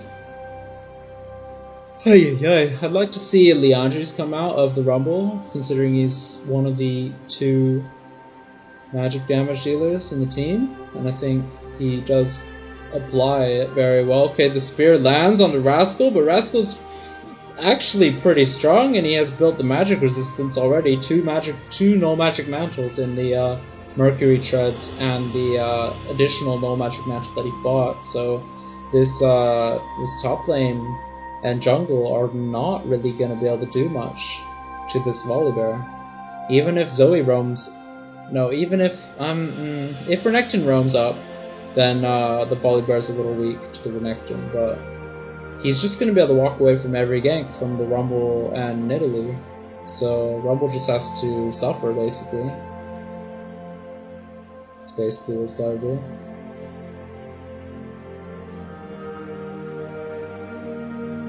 Okay, there's the slice and dice forward. Okay, both forward seems a little bit troll. The Showmaker's Conqueror just activated and he got the double Q, which heals him for quite a significant amount. The turret shot does get blocked by the shield by Volibear's E. Okay, the wave is now gone. They're trying to go forward. Damwon, he does buffer the jump just in case they have vision of the brush. Yeah, the sleep lands, but it's like it's a bait. It's a bait. Yeah. Slice, flash, stun, dice, and that's tragic, man. He didn't even do the combo where he lands the spear and he just got wrecked. I don't think this is a good. It's definitely not a good sign for BDD, that's for sure. I think, yeah. It's just a question of, is it worth going Mercury Treads for 1 stun? Probably not. But I don't know. Let's turn this down a little bit.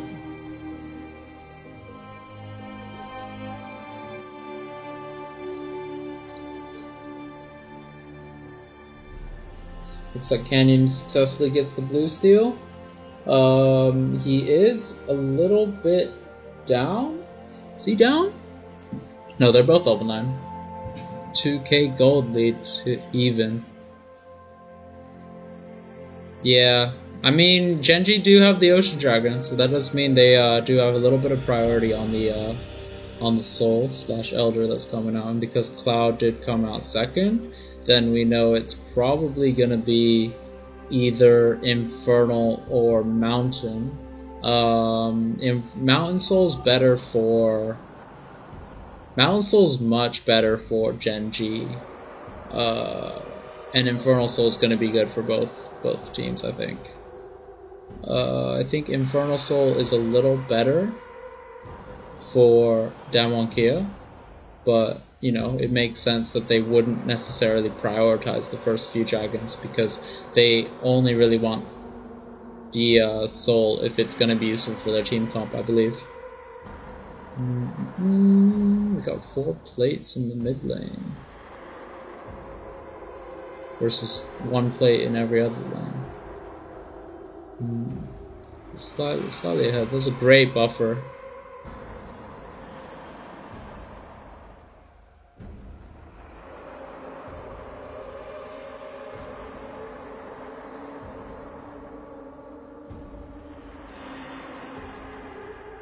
Alright, looks like it is a good second soul, and it is going to be an Infernal Soul, so I'd like to see Damwon Kia really prioritize the Infernal Soul here.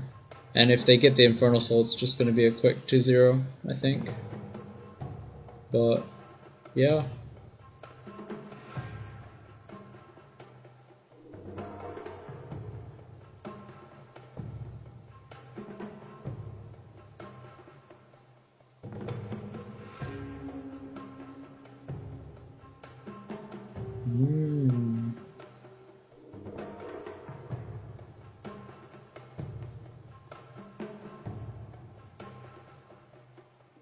Alright, first turret does go to Damwon Kia here. They do put a lot of resources into getting this one. Looks like Nidalee is going to go for bottom grab, so Hecarim is correct in trying to start the Rift Herald here. But it looks like he is, I don't know, holding it onto the river, I guess.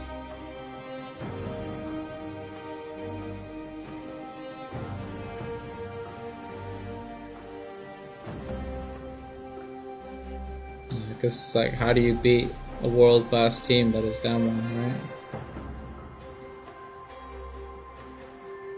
They get the Herald, they should shove it middle, I think. I don't know. No, they shouldn't shove it middle, they should shove it mid or bottom, but we'll have to see where's more helpful. I think you have to send it bottom, right? Renekton's bottom though. It's really awkward, I think.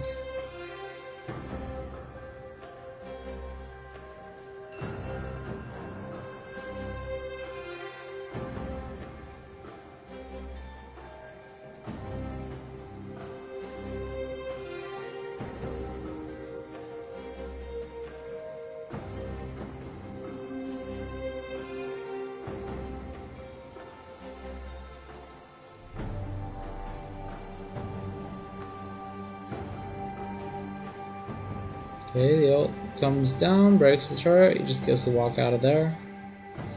I got double Night Harvester for Rumble and Nidalee. About to be doing some damage in the team fights.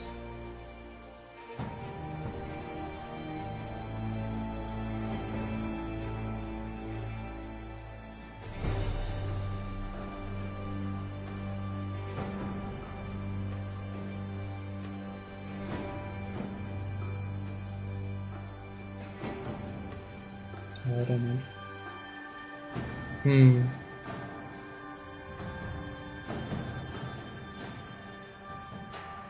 Definitely reached a lull state in the game.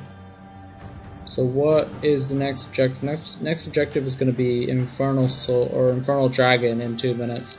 So it makes sense that, okay, the teleporters come out of BDD to get the early priority into the top wave. I don't know how good this is, but it seems that the idea is for BDD to burn the teleport, get the first few waves pushed in, and then leave a push for it to go to the enemy turret. It looks like he's just going to leave it in the center. Don't know what's going on about that right here. It looks like he's getting the blue buff. He should go back up top to defend against Renekton's push on Showmaker.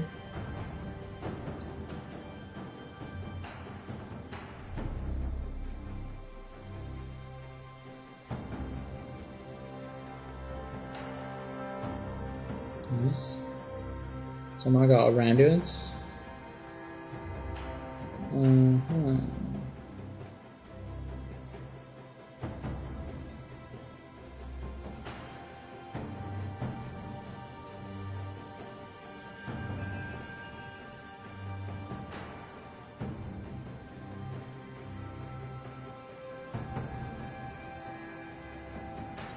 Kind of worrying how Gen G couldn't build on their lead.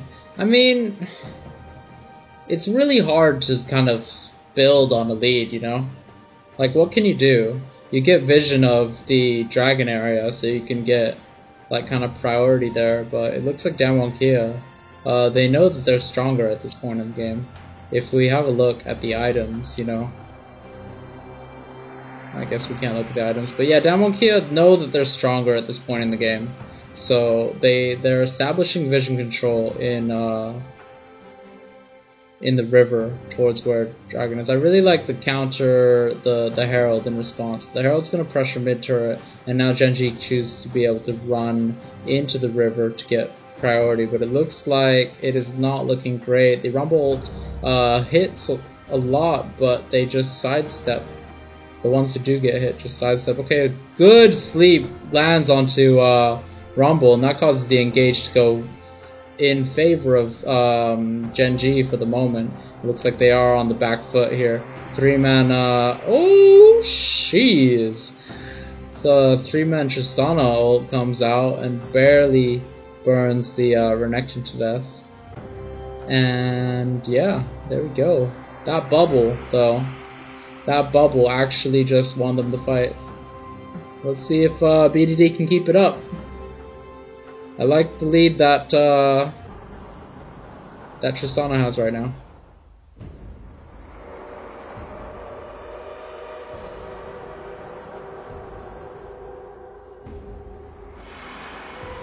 Okay, flash burn from BDD to avoid the spear. I think it's good. Canyon's going over the wall for the chase. Rumble's kind of lagging slightly behind. No red buff to apply here. Enemy teleport from Showmaker coming in to the enemy jungle. The Rumble ultimate is not quite enough to chase. They are able to cleanly disengage. Ghost goes incredibly low. And Rascal in the back. Okay, stopwatch comes out. Ghost has used his ultimate. Rascal's in a really bad position now. He needs to escape if he can. There's the stun onto Nidalee. He's going to be able to get him. No, the top over. Oh my. This fight is very messy. Showmaker goes down first into the Rakan engage. Oh man, this is tragic. This is tragic. Gen G are outperforming Damwon Kia in these these messy skirmishes. Ay ay ay.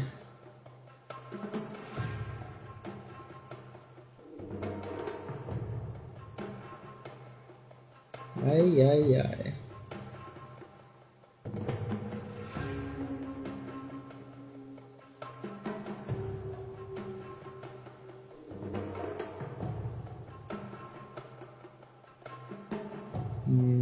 Yeah, it's the bubble. This bubble here hits Khan and its peak. It's just over from that point. I would argue they shouldn't even been there because the Rumble was off cooldown though. So I guess you kind of understand that you need to be around to help, but I don't think it's that helpful. This is such a law. This is so forced. It's so forced. It's so forced. The R comes out, but life is just out because he's got 2 dashes. Rula gets chunked, but cleared with the fantastic knockback on to Canyon.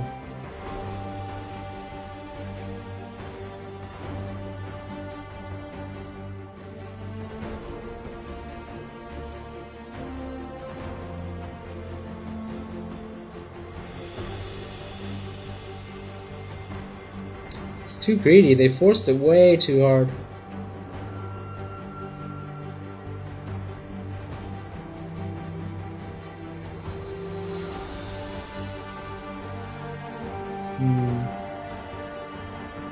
Alright, Gen G have pretty much solidified their gold lead at this point. We'll just have to see what's going on. Looks like Showmaker's going for the gank onto Rascal. Khan just going down to half health. Okay, Showmaker round from the back. Shield from Rascal goes on to Khan, but the ultimate and the autos are... Oh, they are enough! Okay! I was about to say they weren't enough, but I guess they are.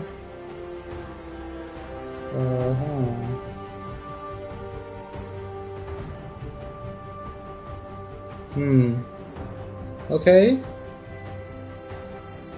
Really awkward Alistar in the center of the line. Luckily his ultimate's just going to buy him a lot of time to try and finish this. Ghost gets incredibly low, Clit's just going to finish him off. I don't think he should have taken that fight against those two. And then BDD dashes in, that's incredibly troll, because yeah, just gets free damage on you. And then Tristana. Oh my god. Oh my god. Rumble Pick's like, it's I think it's okay. You know, it's a long range threat that does AP damage that can follow up on really, really long distance engages, right, with the ultimate. So I think it is a good pick in isolation. It is like 50 CS down, which is incredibly unfortunate. But part of it is because of the dives that Hecarim has been executing. Okay, Ruler's getting comboed up by Alistar. The Guardian Queen Rakan is gonna save the day there.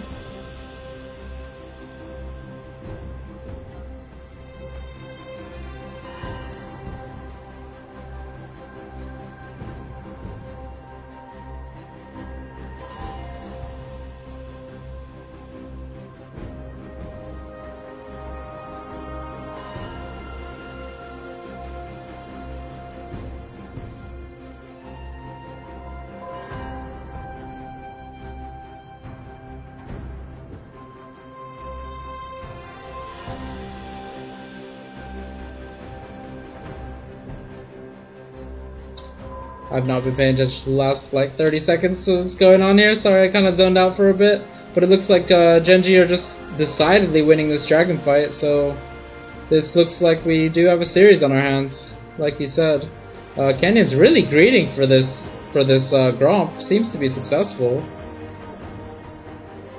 Oh man, risky plays here to keep the CS advantage.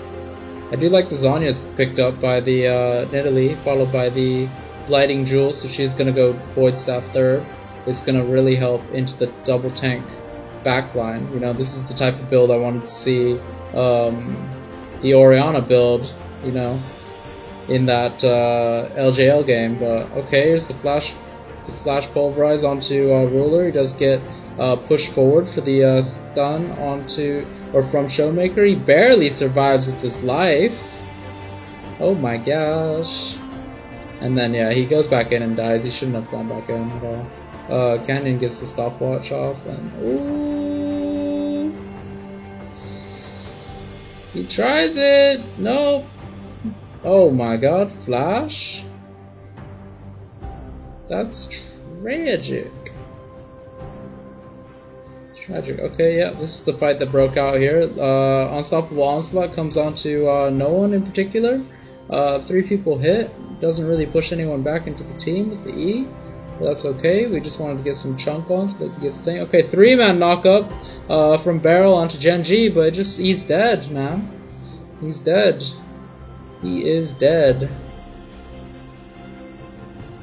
Ay ay ay.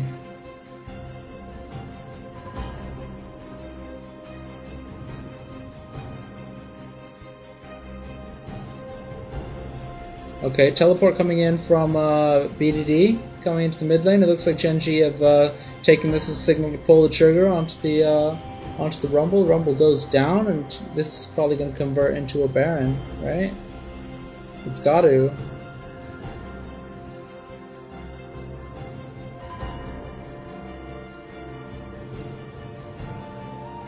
Okay. A little bit of a skirmish going on towards the mid lane. There's 2v3, so Showmaker needs to get out of there before he takes too much damage. Looks like Ruler is going to be forced off the Baron here, so I don't know how good this play is. I feel like they should just 5-man the Baron, but instead they're gonna kind of walk around, fight a bit, and then call it a day, I guess.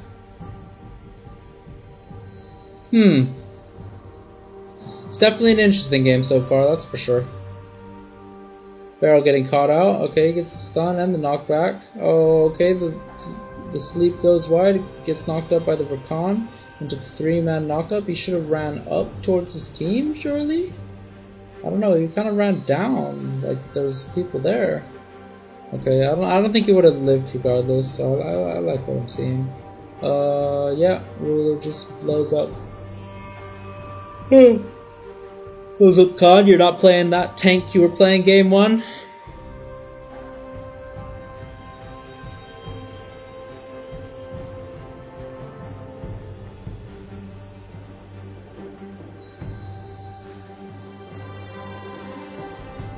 I feel like Damwon have a very inconsistent damage on their team, you know? Like, yeah, I don't know. Tristana's on 3 items already, it's looking pretty peak. 3.5 items, should I say, for Tristana. And Xayah, you have 2, like, slightly weaker damage items. Okay, you do finish your 3rd item, Lord Dominik's Resolve, or Regard, so that's it's gonna help a little bit, killing these high health targets and high armor targets in the Volibear and Hecarim, and to a lesser extent, Rakan. Yeah, BDD did build the Morellonomicon, so he is gonna get increased damage from the Lord Dominik's, as well as, yeah, it's just Tristana that it's not value on, but realistically, if you're a Xayah hitting Tristana, you're probably gonna die anyway. Okay, here comes the little cheeky engage fear forward onto Beryl, but the he does break out of it rather quickly with his ultimate, and the Hecarim dies. That was so quick. How did he die so quick? Alright, now that the Hecarim's dead, Genji need to kind of back up a little and disengage, but it looks like they're just gonna go for it. Okay, flash forward onto Showmaker, does get the 80 carry incredibly low, and the flash forward from Ghost means that this ruler is ruling no more. Okay, long range spear into the stun combo, and then yeah, this is why you pick Renekton Italy. And Damwon, just like that, back in the game. This game's going a little more back and forth than I originally than I hoped, should I say? But it does look like Tristana's maintaining a solid item lead, or half item lead onto Ghost here. Okay, let's see how Clid dies so quickly. He gets knocked up during his thing, he takes turret shot, and yeah, turret shot and 80 carry damage. I guess he just dies. He has no armor items, he just has a chem tank. Whatever. And then Volibear goes golden in the middle of his ultimate. I think I like it. And then Showmaker goes golden. And then they just run him down. They run down the rascal. Looks like Xayah does a solo dragon. That does put her point onto Soul Point. Her team onto Soul Point. So yeah, the next dragon is going to be incredibly crucial, I believe. And let's see what Damwon can do. Let's see what they can do with two more things. Yeah, I don't know, man. It's like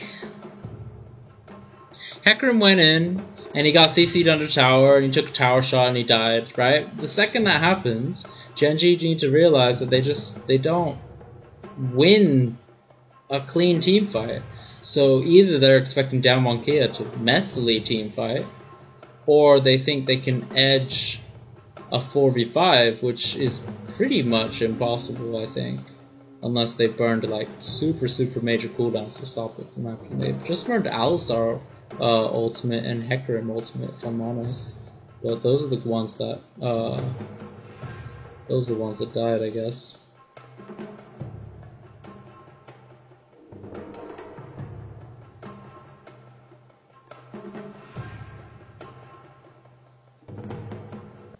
And I'm uncomfortable how close this gold lead is.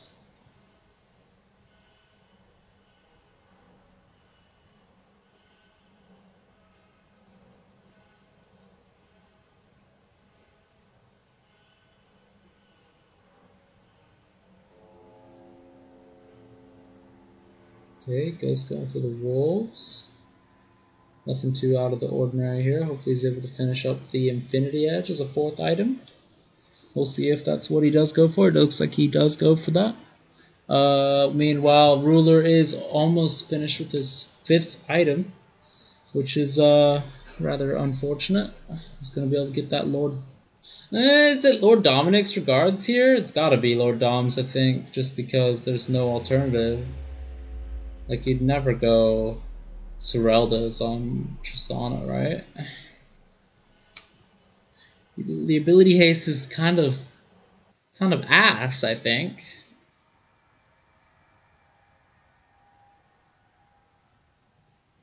And Lord Dom's also does get some value, you know, since Renekton's going to build some armor. It looks like Nidalee's built some armor, and Rumble's eventually going to build. So his runner, by the way, is like 3% over baseline. His pro presence is 98% in...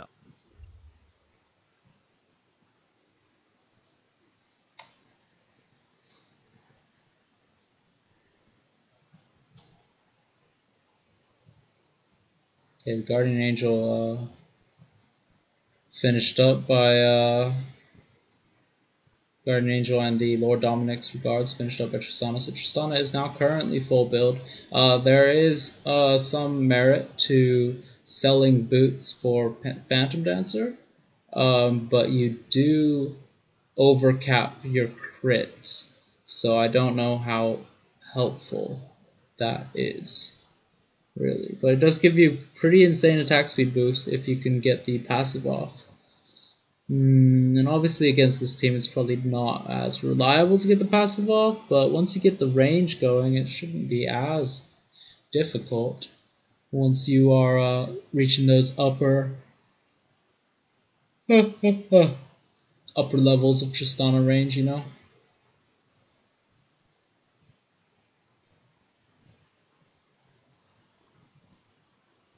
Okay, I think it's smart for Gen G to go for the early river control a minute before the dragon. It means the support life can lay down his wards and refill them up.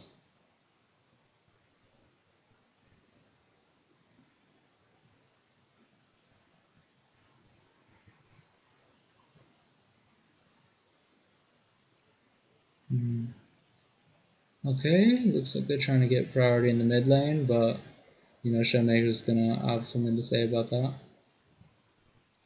Just gonna eat the wave with that fat Q.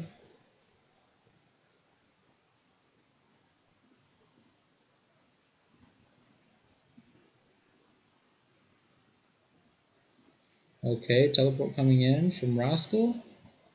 Not really anywhere near the fight. Looks like this little bit of a standoff in the mid lane. They're trying to get Shove onto the mid so they can rotate down to the Infernal Dragon, but it looks like Beryl is charging forward, so they guaranteed get that mid lane prio. They do steal away the 3rd dragon of the game, so both teams are on 3 drakes, so the next dragon's going to be incredibly impactful.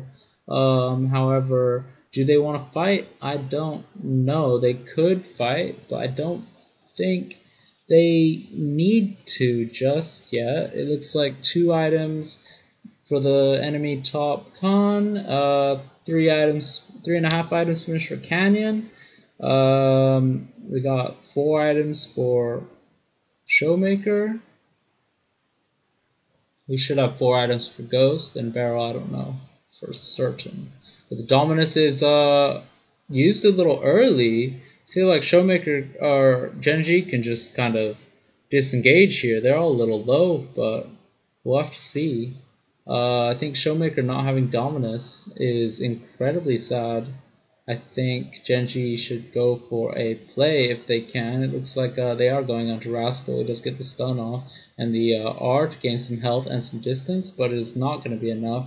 The Feather's going to recall to secure that kill. Mm-hmm.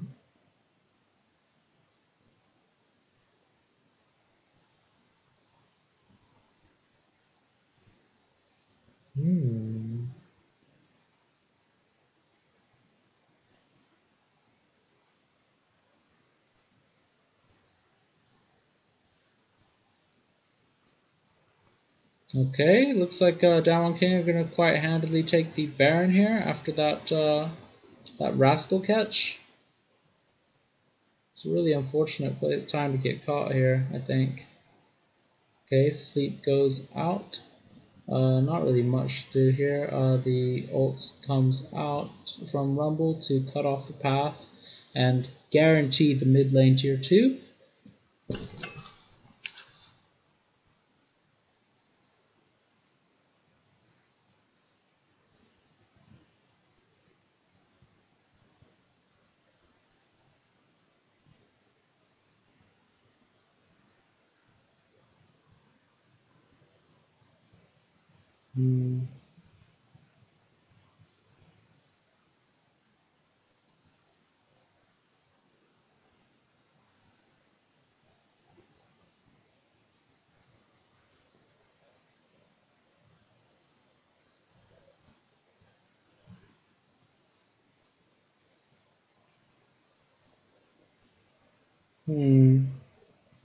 Okay, so Damwon King have the Baron here, but it just looks like they don't want to push every wave. They want to push in and get secure control of the bottom side jungle, I believe. I don't know. I think the longer that Genji are grouped, the better for Damwon, because Rumble's able to get the solo wave down bottom and push it in past the river. So that means he's going to be one wave up on his opponent and has to share experience and gold with nearby players. Yeah, I don't know.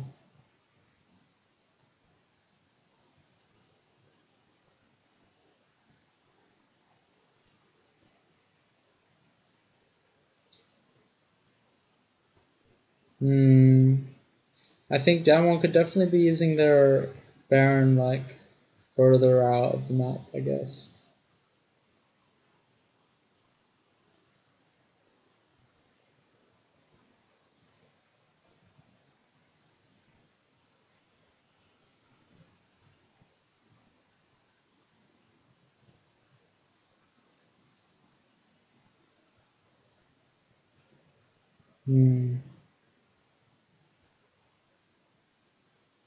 Genji feel a bit lost here, man. I was wrong about that Rumble pick. That ult. It's stupid, right?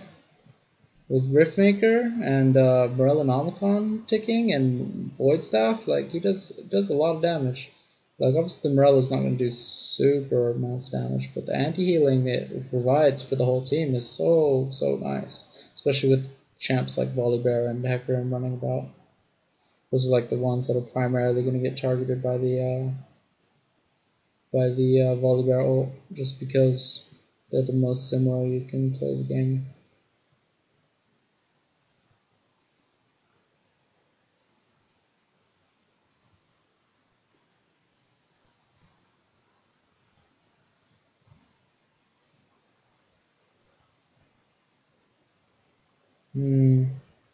Damwon get the Infernal Soul. This is big. This is big. Damwon can come back now.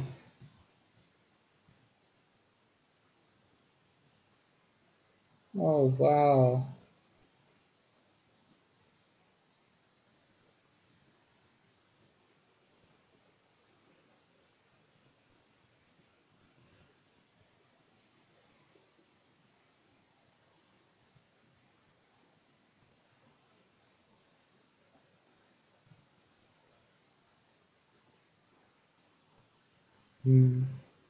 So going back into a little bit of a low state, but I do strongly favor Damwon here because they do have the gold advantage. They've just not been ARAMing, basically. Like now, Rascal's starting to catch up a little bit by chilling in the side lane, getting the waves, but Rascal's not necessarily the champion you want the waves on, but Zoe kind of has to sit mid because she's better like with the walls that mid lane provides. But sending your AD carry top is just incredibly tragic, so I don't know what they're gonna do.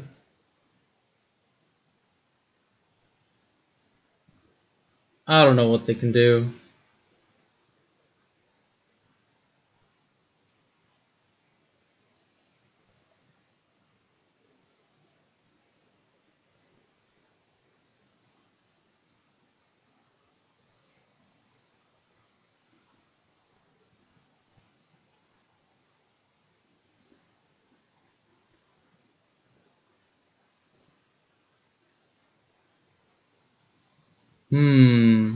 What is going on here? Rumble goes wide. This is a good chance for them to fight back a little bit, but Infernal Soul's so oppressive. It just does so much damage. Clit is like off to the side a bit. I don't know how helpful he is when he's doing this. Okay, looks like it's just another standoff. Like, is this what the game has come to? We're just standing off in the mid lane, trying to out team fight the other team. They should force an engage while Rumble's down. It's gonna be up in about 10 seconds though. So we'll see. Okay, Rumble is up, so now Khan is looking. He's looking. But while they fight in this open area that is the mid lane, Genji actually do have a minor advantage, but they're losing waves top and bot and stuff. Both teams are, so it's not as unfortunate. But okay, Showmaker going forward with the stun onto Rascal. He doesn't get locked up for very long. He's not taking too much damage. Barrel's in the front line. Okay, the big sleep. Ew, wait, no, does it not land? No sleep? Okay. The Rumble goes out, but it's not quite enough. Showmaker does manage to finish off the Rakan with the shield break. Clit is trying to chase down Showmaker, but he does manage to get out to safety. The bubble hits onto Nidalee. The bit long range Q almost finishes the job. Is going to. Ruler gets the okay with the resets. Oh my days. Ruler, let's go. Ghost is also alive though. Let's not waste your GA, right? Don't waste your GA. Are you gonna waste it? Okay, she's got some lifesteal, so I guess it's not so bad. Lifesteal's coming from the Mercurial Scimitar as well as the runes, most likely. Probably some Omnivamp and potentially Bloodline as well, but maybe that might be too much since he is going the Mercurial. What is he going the Mercurial for? Is it just okay, Ghost almost gets knocked up here. Yes, the cow gets hit by the... Okay, flash forward, they jump into the bush, so yes, it is engaged. It's smart. He's not jumping straight into 3 people. Yeah, and that is the bubble that wins him the fight. I like it a lot.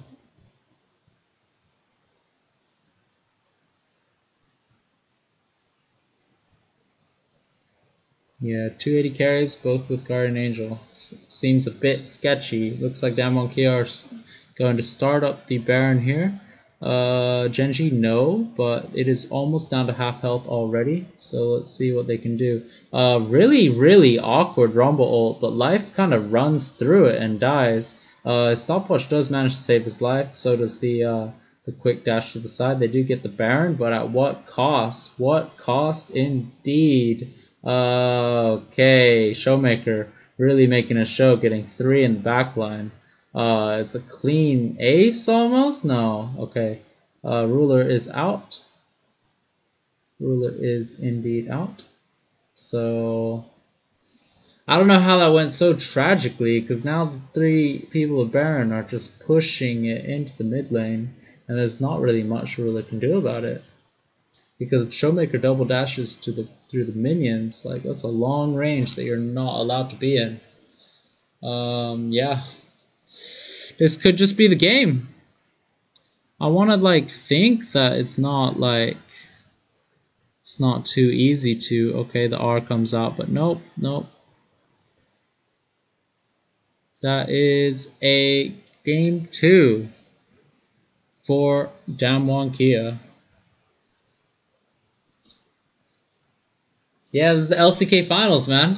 It's the LCK Finals. It better be a banger. This guy's stressed, man. He's like, oh, how did we lose that? We were winning. Yeah, you know what I mean. Got the headache. Oh gosh. I think I need more coffee or I'm gonna fall asleep in the match. Think it's gonna be a 3-0? We betting on 3-0? We betting on Gen G coming back? I don't know, man. I don't know. I feel like Damwon Kia are just they're just above. They're just above the rest, man. If I was ruler, I'd be tilted off the earth. I mean, yeah, I would be too. But like, how do you win, man? How do you win? It's just Damwon Kia are just outdrafting them every game. Every game so far, they're just getting hard outdrafted. Like, Nidalee Renekton just basically carried their early game. Kind of like won them so many different things on the map. But it's like, if you're, yeah, here, Life just walks into the Rumble. You'll see, yeah, he gets tagged by it, he walks back into it, and then he goes in, and he's on 2 HP. He does have to stopwatch, but yeah, I don't know. They take the Baron, and this seems like a really good fight for Gen G, but Ghost is just in the pit, stranded. So he should, yeah, there it is, the flash forward. Ruler gets half his health taken down by the Nidalee, and immediately gets engaged on by the Alistar, but he stays alive for a split second before he has to Zhonya's. But Ghost's just melting the front line here. That's incredible. Canyon with the healing as well. Ay, ay, ay. Let me put the sound back on. Do you have any music preferences, by the way? I could put some music on in the next match. Or maybe just gonna get more it's coffee, just I think, Gen G. Maybe it's the fact that they weren't able to keep it together after what was that first hiccup, that first death that Ruler succumbed to. He did 45,000 damage. He did so much for his team, but it just wasn't enough. It's just such a tragedy because it feels like history repeats itself with Gen G. A lot of those. So what are we thinking from these games you watched today? We're thinking first one Hecarim's just like B1 Hecarim's just a trap and no one should fall into it, or what?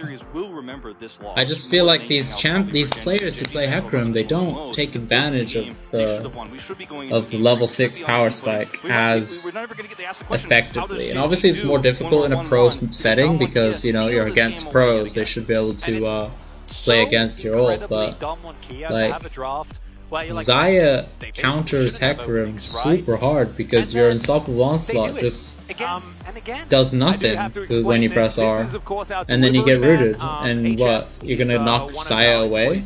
Then Rascal been playing awful, no way around it. I don't know about that though. I feel like the champions, you know, the champions are not so great. The volley was winning the top lane, you know, and I feel like the Rumble wasn't super impactful in teamfights. I feel like the Rumble ults were really bad. Life has been playing okay other than Phoenix does. DDD, I'm not too sure, but really trying to play his team on his back. Yeah, but you can't solo carry games against Damwon, can you? Because someone in Damwon's gonna pick up the slack. Absolutely now, as ladies and gentlemen, we are going to go to a short break. When we get back, analyst desk and possibly the final game in this fight.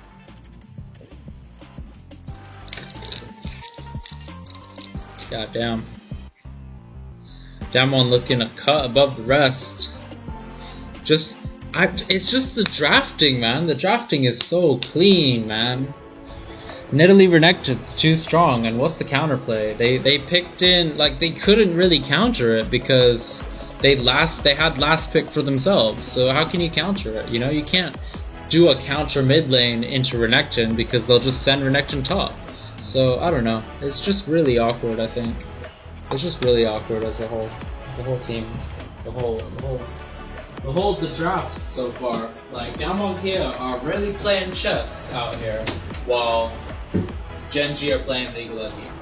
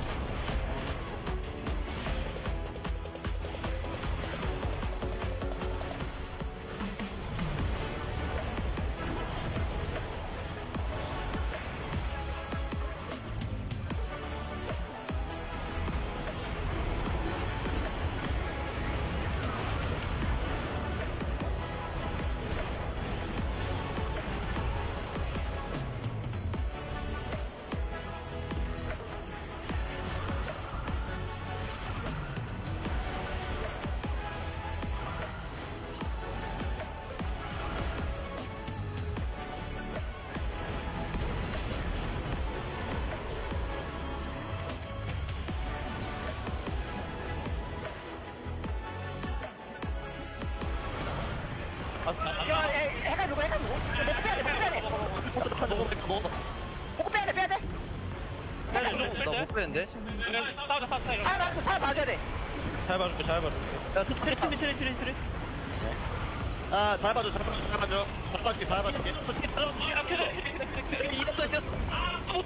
이겼네. 왜 못 썼어? 내 점프.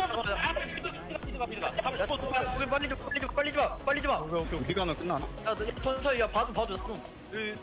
점프 없어. 같이 가자. 점프 없어. 야, 피업. 내가 해줄게. 끝난 거. 노플이야. 이거 힐 레넥이다. 너한테 쓰고 내가 피업 할게. 나도 힐할래. 아니 건보 그때 힐 줘. 내가 해줄게. 잘하면 끝난 거 같아. 노플. 해줄게. 같이 있어 같이. 얘 불 떠. 고용 빠졌어. 타워 쳐야 돼. 노플. 볼게. 나 네. 아이 고맙다. 감사합니다 형님들. Listen, man. 사람들은 보통 부실 골프를 벗어나지 못한다. 어나이들 중에서도 전생의 거북선 좌타수로 활약하며 오지른 노지키 실력으로 나라를 구할 수준의 공덕을 쌓았다면 비로소 되는 것이 챌린저인데 그 챌린저 중에서도 빡센 놈들이 모인 것이 LCK다. 정말 듣는 것만으로도 상대방을 지리게 만드는 괴물 놈들이 즐비한 곳이지만 인간의 탈을 벗은 실력의 팀들을 두드려 패가며 결승전에 진출한 리얼 싹겜을 두 팀이 있다. 다몬 앤 젠제. 그중 젠제를 알아보도록 하지. Oh shit, I'm missing the Genji hype montage. 명문팀으로 과거 삼성 갤럭시 시절 두 번이나 롤드컵 트로피를 들어올린 유서 깊은 집안이다. 이 팀은 신기하기도 기대를 안 하면 좋은 결과를 가져오고 기대를 하는 순간 맨땅에 다이빙을 박아버리는데 이번 LCK 스프링 시즌은 팬들이 Maybe they just hesitated too often. 뚫어버리며 결승전에 Last plan, okay, 코앞으로 다가온 만큼 팬들의 기대가 macro Genji shows by the lead they got, they just blew it. I mean, I don't know if they blew the lead. It was like their lead wasn't super big to begin with, and because of the champions that Damwon Kia picked, a small lead in the early game is not likely to amount to much, because in the early game they're just going to be stronger. Still Mad Samsung turned into KSV, then Samsung. What do you mean? What's KSV? 자신있게 꺼내들어 배고플 때마다 상대 챔프 하나씩 섭취하는 협곡 ASMR을 듣고 있노라면 리얼 밥도둑이 따로 없다. Getting a little cold. Jungle. Khalid.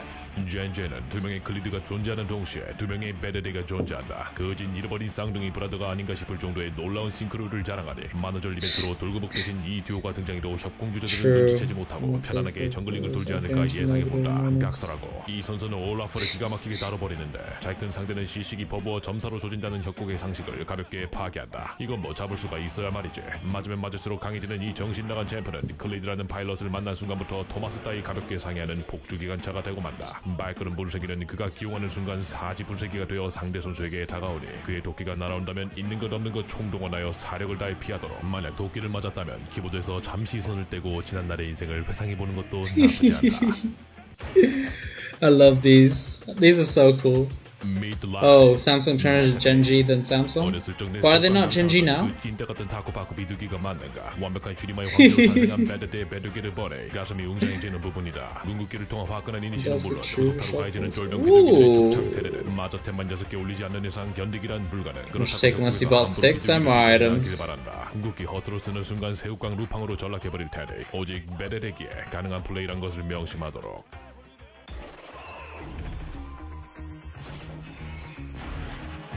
Phantom Mosaic, Roller, 탱커들과 브루저들이 I don't think it was necessarily like macro stuff. I think they just got outdrafted. 자신에게 제한을 몰아주는 만큼 그 값어치 이상을 해주는 원딜로 LCK 원딜 중에서도 캐리력이 단연 돋보인다. 실제로 LCK They just got way outdrafted, like super hard outdraft. 전체를 뒤덮고도 남을 정도로 방대하지만 반대로 자신의 펜타키를 뺏은 동료의 실수를 눈감아주는 관대함 또한 보인다.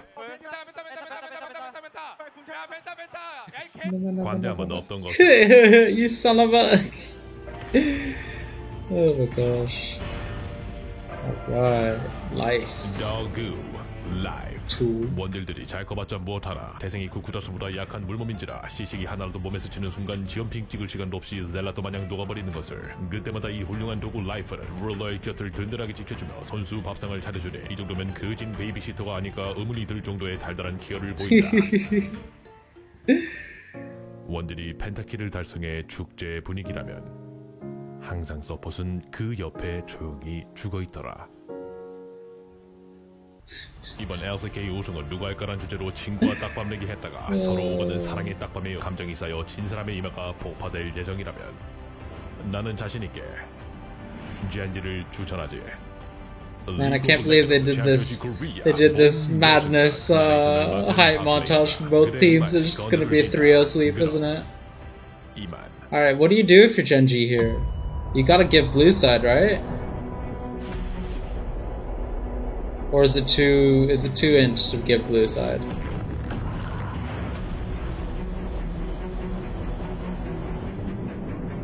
Most epic setting. What is this? We're gonna have Worlds 2021 in the wilderness. Oh, it's an advert for Iceland. Wait, what? Oh shit, MSI is in Iceland. Okay.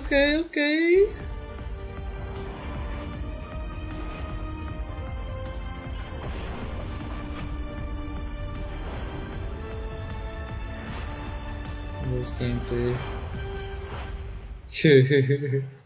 Lose game 3 is gonna go home early. Nah, they gotta take a game back, man. I don't want to see another 3-0 sweep. There'll be 2 3-0 sweeps today. That's like cheating me of half my games, man.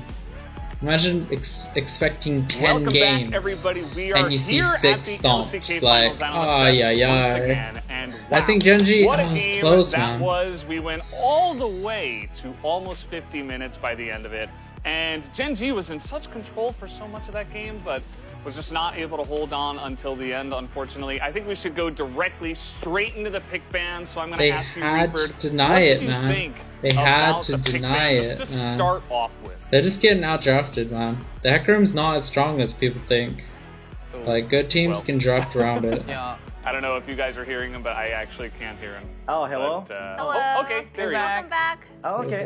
Sorry, I was mute. So, No! I was jumping into the Damon's draft. They I want are a 3-1. I want a 3-2. They are beta at Joy picks, which is they are picking Nidalee Renekton straightly and then banning out the BDD's counter picks and then giving him to Joy to counter pick with the Renekton and then picking Rumble, which is it doesn't really work, but they won through the game from the team fight. That was surprised me. And then I want to talk about a little bit about Gen.G as well. Their coaching staff knew the points about the game one, why they lost the game. They are playing really like set team fight, team comps at the game one. And the game two, they are changing the styles a little bit about giving players a little bit more freedoms as a champion itself, like Hecarim, Tristana. They have all ability to jump and engage and disengage, those kind of champions, right? But after one team fight loss, one engage fails, they are seems like going back to the passive anyway. Yeah, that's what I felt. Yeah, for sure. And do you have any thoughts to add to what he had to say? Yeah, I will do my short, but I think that I just didn't thought that Alistar was an important pick in the game, but iconic, when I man. saw the match, but Alistar Jaya just carried this game, I think. That was the important pick. Just they get the Renekton and Nidalee can be bad in late game, but they picked the Alistar and Jaya to carry the late game, so that's a very important thing for them, and they just made it. So that's very impressive for me. Yeah, It's well, just, we do have our I first saw clip ready, so why don't we just Chovy jump pick into that straight away, Renekton because into we wanna get Zoe, through all these clips. It was or such a Renekton long Nidalee game, so we gotta go into straight Zoe matchup, and it just the didn't first work one, out, which man. was I the just level don't think 4 Zoe's dive good up in the enough top to beat Renekton in This lane. was a very important scene, I think, because if Rumble died just solo, but This is good. it This is was so okay, but good. in this time, just TP'd off Showmaker. So this time BD gets the 2 teleports to win the line scene. So this made the game very hard for DK. And now, Rapper, please. Take it away. and then it connected to the mid and bottom as well.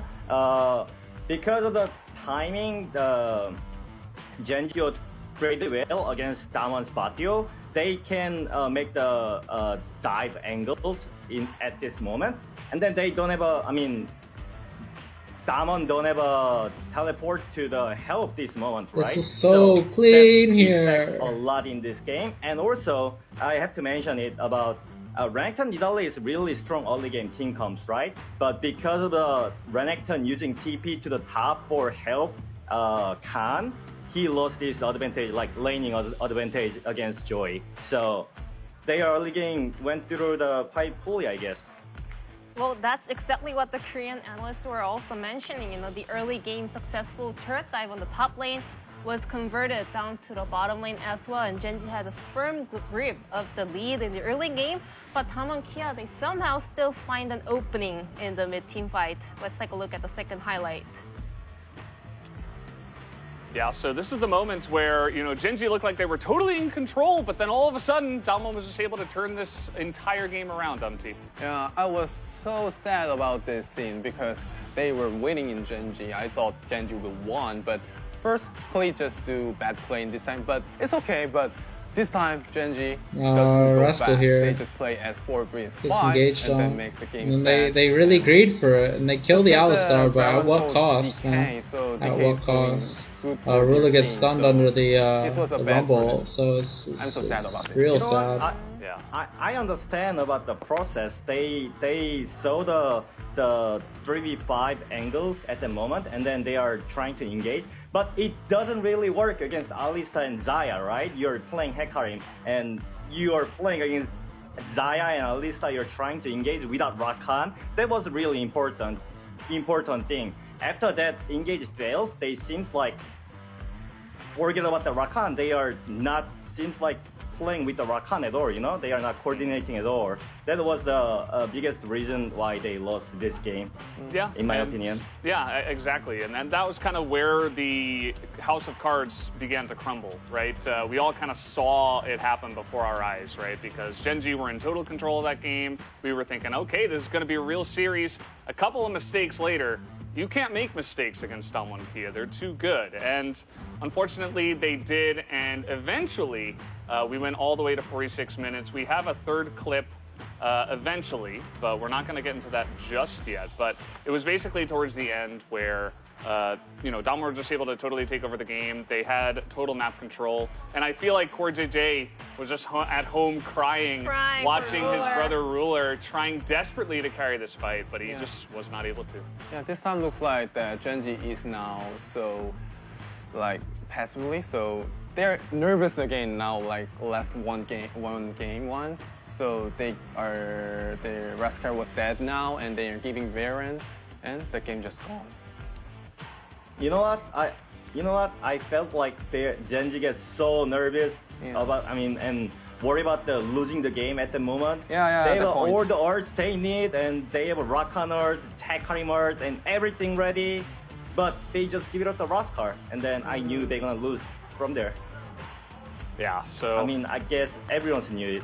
Yeah, I mean, this has been an issue that has plagued Gen.G for quite a while, where, you know, they are an incredible team. We were able to see what they could do in round 2, and then, unfortunately, when the going gets rough and when the nerves kick in, Damwon were just a little bit better at that point in time. So that's going to do it for the clips that we do have. Anything else you guys want to add about that game?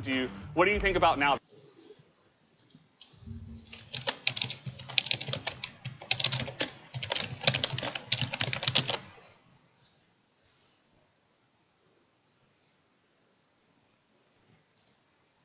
Is this it? Before we go to commercial, we have a special rendition of Silver Scrapes on the stage. I believe it'll be Mark taking it away. All right, Vancouver! You know this song. It is tradition. I want everyone to get hyped, get involved, and sing along with me. Bee-woo-woo, boo-dee-doo, boo-doo-doo, boo-wee-woo, boo-wee-woo, boo-doo-doo. It's not even doing it in time. Do-do-do, do-do.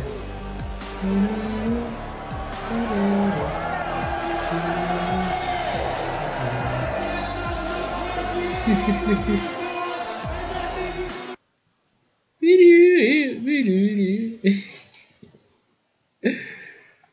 that's hilarious. We in game 3 yet? Hello? As we get into game number 3. Do you have any music recommendations? Music recommendations? I've never actually seen that before. It was 2017? Damn. I logged out of them so long ago. What is it? It's just this. I feel like we need something like no lyrics though, right? Maybe Japanese is just fine. We'll just put it on low. Yeah.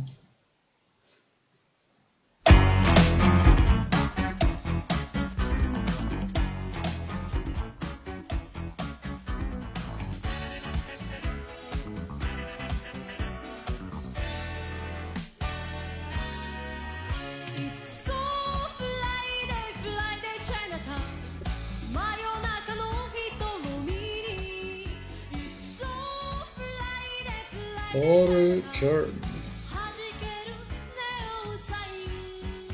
Order journey.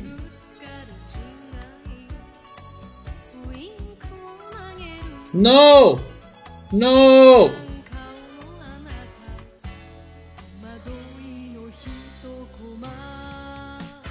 Why am I seeing the B1 Hecarim again? It's never gone well. Oh, Senna Udyr. Alright, they're leaving it open for the potential Heimerdingers. Let's see if they counterpick themselves, the Heimerdinger. Tristana outranges Heimerdinger in the late game, so that's good. You know, it's always also it's not guaranteed to do the Heimerdinger. I think Hecarim's really fucking strong, but it's just not what these junglers like to play, it seems. So he's doing Showmaker Akali into Ori. I think that's fine.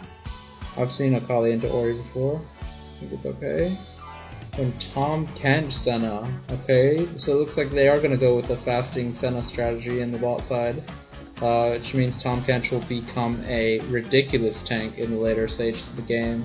So it means it's good. They need damage now. Damwon King need damage. High damage.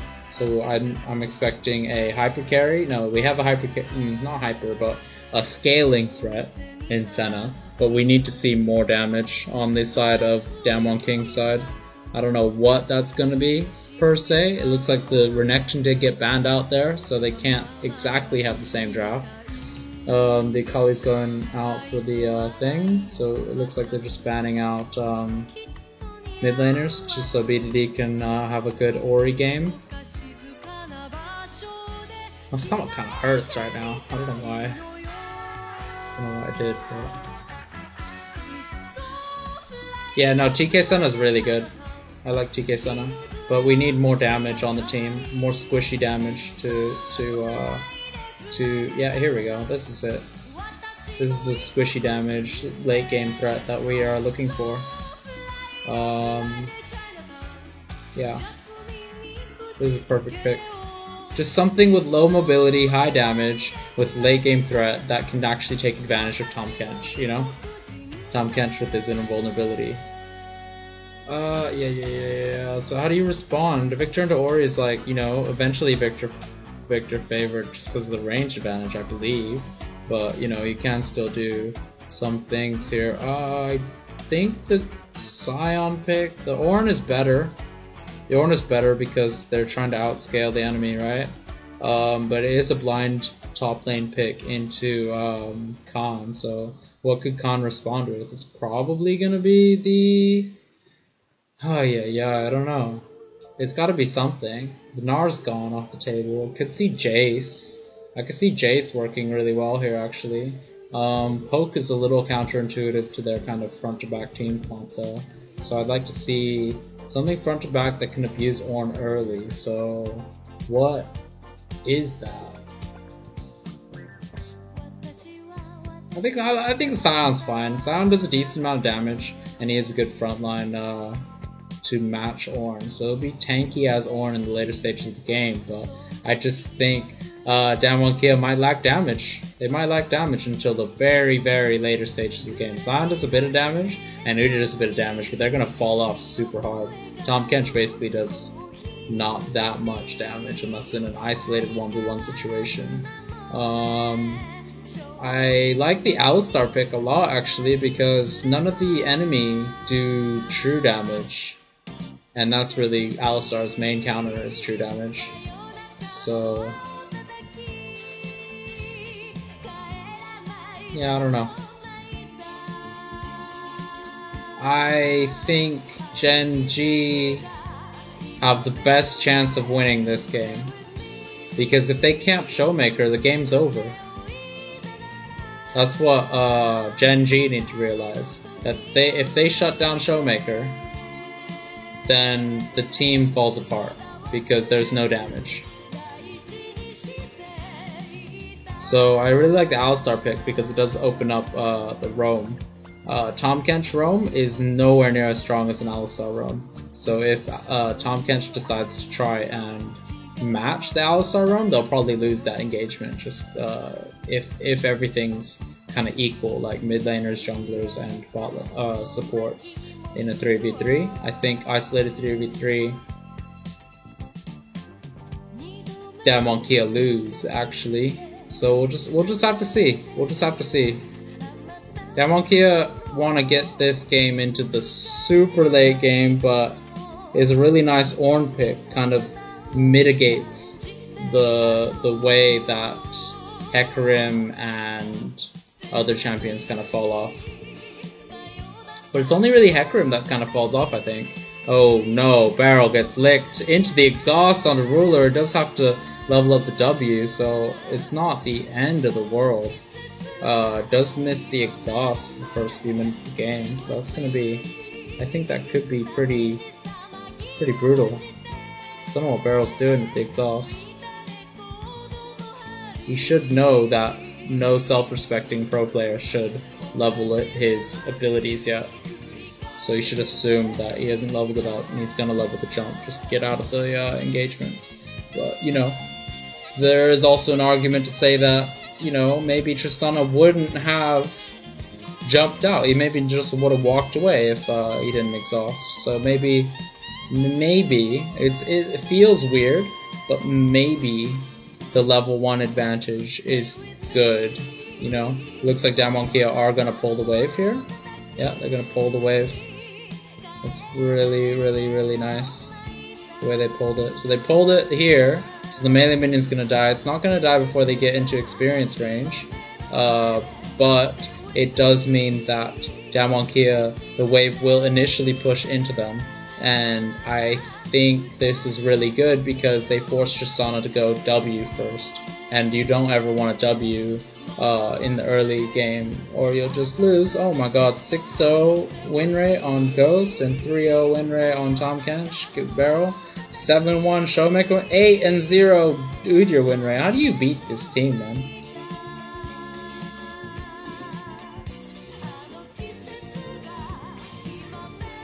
Oh my god, Showmaker's actually really making this awkward for Showmaker. That's really awkward. He didn't actually get anything, but he lost a little bit in mid.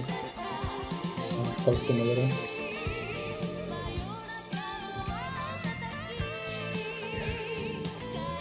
I have an 85% win rate on Ghost. It's ridiculous.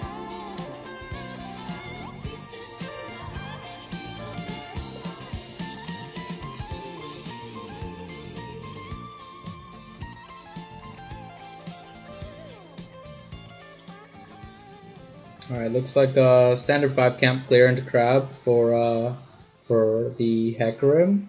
Udyr is slightly faster going Phoenix into Tiger, so he's going to be able to get the 6 camp clear into Crab. But otherwise it's not going to be a massive differential, really. Udyr does get the first reset off much quicker than the Hecarim does, so we'll see what he's able to do with this initial jungle priority. Rascal just escaped the big poke from Khan.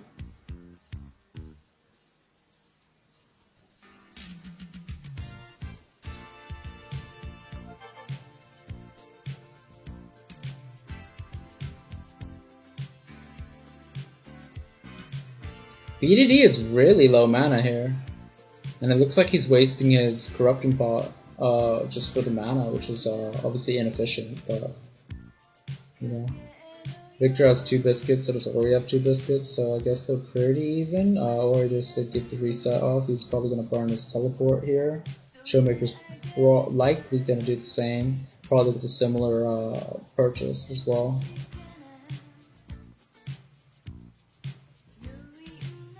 Ideally, Showmaker here wants to try and get a shove in as quickly as he can, but it's going to be incredibly difficult to shove in a full health Orianna, especially if he only hits the melee minions with his E. So it looks like he's trying to bait for a potential Canyon gank. Canyon has flash available to him, but it looks like he is not going to go for that. The Dissonance is going to get him out. I believe it's Dissonance? I don't know. Dissonate the ult, maybe? Okay, okay, good disengage from thing. Looks like flash burn from the Alistar there. That was a really good disengage. Oh, they don't see the ward. They don't know about the ward. I don't think they're gonna ingress. They shouldn't aggress, but they're hoping on it. Okay, the Hex Splash comes, the knock or the headbutt forward, but the root stops him in his tracks. He's not able to go any further forward. And Hecarim is on a ward. He doesn't get his recall stopped, so this is a free Dragon for Canyon. Ay ay ay. Just these small advantages, they do stack up over time. So there's already a 600 gold lead.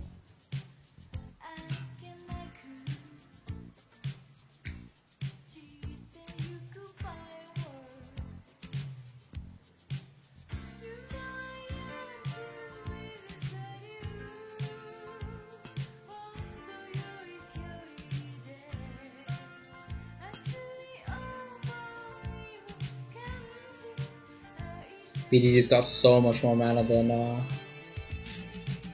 Showmaker has right now. Showmaker does have 3 biscuits and 2 corruption pots, so it's not like he's completely out of mana, but it's really dicey. If Ori decides to not like trade with Showmaker, he's just gonna run out of mana trying to contest the wave, I think. Like, what can he do to try and contest the wave? He's trying to harass him, but the Ori's got so much sustain. So he had burned through all his pots and all his biscuits, and Showmaker still has 1 more charge of Corrupting Pot and 3 more biscuits in his inventory. Okay, the ultimate comes out from Orianna. Canyon with the flash forward, and it will be first blood to Damwon Kia. Wow, the scoreboard really updated late, but it is not really able to answer back with anything. But that is flash burned for the mid laner, or for Canyon.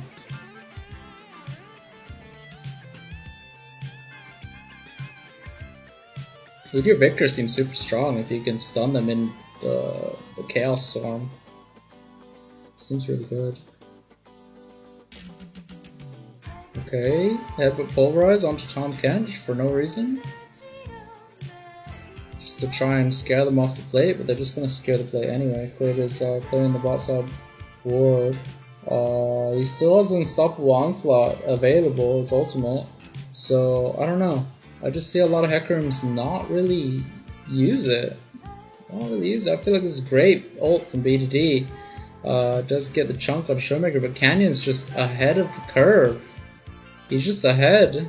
He's level 6 over Clid's level 5. He just knows where he needs to be and when. It's incredibly sad.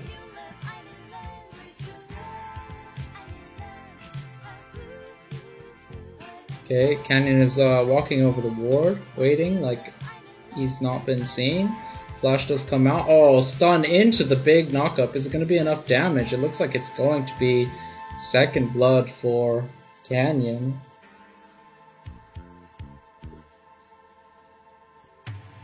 I don't know, man. That was really awkward.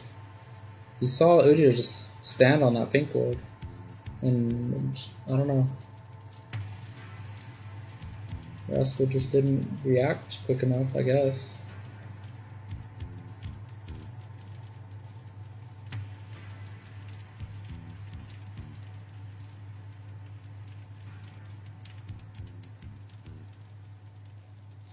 Looks like a 3v3 Rift Herald dance for the Rift Herald. Rift Herald does end up resetting.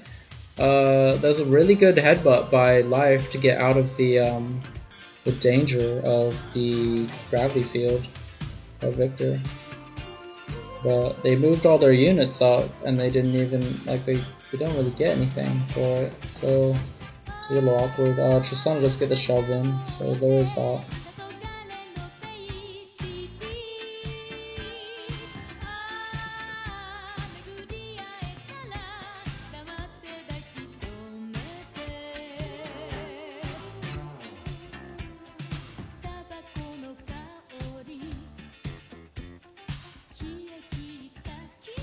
Bonk.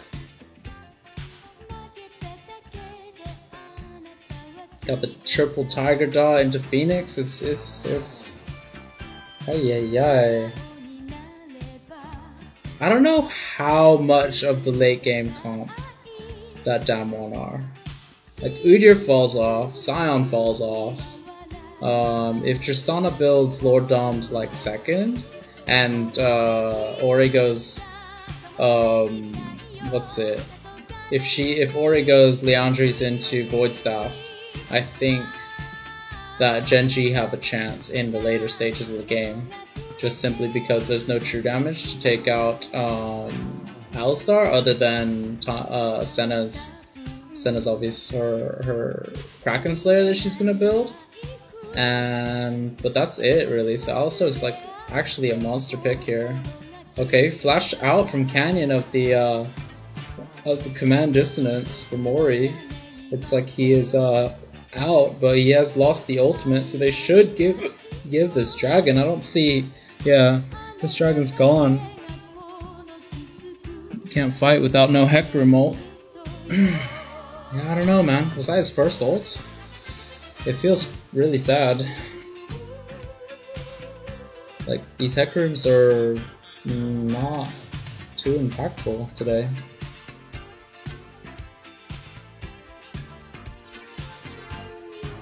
I think what Genji are failing to realize that how much this team comp falls apart if they camp Showmaker. They camp Showmaker. Senna's got to scale to get souls and get crit.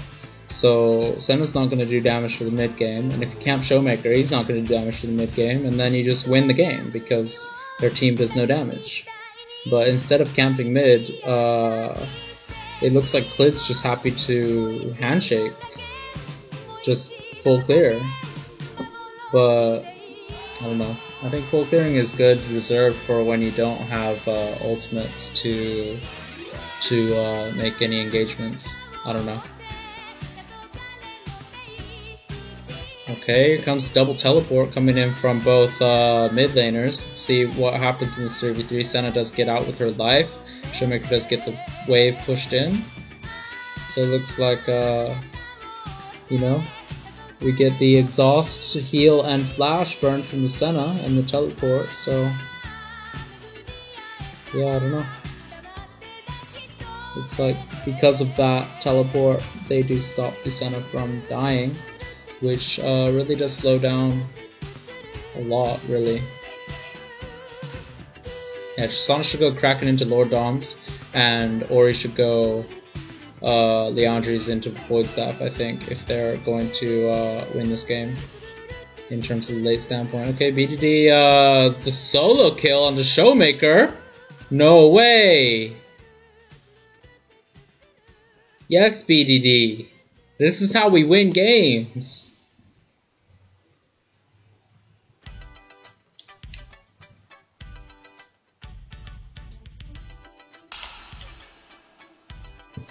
Ah, oh, coffee is ass.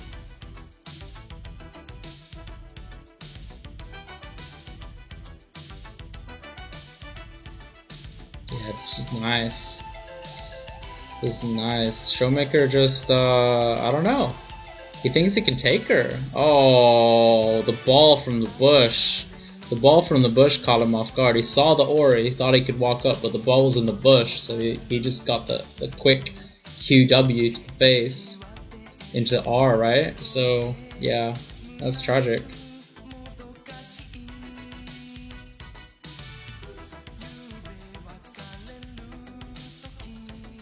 Alrighty then.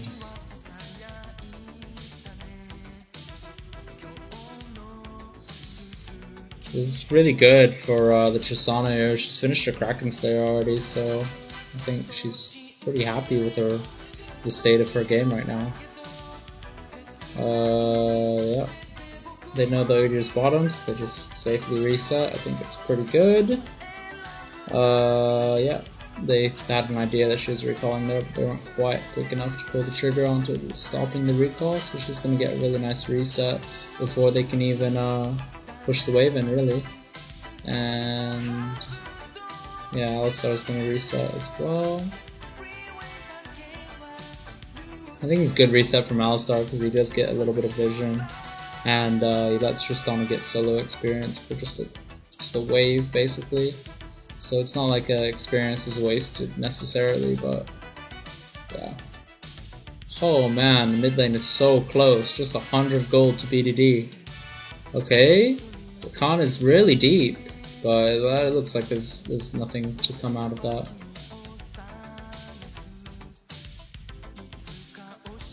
I really want to see Void Staff, man. Liandry's into Void Staff. Or Liandry's into Demonic into Void Staff, but I think Liandry's into Void Staff into Demonic is better. Yeah.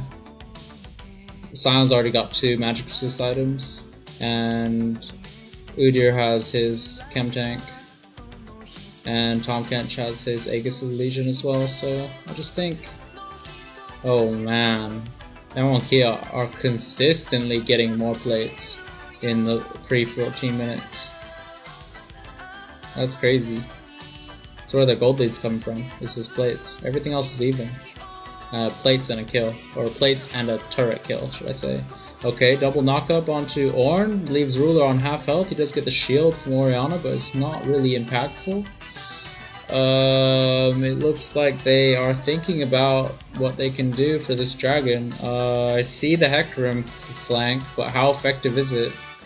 How effective is the Hecarim flank? It is yet to be determined.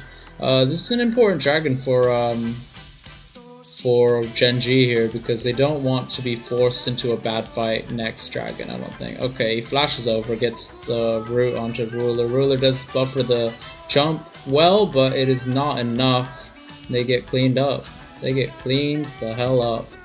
Barrel and backline. I don't think this is gonna work. BDD is gonna try his best to kite out and deal damage, but it is absolutely tragic. That is a wipe. Ay, ay, ay. It feels bad, man. It feels bad. I didn't realize they'd lose that hard. They just split up randomly.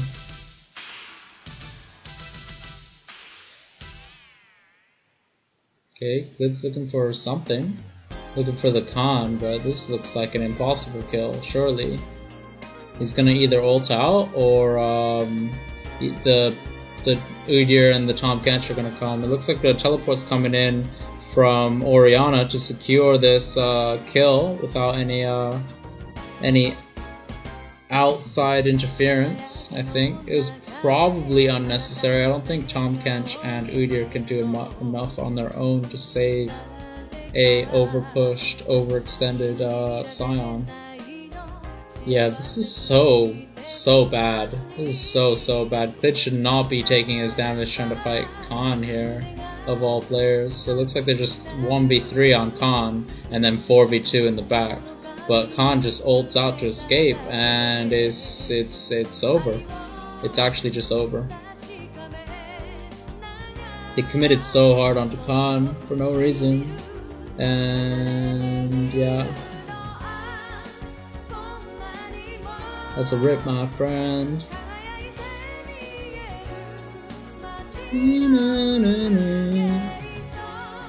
Oh my god, straight into more action. Ghost dies though, so that's really good. Okay, double shockwave into the Alistar knockup. This is big.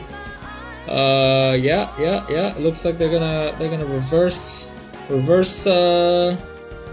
sweep the team fight. Looks like Oh no, wait, Damon's still killing them. What am I saying? I'm so confused. It looked like they were winning that fight for a second. Oh yeah, yeah. Sounds too tanky, man. I think Sorcerer's Shoes are kind of necessary over Lucidity Boots, right? Okay, she is going Void Staff second, so I think that's good. But Lucidity Boots feel a bit bad. Right? Ruler? Oh my god.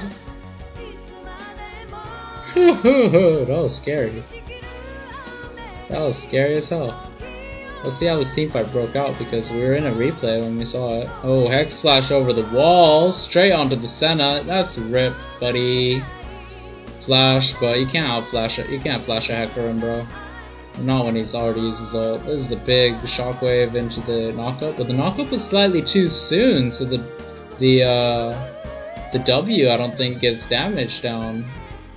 But yeah, they're just deep, and they shouldn't have been, I guess. Rip.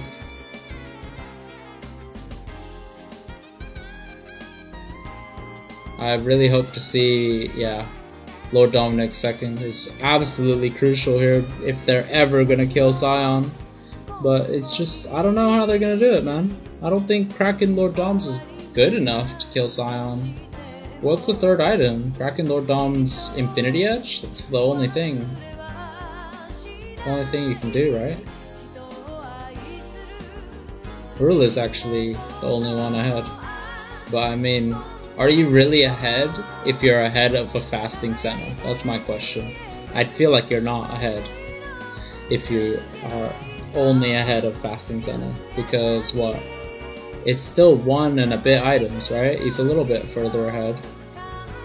But it's pretty tragic, man. I'm not so sure about the Ninja Tab eyes on Senna though. I don't know what exactly she thinks it's gonna stop. Hecarim and Tristana? Maybe Ori, but I don't think you should be worried about Ori's auto attack damage. Like, obviously our auto attacks hurt, but I don't know, I feel like the steel caps are a bit awkward. I think it's just because the Tristana is so strong that they went steel caps, maybe. I don't know. It's kind of hard to tell. Here we go. We got Clid with the miracle flank. Let's see if Damwon Kia actually overcommit here. Okay, Lexa, stop. Looks like Showmaker's recalling, but he dipped. He's gone. He's teleporting straight back with the fresh buy. This is really bad. Clid's just chilling. At least kill the Rift Herald, right?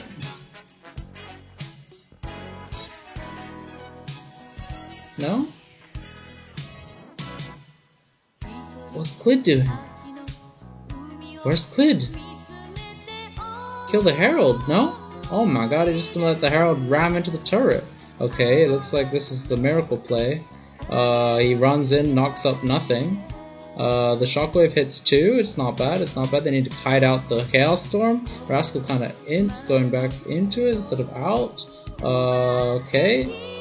Alistar gets the knock back. Okay, the big onslaught of shadows from Hecarim, but is it enough? They deal no damage to that front line. They deal 0 damage. What? What? Oh, the flash lick seals the deal.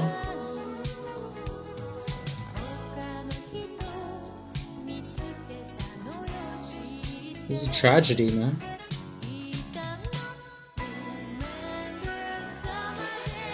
He just doesn't have enough money for Lord Doms yet. Oh no, Hecarim's gonna run down Triss? No, he's just gonna get the push in and just continue counter jungling, or go for top grab. I think top grab is better because Hecarim's on his way. You don't want to get caught with your pants down trying to take the enemy jungle with like 3rd mana. But man, It could have been so good. It could have been so good. He's running. He knocks forward the Scion, but it's a miscommunication because he gets knocked up simultaneously by the Alistar, so he doesn't actually move at all. And then the Q lands on the Hecarim, which is not good. It does knock the Scion back. Flash Pulverize comes out, but it is not quite enough. And then they're just wailing on the Scion, actually. Actually, no. Ruler should be... Ruler should have been killing Khan there. He'd have to be, right? Khan has his ultimate down, so he should just be wailing on him there. He does have Lord Dominic's now, Ruler, so now he should be able to kill. He should be able to kill Scion now. What is Orianna building? Why not the Void Staff, my dude? Do you not see the double Negatron cloak on the enemy side? Ay ay ay, Ruler gets popped by the face check into the Scion. That is tragic. Do no 80 carries build Blade of the Ruin King in it? Blade of the Ruin King is kinda garbage, I think, right now, in the current state. Like, it's good as a dueling item, and that's basically it. Just because it deals damage, it gives attack speed and healing, so it's good as a first item dueling item. But it does pitiful damage. I think it's got like 40 AD, and BF Sword gives you 30, I think. Or maybe 40. Yeah, so why would you spend like 3,000 gold on a BF Sword worth of damage, you know? And, you know, Blade of the Ruin King, it's just... The problem with Blade of the Ruin King, right, is it's good against high HP, but it's reduced in effectiveness by armor. So if you're building it against tanks, the extra damage is actually not going to do very much because, you know, they probably have Ninja Tabis already. They probably have, you know, Stoneplate or, you know, any other form of armor. So Blade of the Ruin King's just not really the one, you know, compared to Kraken, who's this? Damn. It was Ruler, right? No, it wasn't. I don't know who it was. Was it Khan? It was Khan, right? I don't know. But yeah, no, it's just much better to go Kraken Lord Doms to kill tanks because Kraken gives you true damage, and Lord Doms, wow, he took no damage still. He only has Deadman's and Chem Tank, so he shouldn't be doing so little damage, I think. Uh-oh. Yeah, I don't know. I think Ruler is a bit tilted. He's a bit tilted. But we'll see. We'll see. I think Infinity Edge 3rd is the buy. Just because you need to kill the tank, basically, and you already have the tank killing item, so you just need the highest damage dealt, right? Nice buffer from the Ruler, so it looks like just gonna be able to get some pot shots on Udyr, but he's a bit scared to do so. He's scared of the flash stun. There it is, into the Senna ult. He does go down to half, but he's dealing consistent damage to the thing. Okay, it does leap out of the Scion. He should be hitting the Scion, surely? No, it's too dangerous. It's too dangerous. Showmaker will just one-tap him. It looks like Sion's going back, and he's going to quick teleport back to the lane. And they're just going to finish here. Yeah, GG. GG 3-0. Damn. Oh, they knocked Khan into the turret. This is actually not the worst thing that could happen, but I feel like with the Baron buff they can just wait. Any team can just wait. Showmaker with the super nice Zhonya's, but it's not enough. It's simply not enough. Oh, Damon's too good. They're too good, man.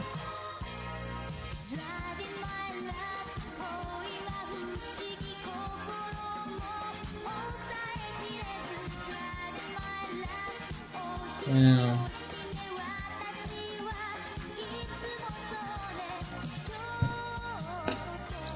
Rip Damwon, man.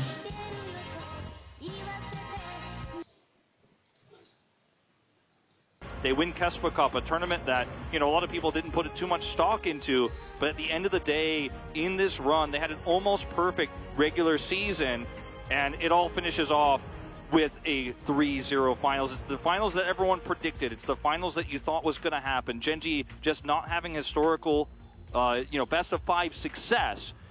But after that game, too, I think there were no doubters that Damwon Kia was going to be the best team in Korea. Now, no Silver Scrapes, I'm afraid. I hope the Rogue G2 match is going to be much better. A similar dynasty to SK Telecom T1, that is always going to be the comparison, and we're one step closer. And I'm happy to see this Damwon Kia return, because I feel like they weren't always there throughout the regular split. I don't think they were always there in the playoffs. But going into MSI, this is the team as an LCK fan you want to see. The dominant early game is back. They're taking a single lead at some point in the game and just turning it into so much more. This is the team that won Worlds. And Noguri might be gone, but Khan doing a pretty good job of making us forget about him. This is actually like one of the huge moments for Khan as well, because he's been known very similarly to Gen.G in the past.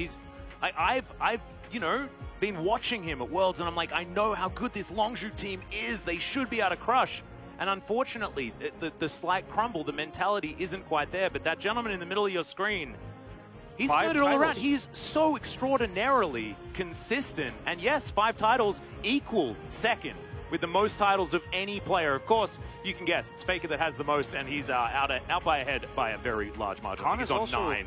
He's the oldest player in the LCK. He is a veteran. He's you know, thanks, old man. by Pro standards, but he still holds his form. He still holds that veteran status, and he's a player who's what's your evolved over priority his for the live stream, or not for the live stream, but for the thing? Like, I want to do more LJL, he's actually one of the players but who actually keeps them cool. not if their match is like that. You know what I'm saying?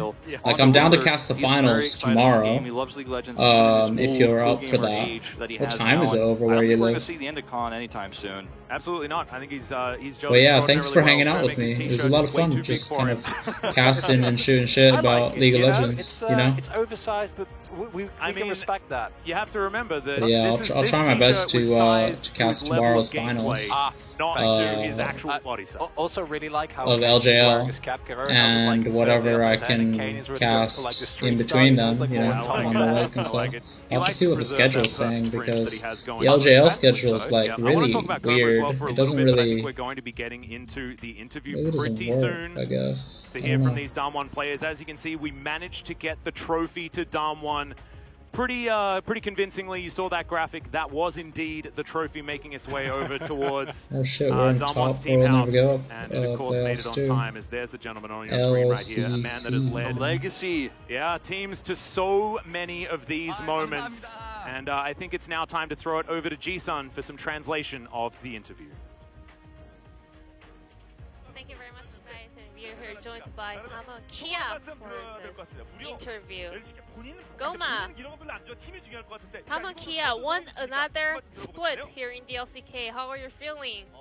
일단 First 우승하게 off, 돼서 정말 너무 기쁘고요. I'm so glad that our team 우승하게 할수 got the trophy. and 선수들과 I want to say thank you to the players who made this Thank happen, you, and Lily. also our coaching Watch staff. anything, you should watch any majors in LGL, gonna subs, I'll get notified, and it's like 7 AM where I am. Yeah, no, get to bed, man. Get to bed. Thanks for staying up, though. It was fun.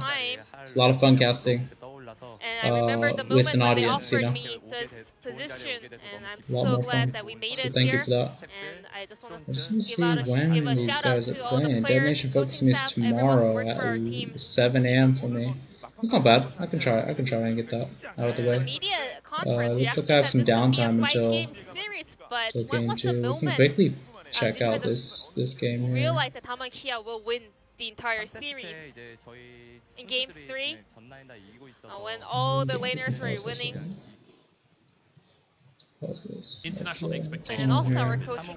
Oh, RNG top esports 1-1 right now. 1v1 scenarios in that 1v1, that is Knight's comfort zone. That's where he is truly exceptional as a player. So I think with this kind of comp and with this kind of play, Have a good night, my dude. it Thanks for actually sticking around. leans into the strengths of not just top esports, but Knight as a player specifically.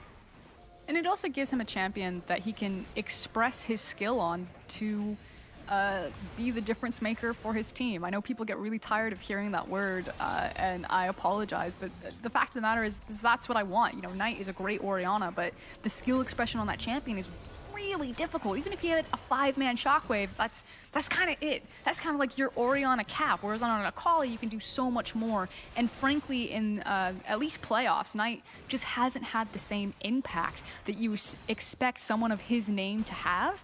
And on a champion like Akali, I'm like, okay, yes, give it to me. You know, show me all of the crazy mechanical outplays.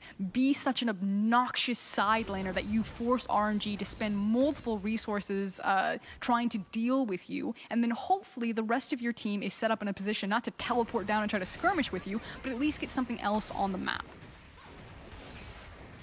See if they're going to be able to find those opportunities to force something on the map, to find those advantages in the 1-3-1. And speaking of the 1-3-1, you can see that is the setup on the map for both teams right now, and it's going to be Cryin that matches Knight wherever he goes. Having that magic damage shield will certainly help in the 1v1, at least to subdue Knight and stop him being able to brute force anything. But Wei is sneaking behind, and Knight don't know about it just yet. He could be in trouble here. A TP being channeled as well. Twilight Shroud going to be used as Knight stuck in this one. CC. Whoa, nice. No way can he get away with this one. Flash forward from Xiaohu to finish the kill. That was too damn close to Knight getting away. And frankly, that's better macro and objective setup from RNG that leads to Knight being killed there. It's 30 seconds before the mountain is going to spawn. You had RNG who got priority over the mid lane, then forced it forward, moved into river, were laying down their triangle vision, and saw that Knight was overextended bot side and got a very easy wraparound on him. For this Drake. This is now your Akali 15 seconds on, so she's going to spawn 7 seconds after the Drake. Does have teleport, but our top esports going to try to force that with 369 on a very deep flank, and JackeyLove nowhere near the fight to start. 369 you better believe they're going to force it, Prosker, and this is what top esports do. 369 runs on in. They're playing for time, though. They're waiting for Knight to get into the fray. He's TP'd in. He's in the back of the pit now. 369 plays up towards the top side. Keep your eyes on JackeyLove and Knight. They've got to pop off if top esports want to stack these Drakes.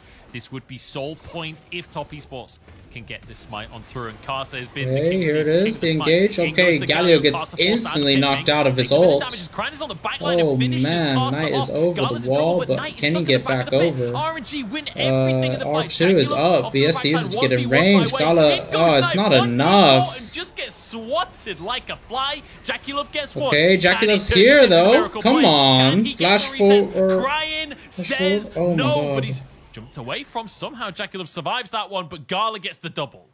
I cannot wait till we have a replay of that team fight, because I'm fairly certain that that was a big difference between Cryin zone control and him as a tank player versus 369's zone control and him as a tank player. It felt like 369 wasn't defending JackeyLove for most of that fight, that he actually tried to follow up on the dive from Knight. So my eyes are on Knight right now. Ming flashes in, it's followed up by the Galio ultimate, and Knight immediately goes onto the backline. It's into the stopwatch. Look at 369. He's like, okay, am I assisting into this backline? Okay, JackeyLove seems fine. No, now I'm gonna walk over here. I'm not gonna hit anyone. I'm drawing back. Like, he's just spending so much time walking back and forth. He finally finds a nice angle that lines people up into a choke point where JackeyLove's able to do something, but like Cryin immediately gets onto the backline, zones JackeyLove away. It's just, it feels like the story time and time again is JackeyLove doesn't get to hit anyone. He's like on one of the longest range 80 carries. He's level 14. You have plenty of levels to give Tristana that extra range, and he never gets to do anything. And once again, RNG are the ones that are just brute forcing early Barons in this series. Droll just warded the wrong here's side teleport coming in from JackeyLove is nearby. 369. They do get the Baron. They want to win the fight here. Oh no, JackeyLove. Is disgusting. And now Xiaohu's in trouble. Knight, you have to keep your eyes on him. He's in the Twilight Shroud. Perfect execution, but taken down. Gala still surviving in the backline. Droll, the last man I gotta be done with League for today, right? I gotta be done with League for today. It's gotta be done. It's an easy ace and probably an easy game for RNG. 12-5, closing on an 8k gold advantage in their favor. Surely when this tower goes down, they have figured out the secret formula to defeating top esports, and it's walking away from them. It's waiting until your composition is ready for those fights, when you have the items, when you have the perfect setup, and beating them on the map and not in those early skirmishes. And Knight tried. He tried his hardest to force these skirmishes. 369 was finding solo kills on the top side. The lane phase can never be disputed of how strong top esports are, but they cannot win lane a win game. It is just not in the cards. And this is a big yikes. JackeyLove and Vayne spotting on champions that aren't Vayne. Name a more iconic duo. I think he just jumps in and gets blown up. And I think beyond that point, the fight was already over, let's be honest. That was not 369's fault. That was not the tank line's fault. That was 100% JackeyLove's fault. Look, JackeyLove has that mojo. We talked about the JackeyLove factor at the start of today. He Munch, will anytime I enter a game, I'm going to be like, it's just my mojo. Look, trust me. Like, people in solo queue might not understand, but that's okay. They don't need to understand. The only person that needs to understand is Top Esports and Austin Powers, okay? So, other than that, you're good. Just int your face off. Now, checking in on map state, it is going to be the reset from 369. He could look for an engage here, as well as Jaw, trying to get a nice flank, looking for a cast. And I really want him to find Gala, as Mario Kart goes in and goes sideways. That was very sad, wasn't it? 369's charging, he's like, never mind, I'm going to walk away. It was a little bit deflated as he waddles away from the play. And I mean, this is just perfect scenario for RNG. Just stay grouped up, have way off in the mid lane, just using the Baron to try and pressure onto these towers. Gala can just free hit onto the tower. 369 has no ult, so there's no hard engage here. For the side of Top Esports, RNG just buy themselves as much space as they need as they take one inhib. They can maybe look towards a second as well. Also trying to engage here as Way just gets the fear onto I don't know what this is. Self safe. Just trying to clear the waves. Okay, push 369 forward. Is that the answer? Oh, Karsta got real fucking low down. Weird just got topped. Gale Force in as Cryan is on the back line as well. RNG going so deep for this one, but Gala's just free firing this entire time. Knight trying to escape with his life, as is JackeyLove. The carry the double taunt, Cryan. It's just too beautiful here from RNG as they take this game by storm. And it's surely going to be at least another inhib here. The confidence of RNG to siege the base like this. It is just Knight on the defense. Very long death timers, and it looks like RNG will push for the win. They're going to try and end the game, but they're up against the golden left hand. What can he do? He's got the mark onto Ming, but he's not going to follow up for now. Just clears the way, but he holds on to the game. RNG, as they have all game, respect them and back away. This is actually pretty important, though, because the Dragon's about to spawn as we go into this replay, and the death timers are low for Sion, and they have double teleport on Knight and Sion, so there's a potential that we come out of this, and if RNG try to hard force a fight on this Dragon to pick it up, and the double TP came from Top Esports, that you could actually swing this game back with long death timers. Taking another look at this one, okay, it looks like Top Esports actually just waved the white flag and gave the Dragon away as we see Gala soloing it. Taking another look at this one, you know, at this point, you just don't have the damage and you don't have the tank stats to survive to the front to back team fight. I call it slapping you with your wallet, and that's what RNG are doing. They're backhanding Top Esports with a massive gold lead every single time. Yeah, and it feels like RNG are doing such a good job of playing around Gala in the fights as well, right? Oh no, Cryan. So damn safe. Cryan, no. RNG do such a good job of healing for him, but Top Esports, they know it's dire straits right now, and they are looking to make play happen. Way is going to be the one that face checks. Okay, double taunt. JackeyLove's in the back, getting Cryan real low. Okay, he does get him. Oh, JackeyLove goes down to Gala. Okay, he goes in. Knight is trolling. What? On 369, they haven't got what it takes to finish this one off, but now 369 against an AD carry. How does 369 live so long? What? He got himself a triple kill in this fight, but there are supers on the Nexus right now. All RNG need to do is stop recalls happening. Yeah, Gala isn't chasing 369. He's actually chasing this Nexus tower, and 369 suddenly realizes that he wasn't the target all along. He knows the game is over. He wants the 1v1. It's not going to happen, unfortunately for him, as his ult came back up, so he just slams into the wall to keep himself alive. Game number 3 goes the way of RNG in a very convincing team fight fashion. And now the question is, what will Top Esports do about it? Because RNG have figured out the key to victory. Top Esports saw their glimmer of hope, that it was about the skirmish, it was about breaking RNG's 5v5 up, making crazy snowball plays, brute forcing victories. And when RNG just decide that that's not the game that they want to play, when they have disengaged tools, when they're able to have the patience and the communication as a team to just walk away from Top Esports, they beat themselves. they run out of steam and they collapse and they fall over. And it feels like it's going to be a very inevitable 3-1 at this rate, because I don't see RNG kind of losing that bone that they've found of Top Esports. I feel like we're going to see a change-up, though, for game number 4 from Top Esports. As I'd anticipate that we swap sides again. We end up, because we've got 100% win rate on blue side so far in this series. I'd expect Top Esports to go back over there.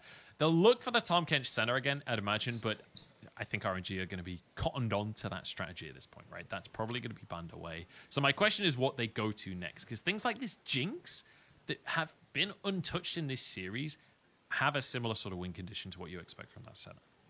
She's been banned a couple of times, and I do agree. I would like to see a different hyper carry for JackeyLove that isn't something like a Tristana. I'm really curious, actually, what Knight's champion pool is going to be. You know, if they are on blue side, and if they're denied the Tahm Kench, and they don't get Senna Kench, if they'll instead actually put Knight back on Orianna. I'm not saying like with a priority pick, but they'll probably prio either Udyr or Hecarim, and then have a ball delivery service for Knight to go back to his Ori and actually just try to 5v5 RNG and just build like a big wombo combo style composition instead of continuously doubling down on having these assassins and playing these side lanes. Like, the counter to that is the only time that we've seen Top Esports be successful in this series is when they were playing 1-3-1 and they were playing those side lanes with something like 369's Gnar that was basically just a 1v1 assassin, and Knight on the Akali just styling on people. But it feels like now that that's been read and they're unable to do it again. And it feels like in so many of these fights, Gala just gets to do what he wants. He just sits on the back line, he's just throwing feathers all day long, and nobody can touch him. It's reflected in the damage graph, but let's be honest, with this composition, this was the way the damage graph was always going to be if things went the way RNG wanted them to go. So, exactly expected. And I wouldn't be surprised if Gala gets MVP for this game, because he's an AD carry and he put up good numbers. That's the way that this goes. But at the end of the day, this was very much a team effort to set Gala up in the fights. Yeah, and I really want to give special shout out to Cryan. I think his Victor game, so-so. I wasn't really a big fan of his Renekton, but I think his Galio performance was really, really solid. Very impressed with Cryan's team fighting and kind of when he decides to pull off who he's putting pressure on in team fights, who he's zoning out, and who he's following up on. And I think his Galio performance was phenomenal. Yeah, really fantastic stuff. We've seen he's one of the few Galios in the league. Like, Galio, especially in mid, is not something that we've seen this split very much, but Cryan is one of the few exceptions to that, especially alongside things like the Twisted Fate. It was kind of his version of Twisted Fate to an extent, where we saw him picking that quite a few times and trying to impact the map that way, whereas Galio generally, for the rest of the league, was just a support pick. So really, really good to see Cryan bringing his own style, especially against a mid laner like Knight. It's important to be able to bring your own style to the game. Cryan does exactly that. We're going to game number 4, though, with RNG having the advantage. I don't know if Top Esports have anything left to fight back. We'll have to find out after the break.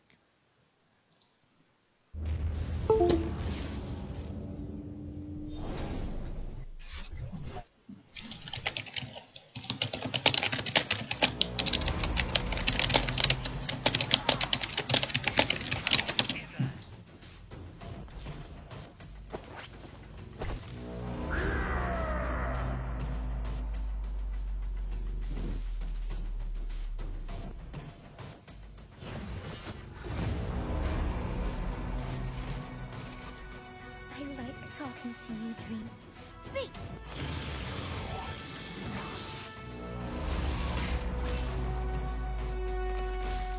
It's been a bad start to RNG's playoff run, having finished as the #1 seed in the regular season.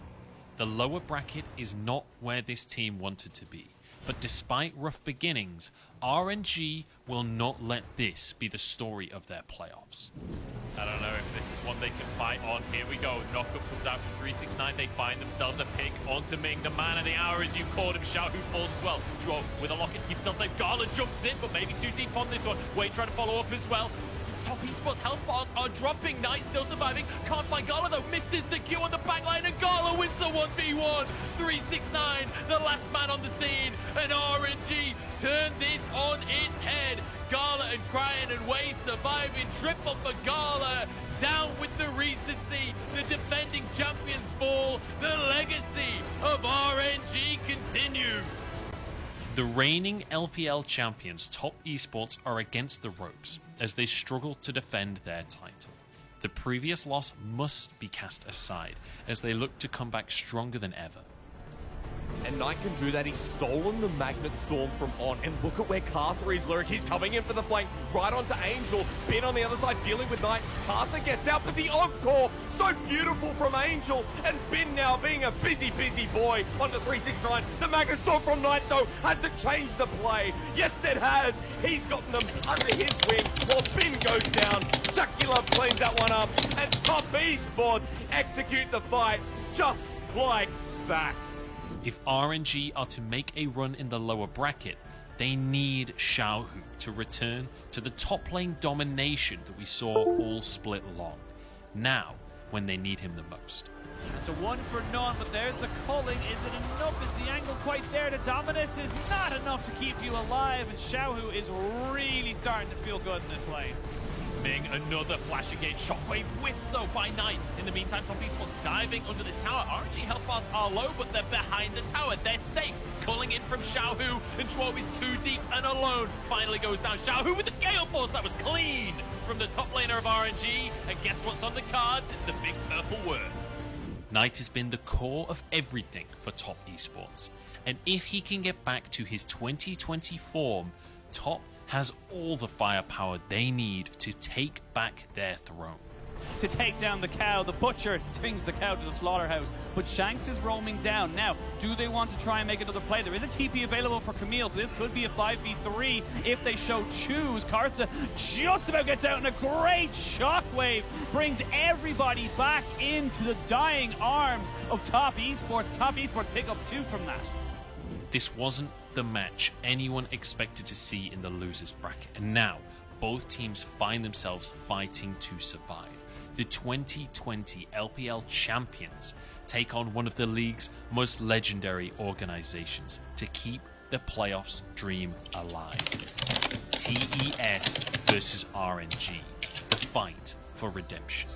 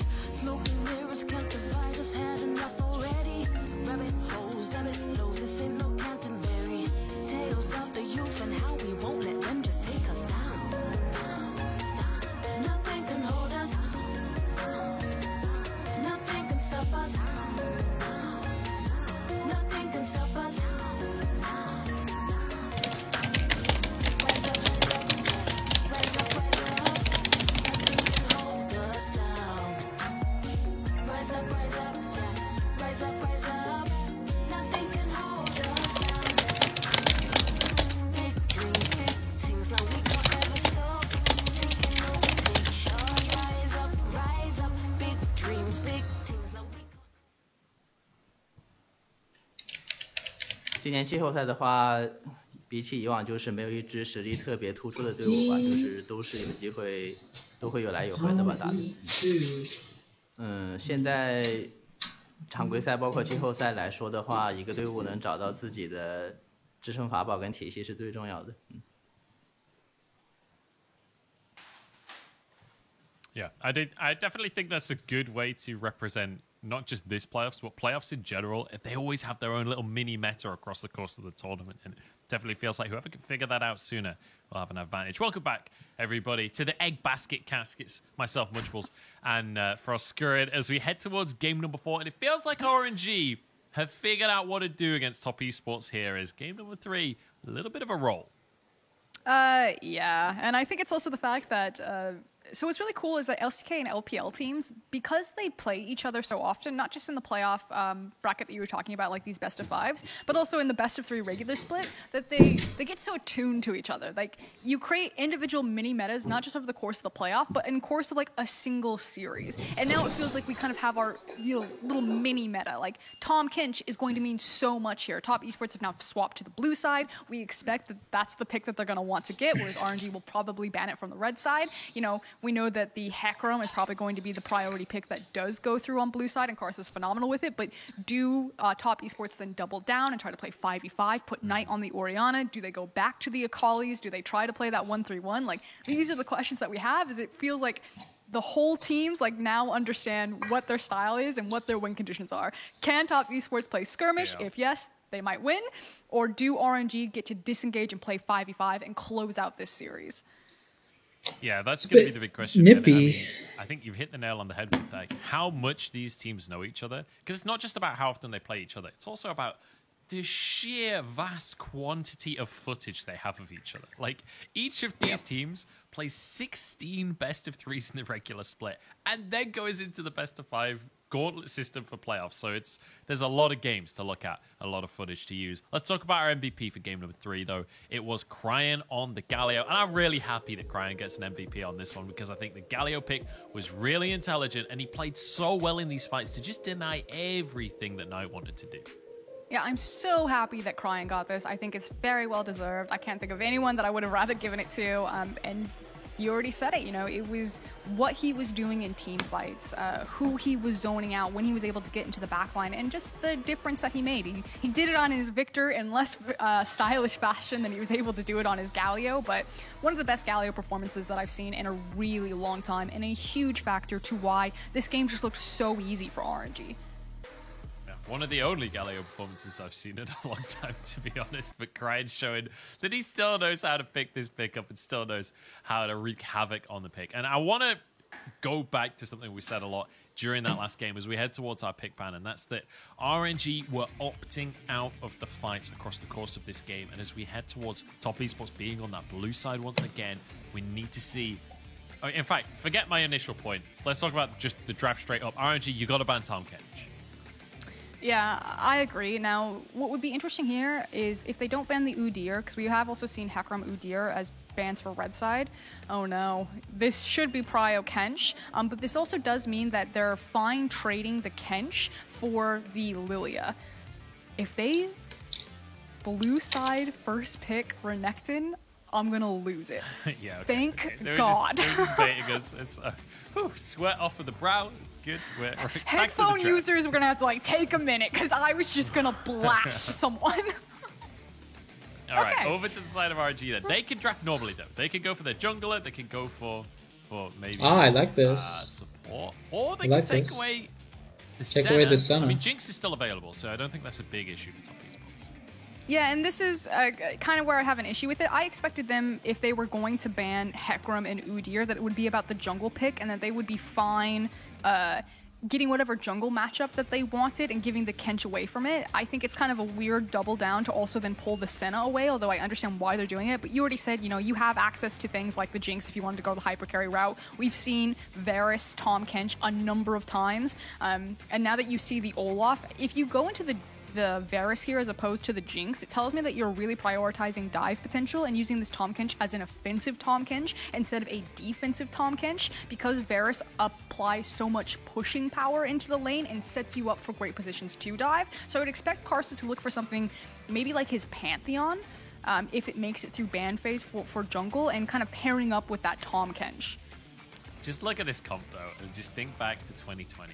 What did Top Esports always like to draft? These long-range compositions where you never really properly team fight. You always stay at arm's length from the opponent.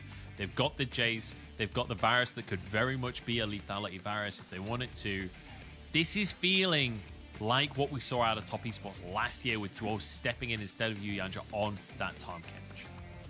Yeah, exactly. And then to round it off, it's probably going to be Ming's Karma, although obviously Cryan and Xiaohu could also play this one, but I just think Senna Karma is such an obnoxious lane, and this is what I expected. RNG now pinching the jungle pool. I still feel like Pantheon's probably the pick to go for, although with Jace already being shown by 369, they should pinch the top lane pool to make sure that 369 gets the exact matchup that he wants. There we go, the Malphite. That was a big one that I was like, can't let that go through. He's just going to stack the armor and have a free shot onto Varus. It does put more emphasis on having an AP-oriented jungler, so Karsa could technically still go through the Nidalee and pair very well with a lot of the poke that they've already gotten. So it's Pantheon Nidalee that I'm thinking Karsa will land on. Really so good. We'll have to see. I mean, the Nidalee we already saw from Karsa in this series, and it was something to behold, honestly. But the Lilia ban, the Zoe ban, we'll see what Top Esports are going to finish off with a ban here. It's the Twisted Fate from Cryan, so again, removing that style of play, but the Galio could still be available, but I don't know whether you want to blind pick that. Yeah, the issue is that he would just get beat out in a lot of pushing power. I love this call. You have to go at blind. You go for the Orianna. Now it's harder to find a mid laner that can just outpush the Orianna. Maybe Knight goes back towards the Akali, or maybe he stays a little bit more traditional. He's definitely been pinched on a lot of his options. But it's kind of like do or die now. You pick jungler here to give more time, and Knight's going back to comfort his Syndra. I love this. Top Esports are like, all right, we're one loss away from getting knocked out of the playoffs. Let's just pretend it's 2020. Let's just play stuff we're good at. And Karsa's like, forget 2020. I'm pretending it's 2017. Brings out the Lee Sin. Look at this. Top Esports, they don't care about the meta. They are playing whatever they want to play. I love it. How could I forget Karsa's Lee Sin? I was like, they really need an AD jungler here, something that's like great at diving, assassination potential. It has to have such big upfront damage, and the Lee Sin definitely fits there. The 2v2 mid jungle from Karsa and Knight on Syndra and Lee Sin is just incredible. There's almost not a stronger 2v2 in the game, especially at level 6 and then especially at level 9. It is so potent and powerful. The dive potential is there. 50, you know, 50. everyone's eyes are going to be on Cryan and how he's going to deal with Knight Syndra. Now, Orianna has plenty of tools. Usually she's a decent matchup into Syndra. She has her shield. She is difficult to burst, but like Cryan should know that he is a giant target on his back. Yeah, I mean, look, you want to win lane, win game comp, this is it right here. This is just dominant lanes across the board and Karsa on a jungler that he can flex his muscles on. I don't know if it's a good draft in 2021. I don't know if it's a good draft on 11.6, but I do know that it's a good draft in the eyes of Top Esports, and for them, that's all that matters. We're going into game number 4, and RNG are on the cusp of moving forward in the lower bracket, but Top Esports going back to comfort champion picks here, signature picks across the board. And remember, back in 2020 at the Mid-Season Cup, Knight's Syndra was the pick that he separated himself from the pack on, and he's bringing it back out.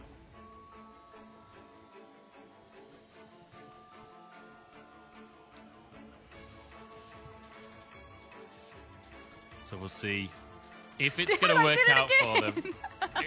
We hadn't gone to the comps yet. There's that comp screen that always gives it away. This one here. I was just listening in, Munch. I was like, yes, tell me, get me hyped. I'm so excited. Give me them narratives.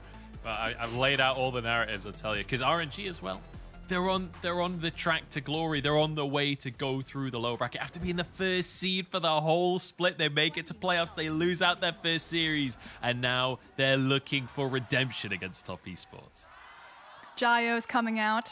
Like you said, Top Esports back against the wall, win to cover. RNG have actually deviated from the plan a little bit. While they have been much more about the 5v5 now in this series, and this composition surely fills that out, Xiaohu is no longer on the counter pick. Had to go, not necessarily for a blind pick, but it was into a flex, picking up the Ornn. So still a little bit safer, but can be abused up here depending on how Jace wants to play this matchup. And 369 also playing with a Cole, so feeling pretty safe here as initial itemization to come out. And again, checking across keystones, nothing super out of the ordinary here. Yeah, looks all good. In terms of picks, I do just want to quickly mention that Xiaohu has a career 0% win rate on Ornn. Now, granted, he's only played one game, and it was in the most recent best of 5. So I am exaggerating slightly with that statistic. But the stats don't lie. Yeah, it is worth mentioning that, again, this style for RNG, where they have Xiaohu very much playing weak side, is not the style that has worked for them across the course of this split. This does go against the way that this team usually likes to play. Exactly. Now, I do want to call out a really important word, is hold it, Gala. Okay, just a couple of summoners being traded here. Drow actually taking a good bit of punishment on the way out of the fray once again. So, kind of old school theory, although it's usually done with Ignite, is that when you... I mean, I think what Zhou was trying to do was trying to get the walk down there with the exhaust and be able to like tongue lash multiple times. But usually if you trade your summoner spell, your combat summoner, usually Ignite, on like as soon as the game starts, by the time you're level 3, level 4, it's back up, and that's usually when you get back into kill range here. So we'll see if it matters. I feel like it doesn't, because Gala's gonna get health back anyway on the Senna, but otherwise just kind of a head scratcher. Now what I wanted to point out was the ward that Cryan placed. Cryan placed a ward on Karsa's Raptor camp. To ping him out, you can already see the ping goes down for Orianna, and track his pathing to see if Karsa was going to go for an early level 3 and kind of a quick gank on maybe even a top lane, which is why I think Xiaohu is also just playing safe anyway, despite being kind of like a range versus melee matchup. You expect him to get pushed in, but just to make sure that they were curious what Lee Sin was going to do with his pathing, since he's not traditionally a full clear jungler. And I think you're talking about Karsa versus Wei. I actually think that that's maybe the most important matchup in this entire series. We talked about it before the series started, and I think in this game especially, there's a huge amount of pressure on the shoulders of Wei, because he's, especially once a couple of items start to come in for Jaculov, Lethality Virus does exceptionally well into Senna in the later stages of the game because he can outrange her, right? But once you get some lethality in that laning phase as well, you're able to do a massive amount of work. Don't be baited by the Hail of Blades. This will be lethality. It just gives you a little bit more lane presence, as they're going to try and use that as they 2v2. Gala's low, though. Draw forced away. And I think Wei might just find an opportunity in here. Flash is available. No. Drow does have the Devour. Surely not Jaculov and Drow getting ganked again in lane phase. So what's interesting is Senna doesn't usually win a lot of push against people. Varus, obviously a hard pushing champion, which is why the Karma is so important, because it compensates for Senna's lack of push. And it changed up Karsa's pathing. Karsa pathed top to bot, but couldn't go for bot crab because he didn't have prio in bot lane, but he did have prio in top and mid. So instead of doing his Krug camp, he's cleared all of his camps except for Krug's. He is not running back to Krug's. He then went to top crab and is now back onto his Gromp. So there's actually a window where RNG could have lost track of where Karsa is, and that may give him an opportunity to counter gank on either top lane or counter gank on mid lane.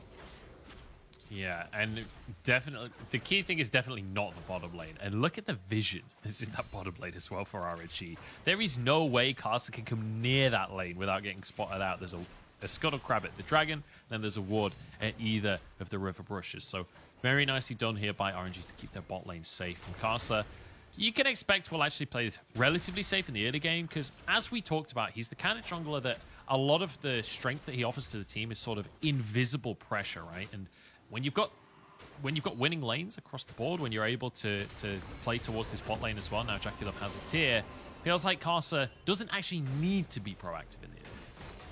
And as we say that, you're right, he's doing a good job of it. There's actually on the way pings for Karsa to get involved with this bot lane. So I expected Karsa to prioritize his Raptor camp and then look for assassination in mid lane.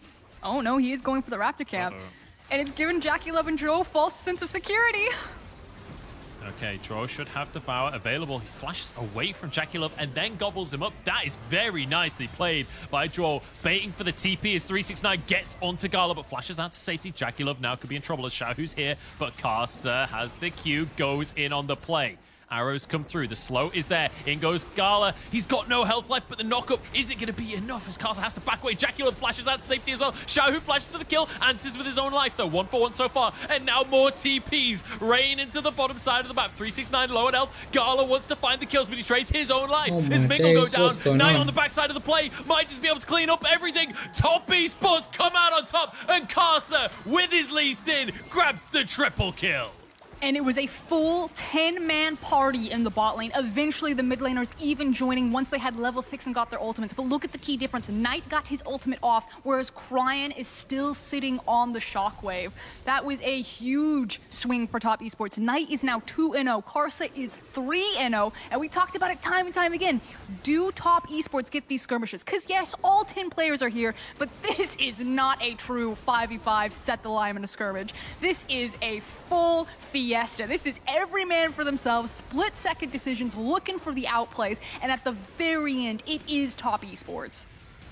And guess what's one of the best champions in the game in these kind of fights? It's Lee Sin. Karsa is able to do whatever he wants. He just plays to defend JackeyLove for most of it, but he's able to do so much execute damage with his Q. And you know, Ornn pre-6 in a big team fight, not that valuable realistically. So it feels like not the greatest fight for RNG to take. There was also the fact that when Cryan on the replay came into the off the teleport, he had no mana. He could basically throw a Q and was there for auto, whereas Knight looks like he got a reset in and then teleported down to the fight. Came in basically full mana, was able to expend all of his cooldowns, and now sitting with a blue buff. This is exactly where Top Esports want to be with their backs to the wall, but kind of taking track of everything that this is going to mean. Now, Cryan still has his flash available, so he's actually decently safe in this mid lane, despite the fact of how powerful Lee Sin and Syndra are. So I don't know if I necessarily expect them to be able to kill the Orianna, but I do expect at this point, Knight and Karsa can just walk into whatever river they want, as long as they do it together, because their 2v2 is so strong. And if that's, you know, influencing pressure over Dragon, or just straight up killing bot lane. It was a long shot, but he took it. That is a bit of a reach, Xiaohu, I'm not going to lie. I don't see any universe where that actually happens, but, you know, valiant effort. I appreciate that. I want to go back to the picks here for a second, and I want to just take a moment and appreciate Knight is on the Syndra, and Syndra has not been that successful of a pick this split. We saw it a lot earlier on in the split. It really fell out of favor. It had like a 30% win rate or something like that earlier on in the split. But Knight specifically, across his career, has only played this pick 37 times, but he has a 76% win rate on this Syndra. He is one of the best Syndras in the world, and they're looking to use and abuse that fact. They go for a dive. The kick is beautiful. Karsa, that is just gorgeous to watch. He is going to die to the tower here as the answer comes through. Wei is just running through the whole team. What is this? Olaf 1v3. That is not fair. That is not how League of Legends is meant to go. Knight finally answers, but Wei is taking this into his own hands. That was a bit of a whoopsie there. I think possible miscommunication. So we talked about the offensive Tahm Kench that the LPL really loves to use, especially when they pair it with something like a Varus. You know, Varus had the wave crashing onto the tower. Lee Sin goes for the dive, and Karsa's standing in front of Drow like, I'm ready to be eaten right now. And Drow's like, I wish I could help you. And suddenly it allows Wei this opportunity to pick up these 2 kills, potentially even 3. So where was the gobble? It was right there. It was a wasted gobble. I think JackeyLove took tower aggro. I think that's what happened there. So a little bit of a mess up. I'm not sure if it was JackeyLove messing up or Drow messing up. It doesn't matter. A Top Esports mess up regardless. And it means Karsa ends up losing his flawless game so far. Either way, it wasn't Karsa's screw up. That's what I'll say. That was a big yikes. As now we have immediate tempo reset for Karsa to pick up the Herald. Again, I expect Karsa to continue to play around Knight. It doesn't necessarily matter if it translates into a kill, but as long as Syndra and Lee Sin are holding hands, there's so much pressure no matter where they go. Yeah, so 8-4 on the scoreboard right now and a 2,000 gold lead. And you know what? In the one game of this series that Top Esports did win, they had more than a kill a minute. They're 2 kills away from matching a kill a minute in this game off of the back of just basically 1 fight and a couple of scraps. But it feels like Knight has his ult available. He's got a lot of damage in his kit already. If they can just find a fight over the Drake, if they can bait RNG into dueling them, they're going to be in a fantastic position to just take over the game.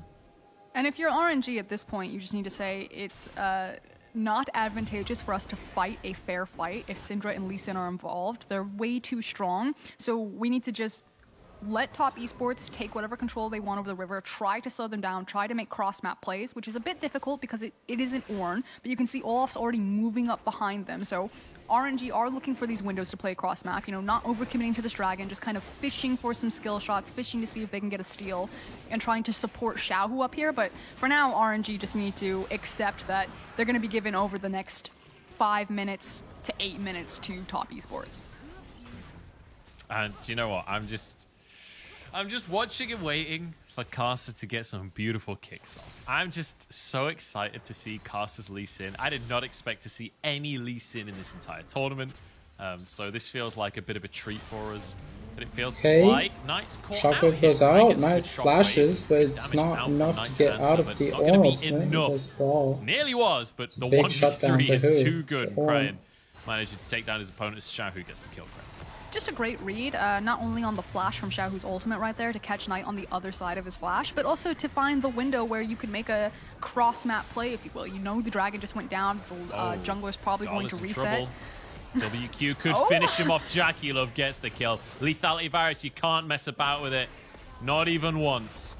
Herald goes down, but Wait arrives and will be able to stop the tower being taken. Man, you cannot step back up. Lethality Virus gets a lot of... Once you've got that Caulfield's Warhammer and a couple of levels in Q, that rotation comes up real quick. Yeah, but, you know, damage done. They didn't get the tower, but they've denied so much gold off of Gala. JackeyLove is feeling great. Now, it is a... What do we call it? Fasting Senna. Pseudo-support Senna. Hate this champion Senna. I'm a big fan of Fasting Senna as the name. I think it's a creative name, but ultimately it is actually just support Senna and Ming as the carry. But, you know, that's a different conversation. Oh, well, see, that's the reason it doesn't work though, right? Because Karma's not the carry. She's gone with Kale's first item of all first items, so... Here you go, JackeyLove. She's very anti-Syndra. Opting into a 2v1 right here and somehow almost winning it out. Nearly dies, but the Abyssal Voyage is there. Gala has to respect it. Can't go as Joe arrives. Yeah, the nice thing, though, is that they got... they didn't get the ultimate. I was going to say, I thought I saw the ultimate fly. It must have just been a Q. If they'd gotten the ultimate, maybe a better situation. But speaking of bad situations, 369. Calling for help. Or is it bad? Knight's going to TP in as well. Crane's here on the scene, but Xiaohu will just be blasted to another universe before the fight even begins. Shockwave comes through and Knight will be answered with. Karsa comes in. The kick is beautiful. Karsa just styles all over way. And 369 knocks Crane back into the fray. That was just beautiful. And Top Esports will not go quietly into the night. They are finding these skirmishes. They are finding these outplays. The teleport timers, RNG, are not doing a good enough job keeping track of them. And Knight and Karsa are starting to style on their opponents. And a poke composition when it gets ahead of the clock is absolutely devastating. Because a single Q from Jace, a single Q from Varus is basically going to half-health someone on your team. And, you know, this is ultimately a composition that has an expiry date, right? When you look at it, lethality across the board, blah, blah, blah, Lee Sin jungle. Doesn't matter when you're winning this hard in the early game. Take another look as 369 just hard baits everyone into the fight. Yeah, the turnaround here, really nicely done. Like, the Shockwave pulls back, but here comes Karsa, uses the Dragon Rage kick. So W to get the Dragon Rage kick, and then knows that the CC of him landing on the other side sets up a perfect Sonic Wave to look for the execute there. Just crisp mechanics. Just always a pleasure to watch Karsa absolutely body someone. And I feel like, honestly, this is just a treat. I've been taken back to 2020 here. I get to see Top Esports playing the picks that are just so beautiful to see them play. They're playing this style that works so beautifully for them. And this feels like the Top Esports that we got to see in the Mid-Season Cup last year. Look at that plate gold difference. 10 plates taken versus 1. 1,600 gold from plates alone. The gold difference right now in the game is 7,000 at the 15-minute mark. If there is any team in this league that will snowball a game, it is definitely Top Esports.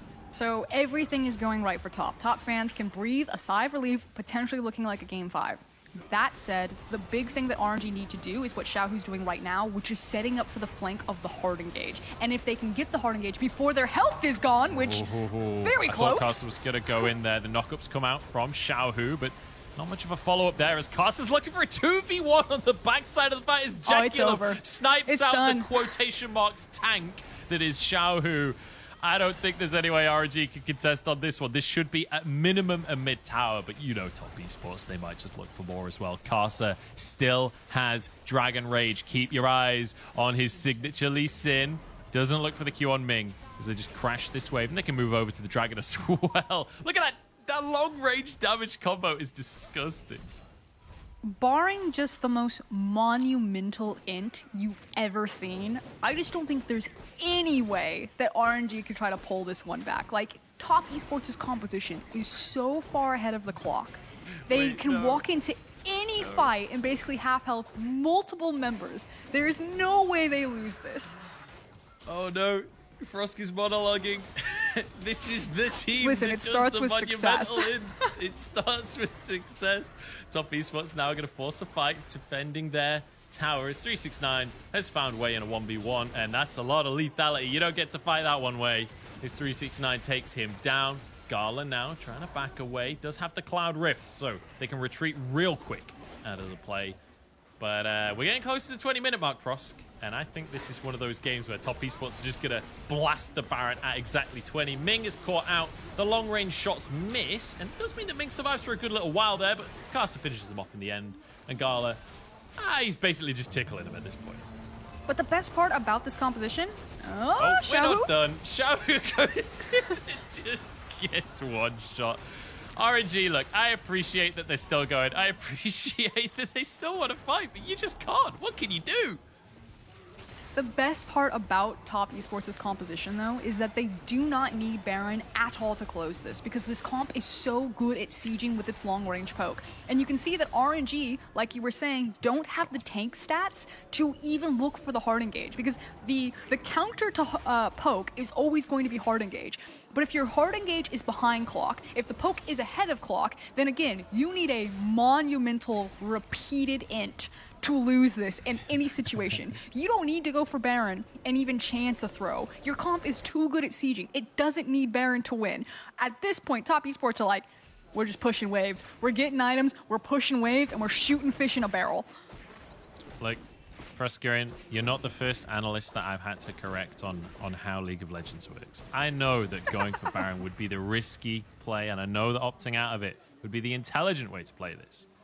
But I don't think that that's what Top Esports are going to do. I think in a minute and 30, they're going to start this Baron. They're going to burger flip this game. Even though this one's pretty much in the bag with a 10,000 gold lead, I believe that they will still go for the Baron, because that's what Top Esports does. And you know what? I don't care if it's correct. It's beautiful League of Legends, and I love it. Now, the nice thing, I guess, about the burger flip Baron is it does kind of, you know, it's like building a little coliseum. Exciting to watch. A little invitation. You're like, you must come over here. And then you set a trap with a Syndra who stands in a bush and just immediately presses all of her buttons on you. Great counterplay. But it looks like RNG are just full desperation at this point. They're just like, they're playing Spot the Enter. They're looking at their map, they're seeing anyone who's overextended on a wave, and they're just going to sprint at them. And until they disappear, they're going to sprint to another person. And 369 may be the Enter. Yeah, 369 held that recall for quite a while there. He was desperate to see if he could just finish it off. Dodges almost everything. Oh, it was so close to beautiful. The shockwave ruins it in the end. Nicely done there by Cryan, but at what cost is the question we have to ask, as the Herald is dropped in the mid lane. We've got Syndra up at the top side, just pushing away on the tier 2 as well. Herald doesn't even take damage from the charge, because the tower went down first. So this will be a charge on the inhib tower. Wait is sticking around to trade a tier 1 in the bot side for an inhib in the mid lane here. Looks like Top Esports decide not to overextend, not to push it too far, and they'll just move up towards the top side instead. Who cares, RNG? This game is basically over. You either watch yourself lose slowly, or you live fast, die young, and you just speed run this. I say go for it. I say let's get a kill per minute for Top Esports. Let's help them with that accolade. Quick shout out to Joao again, who is 0-0-11 on the top bench. I knew this guy as an aggressive support player, played the hard engagers, his Rel, his Alistar. That was the bread and butter at the start of the split, and the Leona as well. But playing on these more defensive picks like the Thresh and the Tahm Kench, I feel like he has shown that he has more than one style that he can play. Yeah, I mean, that's definitely true, but they also use Tahm Kench like a bouncer. Walk up and just give you the tongue. What clubs am I going to? I'm sorry, that was just very strange. I was going to say, that's I've never met a bouncer like that. But here we go. Knight's caught out by the shockwave. This could be the moment. But no, Tahm Kench exists. You don't get to play the game. He also has a stopwatch. There's no way that RNG can win a fight. They're against 2 stopwatches in both Karsa and Knight's inventory. Look, I'm just excited that this probably means we go to a game 5. The TP comes in. Top Esports have actually not done the Baron yet. This is a red alert. We're more than 21 minutes into the game, and Top Esports haven't yet started a Baron. What am I watching for Skurrid? This is crazy. Jace just half-health someone from a lane and a half away. He's 3 items at 21 minutes. That's what Jace does. This is why you pick Jace. Okay, RNG basically have a single moment, one mom's spaghetti to look for a fight here. They need a perfect Ornn ultimate into a perfect Orianna ultimate into a Karma Q. Wei's already got to be on position. Like, it all has to happen at once. It must be the most wombo of combos. And even then, it's probably not enough because you're still dealing with 2 stopwatches. Yeah, the problem is if you only kill 4 of them, whoever's left on Top Esports is still far enough ahead that they could 1v5 the rest of the fight. That's the kind of goal difference that we're talking about right here. As Top Esports managed to grab themselves yet another tower. It is 7-1 on towers when it comes to the map state. RNG literally own no territory, and Knight knows it as he flanks behind the tier 2. Gala dodges the scat of the week. It costs him his flash. In comes Chuo with the Abyssal Voice. Jackalope is way too far forward here, but it doesn't matter because Tahm Kench exists. There is no such thing as too far forward. The Q damage is insane. And it's just another easy kill for Top Esports. They are literally doing whatever they want. It's just Karsa you're playing goes in. Looks dodgeball. to kick Ragnarok, though. Ragnarok ruins everything. Karsa can't quite style on him like he wanted to. Okay, so Xiaohu does have ultimate, could look for the engage, but Cryan doesn't have any follow-up. So yeah, the Ornn horn comes out, but it means nothing. We've seen a few Ornn horns from Xiaohu that have not been ideal this game, it has to be said. He's been reaching with that ability, but when you're this far behind, all you can do is reach. As 11,000 gold is the lead in favor of Top Esports. And they can even leave this inhibited. They don't actually need to brute force this right now. They could just reset and come back fresh to finish the game off. And you know, Munch, I have to give you credit. You know, you called it right at the beginning of the game. You know, the mastery that is stats. You said, Xiaohu, 0% win rate on Ornn. It's true. The stats don't lie, okay? 0% win rate for Xiaohu on Ornn. And I will say, like, in terms of the coordination, how they play around on Ornn from Xiaohu, it doesn't really feel like they're on the same page, right? When you see some of these Ornn ults that we're seeing out of Xiaohu, it was the same in the series against FPX, where it didn't feel like they were all on the same page, and a lot of the Ornn ults were just wasted. I feel like there's almost an issue that if you don't have Xiaohu on a lane that can pressure, then you don't distract Karsa, and Karsa gets to do whatever he wants. It feels like when Top Esports fall apart, it's when one of their lanes is on fire, and where Karsa should be playing through like a very specific win condition, in this case it was Knight, he then has to kind of babysit a weaker lane.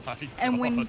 I know, right, this damage. And when Xiaohu is on something like Ornn, Karsa never has to babysit a falling behind lane. He actually just gets to play to his win condition, and then you see how strong Top are at snowballing effectively. Well, I was gonna say Top Esports are gonna flip the Baron, but let's be honest, this isn't a flip. There's nothing RNG can do to contest this as Wei finds that out the hard way. Xiaohu looks for the steal onto the Baron, I guess, but again, Ornn not doing a whole lot here, as Knight is now in a 1v2 with a shockwave. Gets blocked by the Zhonya's. In goes Xiaohu, the 2v1, the redemption moment. It ain't happening. The Dawn in Shadow is almost enough to finish off Jackalope, but he flashes out of the pit. Karsa finishes the Baron. And it's a valiant last attempt there, but that's all it's going to be, is a last attempt. Is Top Esports TP in the base and Froskur and Top Esports bring back the mojo and take us to a game 5. I cannot believe those words are leaving my mouth, but they draft their 2020 composition and they make it look beautiful. Screw your meta. Top Esports want to push us to 5 games. They want to keep their playoffs hopes alive here. Just patting out the KDAs just a little bit there, as it has been a long time coming. About 10 minutes ago, this game was won, and Top Esports now with so much momentum going into this final game. You can see their faces, just all smiles there. They know exactly what the winning condition is for them. RNG back to the drawing board. They need to figure out what they're going to draft for this final game. Now, they do have an advantage that they will be on the blue side. Blue side right now is 100% win rate in this series. That's very true. I have to say, I'm really not sure what we're going to be looking for in this next draft, because we've just completely thrown the meta out the window for this one game. Whether or not Top Esports will stick to that, I have no idea. We're in uncharted territory when it comes to the draft now for the current meta, because nobody was expecting Lee Sin pick. Syndra had fallen out of the meta. And like this lethality virus with Todd Kench is a really nice adaptation for Top Esports. We've seen that a tiny bit in the fringes of the meta. So it does feel like Top Esports are changing things up a little bit and just going with what works for them. And you know what? I like it. I say just do it again from the blue side. I feel like the takeaway that RNG will have from that game is that they need to find more lanes to play it through. Because if you looked at their draft, you know, it was Ornn in the top lane, Olaf's going to be hard farming, you have Orianna across from a Syndra, you had to blind pick it, and then you have Karma Senna. So you have a lot of defense and the ability to slowly scale up, and then if you did get to scale up, you would be great, but there's nothing for way to play through. You know, there's not a lot of setup, there's not a lot of kill pressure there. He was basically only supposed to be hard farming and then maybe looking for counter ganks. So I think that will be the pivot, and if that's, you know, putting Xiaohu again on either a counter pick or some sort of pick where you now have a lane that Wei can play through and play around, because Karsa got to play around his win condition, which was playing around the pressure that Knight was putting out on the Syndra. He could go bot if he wanted to with Jackie Love and Zhuo. 369 was basically left on an island, isolated across from an Ornn, and just kept smacking him, which is why his damage numbers are so freaking high. But I think that's the secret sauce if RNG want to have a hope in winning this game 5. Yeah, I think 369 by the end of the game was doing Xiaohu's total damage for the entire game in one accelerated shock blast. It's crying every time he stepped anywhere near one of his own inhibitors, basically. 369 was smacking with a shock blast and just take 2/3 of his HP. That was disgusting to witness, but I mean, my basically, God. Jackie Love and 369 did more damage than the whole of RNG collectively. Yeah. Pretty comfortably. That's kind of disgusting. I feel bad for Knight. He just didn't have the range to compete with the damage that 369 and Jackie Love were doing from half the map away. But yeah, beautiful game here from Top Esports. That is exactly what I needed. That was what the doctor ordered. My blues of potentially this series being out the window are gone. Yeah, this is just all about me, apparently. But we get to go to Game 5, which I'm over the moon about. And I feel like we talked earlier about how each series has its own mini meta. You know, these teams get to know each other. And I love that Top Esports have gone, nah, forget the mini meta. Forget what we've been playing. Forget how the series is meant to go. We're just throwing that out the window and changing styles. And I think that is just such a creative way to approach when you're against the ropes. How many teams in the world would just throw it out the window and play something that's not even meta when you're one loss away from being eliminated to the tournament? That is such a mind-blowing way to play the game. It's always just the confidence of Top Esports and the individual prowess of the team. And what I think is really interesting is a lot of time in discussions, it's always like this team versus this team, this stylistic matchup, this featured matchup, this will be the difference, when a lot of the times it literally just comes down to play our own game. You'll hear it time and time again from pro players. RNG say, we need to minimize our own mistakes. We just need to play our own game. Top Esports are like, give us our comfort champions. We just need to play our own game. And that's what this is going to come down to. It's not about how you counteract or how you interact with the enemy team. Those are just byproducts. Internally, what's happening with the players themselves is just the confidence, the comms, and the mental to just play the game that they are the best at playing.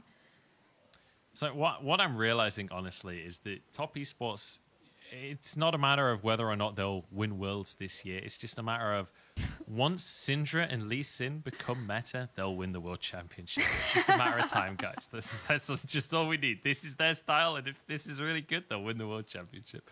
We're going to Game 5. I'm very excited to say, but before that, we'll jump into a quick break. Do not go anywhere. The series concludes right after this.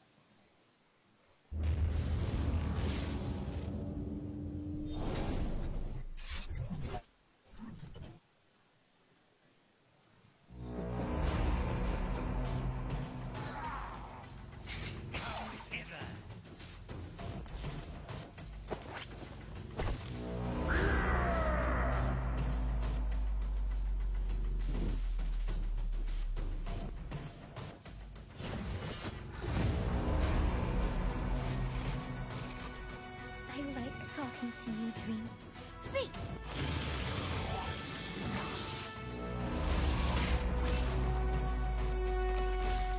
It's been a bad start to RNG's playoff run, having finished as the #1 seed in the regular season. The lower bracket is not where this team wanted to be, but despite rough beginnings, RNG will not let this be the story of their playoffs. I don't know if this is one they can fight on. Here we go. Knockup comes out from 369. They find themselves a pick onto Ming. The man of the hour, as you called him. Xiao Hu falls as well. Draw with a locket to keep himself safe. Gala jumps in, but maybe too deep on this one. Wade trying to follow up as well. Top esports health bars are dropping. Knight still surviving. Can't find Gala though. Misses the Q on the backline, and Gala wins the 1v1. 369, the last man on the scene. And RNG turn this on its head. Gala and Cryan and Wei surviving. Triple for Gala. Down with the recency. The defending champions fall. The legacy of RNG continues. The reigning LPL champions, Top Esports, are against the ropes as they struggle to defend their title. The previous loss must be cast aside as they look to come back stronger than ever. And Knight can do that. He's stolen the Magnet Storm from On. And look at where Karsa is, Lyric. He's coming in for the flank, right onto Angel. Bin on the other side, dealing with Knight. Karsa gets out, but the Encore, so beautiful from Angel. And Bin now being a busy boy onto 369. The Magnet Storm from Knight, though, has to change the play. Yes, it has. He's gotten them under his wing while Bin goes down. Chucky Love cleans that one up. And Top Esports execute the fight just like that. If RNG are to make a run in the lower bracket, they need Xiao Hu to return to the top lane domination that we saw all split long. Now, when they need him the most. That's a 1 for none, but there's the culling. Is it enough? Is the angle quite there? The Dominus is not enough to keep you alive, and Xiao Hu is really starting to feel good in this lane. Ming, another flash again. Shockwave whiffed though by Knight. In the meantime, Top Esports diving under this tower. RNG health bars are low, but they're behind the tower. They're safe. Calling in from Xiao Hu, and Schwab is too deep and alone. Finally goes down. Xiao Hu with the Gale Force. That was clean from the top laner of RNG. And guess what's on the cards? It's the big purple word. Knight has been the core of everything for Top Esports. And if he can get back to his 2020 form, Top has all the firepower they need to take back their throne. To take down the cow, the butcher brings the cow to the slaughterhouse, but Shanks is roaming down. Now, do they want to try and make another play? There is a TP available for Camille, so this could be a 5v3 if they show choose. Karsa just about gets out, and a great shockwave brings everybody back into the dying arms of Top Esports. Top Esports pick up 2 from that. This wasn't the match anyone expected to see in the losers bracket, and now both teams find themselves fighting to survive. The 2020 LPL champions take on one of the league's most legendary organizations to keep the playoffs dream alive. TES versus RNG, the fight for redemption.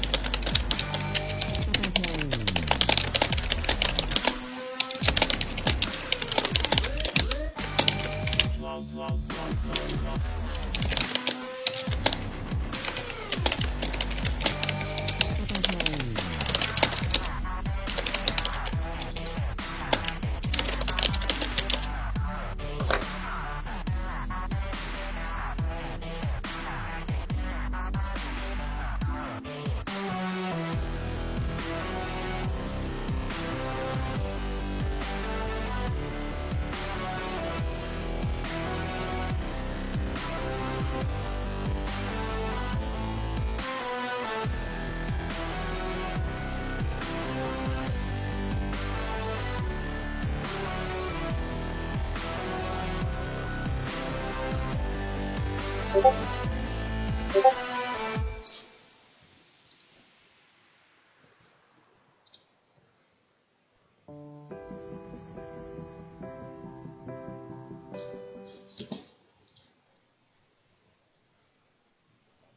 觉得打季后赛最关键的可能就是当天的状态还有经验吧。就你可能打得越多，可能会打得越好。对战季的话，我的话可能会尽量打得凶一点吧，就尽量压住他们中单，尤其上一下游走。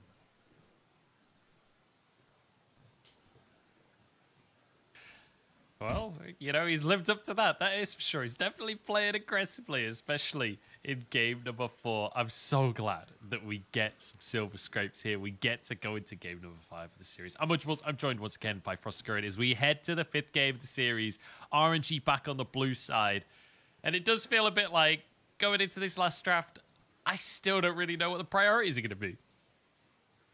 The priorities will continue to be on these jungle picks. I think the blue side advantage, of course, is going to be the fact that you can ban out things like that Tahm Kench that we expect to be taken away. I think the strategy to separate the Senna and the Tahm Kench might have been okay, but I didn't really agree with the Ornn pick. I guess my only concern is that it does mean that Xiaohu will probably have to blind his top laner more often than not, so we could still get in a position where Wei is left without a lane to play through, but I think it's pretty clear that RNG are going to be playing for more of the scaling, more of the slow, hopefully get Xiaohu on a more carry-oriented pick, and then to deny that Tahm Kench, whereas Top Esports are again looking for hard counter pick. They want to make sure that Knight and Karsa can team up and play together, and then, like Knight just said, roam towards the bot lane. Yeah, we'll see if Knight is able to get out of that mid lane, but the MVP for that game was nothing to do with the mid lane. It was Karsa on his Lee Sin, and I think we all know why, because in that early game, he was just smurfing it, man. Just running around the map, doing whatever he wants. The mechanics are clean. Like, Karsa's Lee Sin, there isn't anyone else like it. And if anyone has played the entire series just crisply from Top Esports, it has been Karsa. I think there's really hard to find any sort of fault with his performance so far. It's usually his laners, again, collapsing and then forcing Karsa to kind of bail them out, so he has to deviate from the game plan. The mechanics are never in question. His smite potential, you call him the King of Thieves, I call him the Beast King. If he's in the pit, he's probably going to get it. He is just that reliable when it comes to securing these clutch objectives. And bringing out the Lee Sin and making it pop off, a very well-deserved MVP. He probably won't get it, but I would actually love it if Top Esports walked away with this series, if he got MVP of the series, because I feel like he has just been the most reliable carry for Top Esports.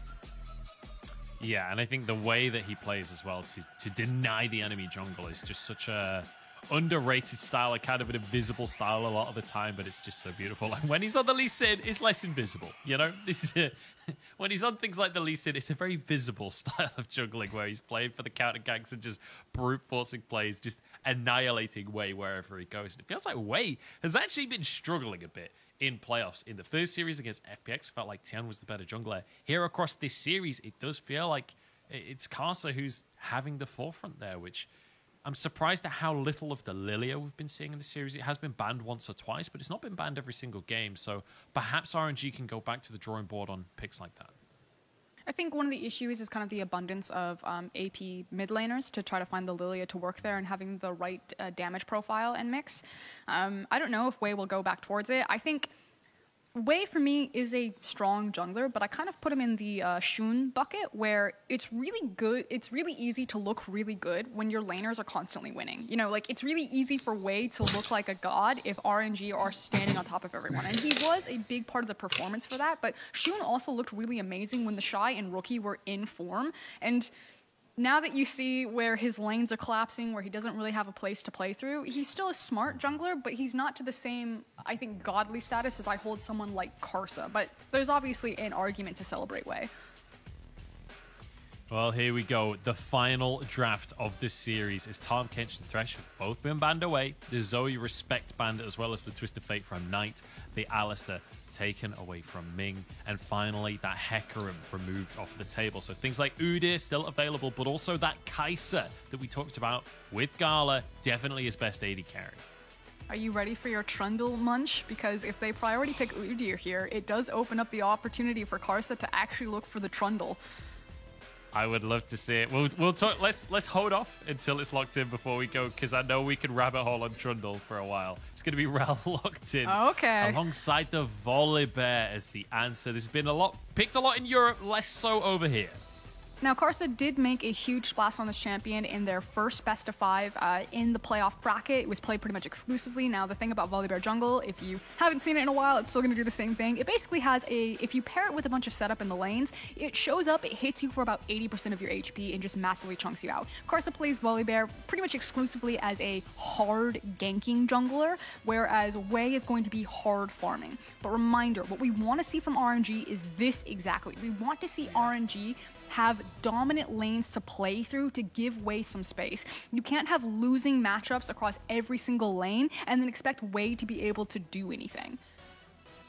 So now we have to see Top Esports trying to play around the fact that Xiaohu is on the Lucian once more. This is the style we saw RNG be so successful on in the regular split. Hold the phone. We get the Draven from Jackie-Love. Oh, this is going to be a treat.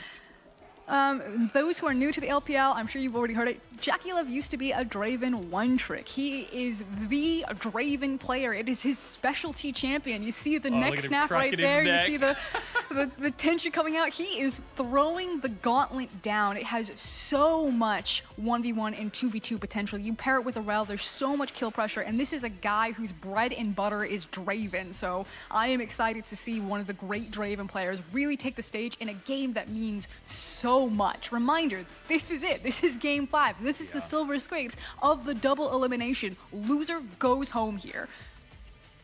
Oh, this is going to be so exciting. I feel like Jackie-Love as a player embodies Draven as well. Like the way he turns up to trash talk videos, everyone else is talking about fine dining and pizza feet. And Jackie-Love's there like, I'm gonna make them regret the day they became a pro player. It's like, that's not trash talk. That's just aggro, dude. That's just mean. Yeah. All right, top lane is being banned by RNG here. Blind pick coming through for Top Esports.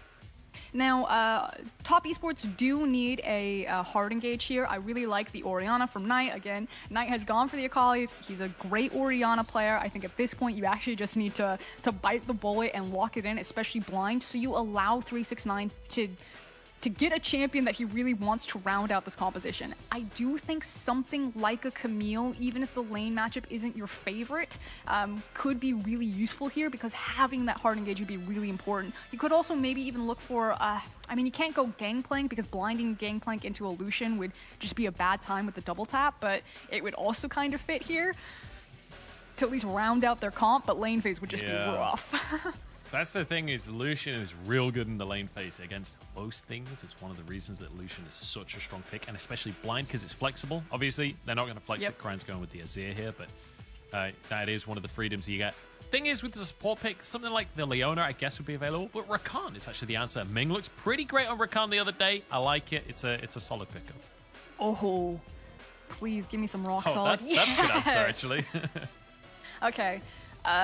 Obviously, it's going to be really good in terms of itemizing into the Lucian. Can still have a relatively rough lane phase. We'll keep our eyes on what 369 is actually going to max and what Keystone he's going to take. It is in a ranged matchup, so I do expect him to go Comet as opposed to Grass, which you can opt into as a Malphite if you're in a melee versus melee matchup. But some Malphites will max the W as opposed to the Q, and we'll try to keep our eyes on what 369 is doing to get at least through this lane phase and then to that level 6 into that armor itemization to make him such a threat into the late game. On RNG's side, you have Comfort. You have Xiaohu on his Lucian. You have Cryan on his Azir. Gala got back on the Kai'Sa. Ming on the Rakan. And then on the other side, they're also matching Comfort. Knight on his Orianna. Jackie-Love on his Draven. These big, iconic champions for these guys as we go into Game 5. But you know that the name of the game is going to be for Karsa to just blitz every lane. Try to get that snowball going for Top Esports. Try to get these skirmishes around the river into the lanes, whereas RNG just need to slow them down, just need to absorb that pressure, scale up, look for these 5v5s, and prove that they're the better macro team on the day, because they are certainly not matching up to the brute force muscle of Top Esports. It feels like the story of this series has been about the early game. Can Top Esports get themselves ahead. If they can, they will close it out. If they can't, RNG are the better team when it comes to the late game decision making. Xiaohu has the carry top. We've got Knights Oriana. We've got JackeyLove's Draven. We're going into game 5 of the elimination match here in the lower bracket.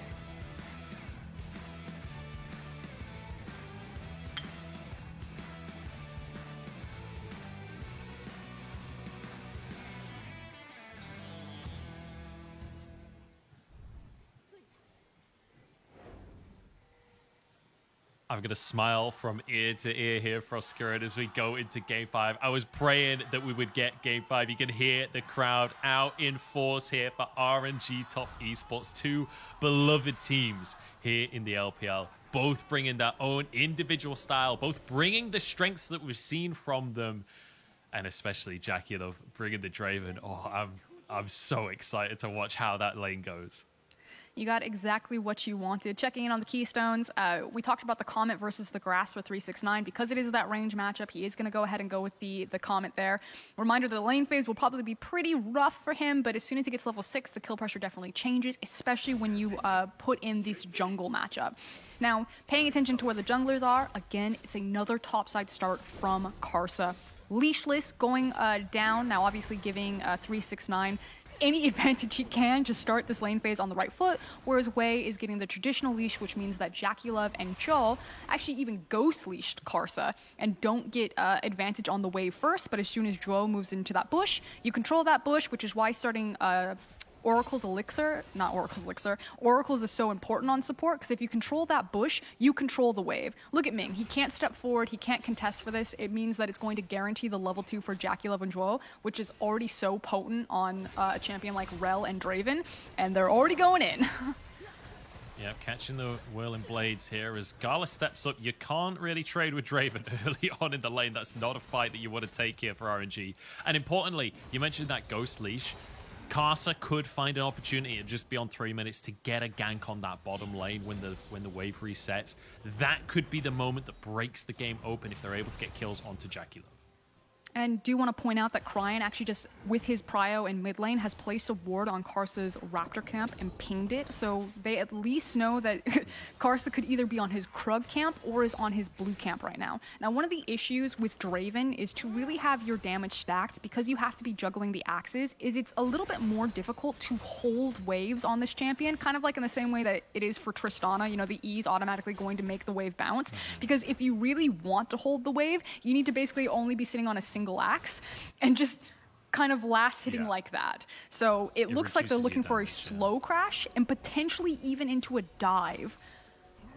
Well, Karsa has been spotted out on the ward, so he's going to back away and just go for the Scuttle Crab as Xiaohu taking a lot of punishment. This is one of the things about Malphite in the top lane that I think people don't realize. I'm actually a bit of a Malphite aficionado for when I get autofill top as an AD carry. Here we go. Dive coming through. You're absolutely right. The stun is there. And JackeyLove gets first blood on his Draven, but Xiaohu is here to answer with one of his own. Ming takes another axe to the face, but I think Top Esports will be happy with that trade.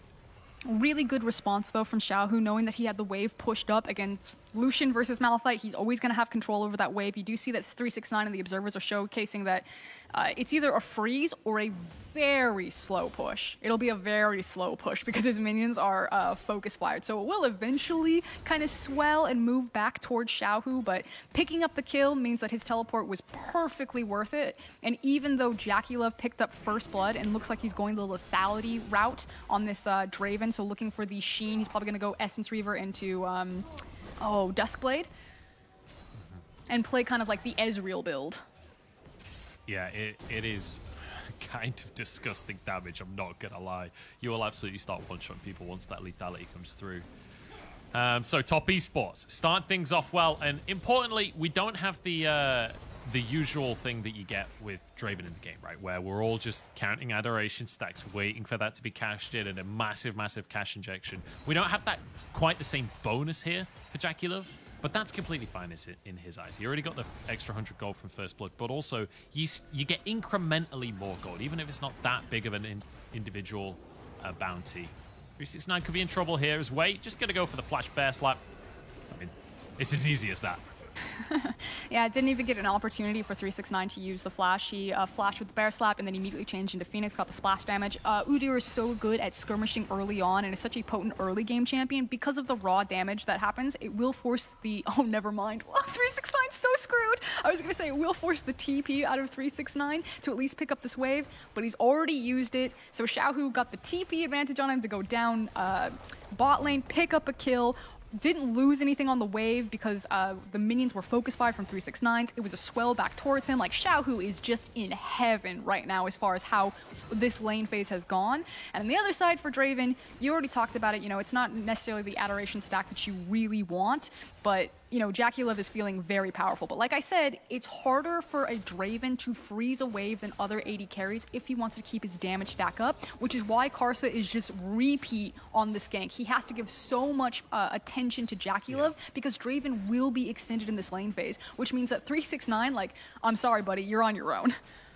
Yeah, I just want to really quickly mention an interaction before this fight kicks off, because I've got a feeling we're going to 3v3 here. And that's that Rakan specifically is very good into the Draven, because you have to go and stand where your axe is going to land. It gives you a telegraph position that Rakan can easily find the knock-up on into the quickness to get the charm off the back of the knock-up. It's really, really easy to just lock Draven up in that situation and find kills in that way. So important to keep your eyes on Ming in those bot lane skirmishes, as the Drake is taken here by Top Esports. Obviously, infinite priority here for the bottom lane for Top Esports, so it's easy for Karsa to extend that into a Drake. Culling actually being used by Xiaohu up in the top side. Xiaohu does need to play a little bit more careful now. 369 does have kill pressure now that he has access to his ultimate, and here comes the dive again. Udyr's in the wings, but I think that they should just zone them off of the tower and pick up the plates. Don't overreach. Wei is hiding in the bush. Really good patience here from Top Esports. I thought for sure they were going to fall for that trap. That's not a sentence you expected to say today, is it, Cross? Really good patience from Top Esports.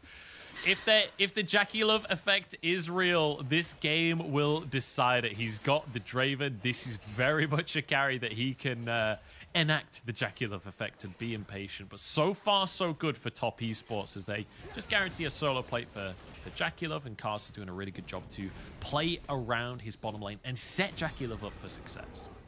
Now, we are checking in on those teleport timers. They're going to be up relatively soon, and this is kind of the big window for Top Esports if they want to, like, double down on the absolute hell they're raining on this bot lane. JackeyLove, you know, up significant amount of CS, has chipped and pushed Gala off, has a level advantage, has a plate advantage, and as soon as 369 has access to TP, I think that Top Esports are going to roll the exact same play again. They're going to pull down Karsa, so probably a top to bot clear, place a ward behind them, and have Malphite join on this party. If they can seek it up with a Drake spawn for this mountain, it's going to be even better. This blast cone changes everything, though. Wei gets He's gonna have to ult past defensively. the ward. Even has flash. to just flash. Doesn't use his unstoppable force. Perhaps wanted to save that, because Karsa's moving up as well. And I don't think Karsa's actually been spotted. He was on the Rift Herald, which is classic Karsa, really, isn't it? The second that's up, Joe's going to go for a dive, though. Actually just flashes in. Whirling Death is there. Goodbye, Gala. Just gets eradicated like it's pest control in the bottom lane. And obviously, even though it's a 1-for-1 trade, because the wave is on the tower, because it's support versus AD carry trade, it's still very much in favor of JackeyLove, and that's one of the other effects. It's almost like the Misfortune Leona, the ability to just burst and kill a target through the duration of the CC. Rel's ultimate there, just holding you in place for that Whirling Death. Very cool combination, and JackeyLove is getting pretty big on this Draven.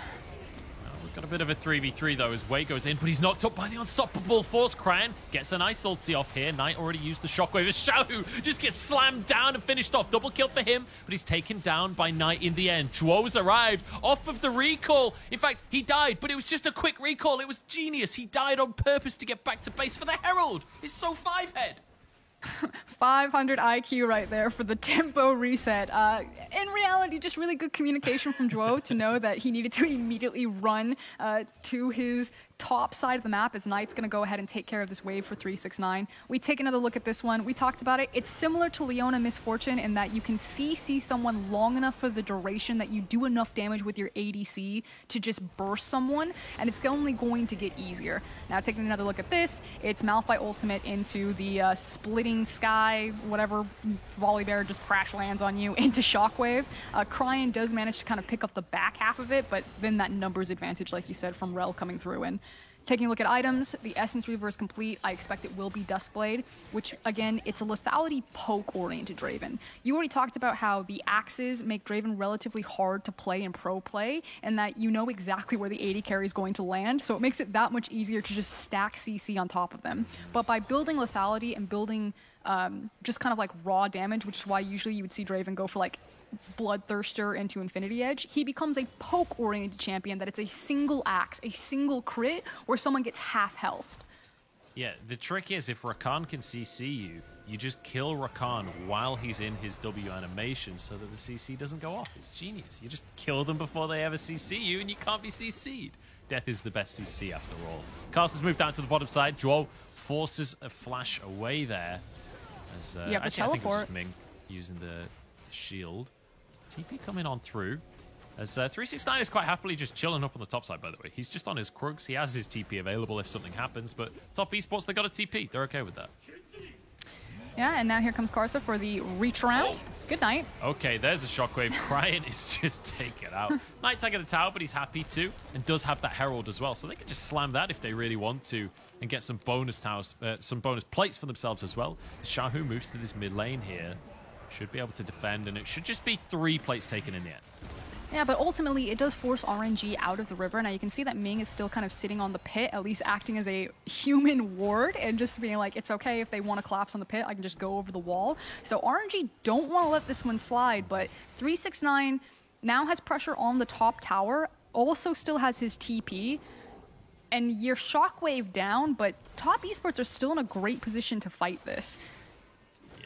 I mean, just look at the gold difference right now, and so much of that gold is sat in the pockets of JackeyLove. Essence Reaver, if you've not seen 80 carries with Essence Reaver, this is an obnoxiously large power spike in the early game.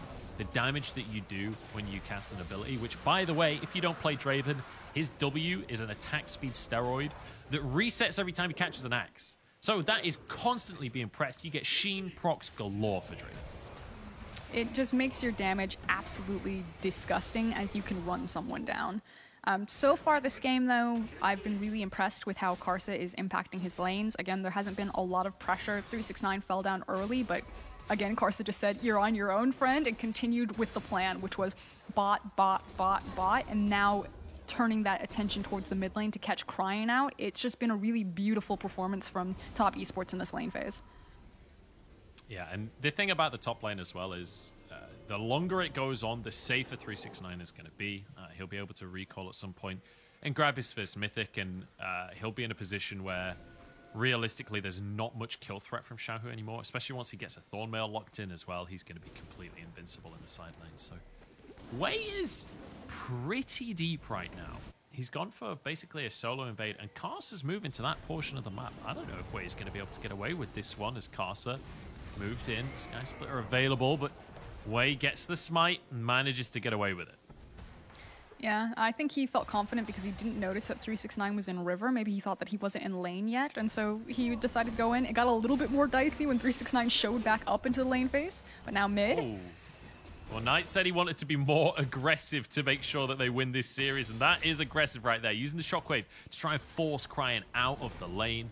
Doing a great job to just deny CS. 16 up in that lane himself, and now he can move over and start taking some of Wei's chickens. And Knight is just, he's gotten so much better at how he applies his lane dominance to the rest of the map, and yeah, it's just taking the chickens. Although, did I speak too soon? Cryan goes no for Shockwave. the 1v1 here. Yeah, I mean, Phase Rush exists. There's a Whirling Death as well. I don't think Knight was quite ready for that one. Didn't have Flash available. It's just come off a cooldown now. So they can't quite execute the cross-map kill. That would have been something else. A little bit scary, though, because Wei could flash on him.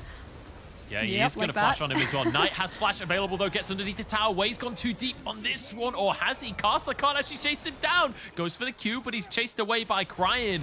And Wei once again answers, but here we go with the bottom side. Once again, Garland just eradicated. He gets the shield, finally goes down. Malphite is here. The knockup is there as well. JackeyLove with the double kill as Xiaohu falls. the fadeaway ignite there to finally take down JackeyLove, but the damage has been done. That's 2 kills for Draven. That's a bunch of adoration stacks. This Draven is going to be huge. And yeah, things went a little bit sideways. It wasn't exactly what Top Esports wanted to do. They weren't playing proactively. They were playing reactively to RNG, but across the map, and when the dust all settles, it's them who win out big. It is multiple kills on this Draven. It is the tower falling down into the bot lane. It is key flashes being removed off of Udyr and Lucian and making those champions that much harder to play around. Let's take another look from JackeyLove's perspective. I mean, he basically one-shots Gala. Gala gets the killer instinct, so he survives for a minute there, but then just, I mean, he's kind of just blasting autos, let's be honest. That was the extent of what happened there. And he's actually going to go for the crit build right here on the Draven, where he's going to go for the Gale Force. Or I have seen Kraken Slayer a little bit, but against this team composition, realistically, I think Gale Force is going to be the answer for JackeyLove. I think it's fun. You're still kind of like that poke-oriented champion then, because you can Gale Force forward and get off an empowered auto on the Axe. And then, like you're saying, going for the crit build, you crit them, you have the Gale Force into a single Axe. You're still doing the same thing of basically half-healthing them. And you have a little bit more longevity in your build as well. You don't fall off of a cliff quite as hard in the mid-game, so definitely a lot of things to be said about this one. 369 is in a bit of trouble here. Does have the ulti available, but with that TP, it's going to make things a little bit more difficult. The Unstoppable Force is actually going to get him out of this one. And Xiaohu's already used the culling. He's going to go for the tower dive. Yeah, I think you need to back away on that one, mate. In the meantime, Gala has once again been absolutely power stomped by JackeyLove. And we were talking about it, you know, Wei and Xiaohu don't have their flashes. It makes, you know, Lucian and Udyr that much harder to play, especially Udyr, who's so reliant on his flash to be able to hit reliable CC instead of just running someone down. So 369 doing a really good job. Yeah, his tower goes down, but saving his life for that one. And they just trade top for top tower, and it's going to mean so much more on JackeyLove. Because the thing is there's not really anyone on RNG that can threaten JackeyLove, especially now that the Gale Force is complete. You know, it's not like they have the Malphite or the Hard Engage to dive down.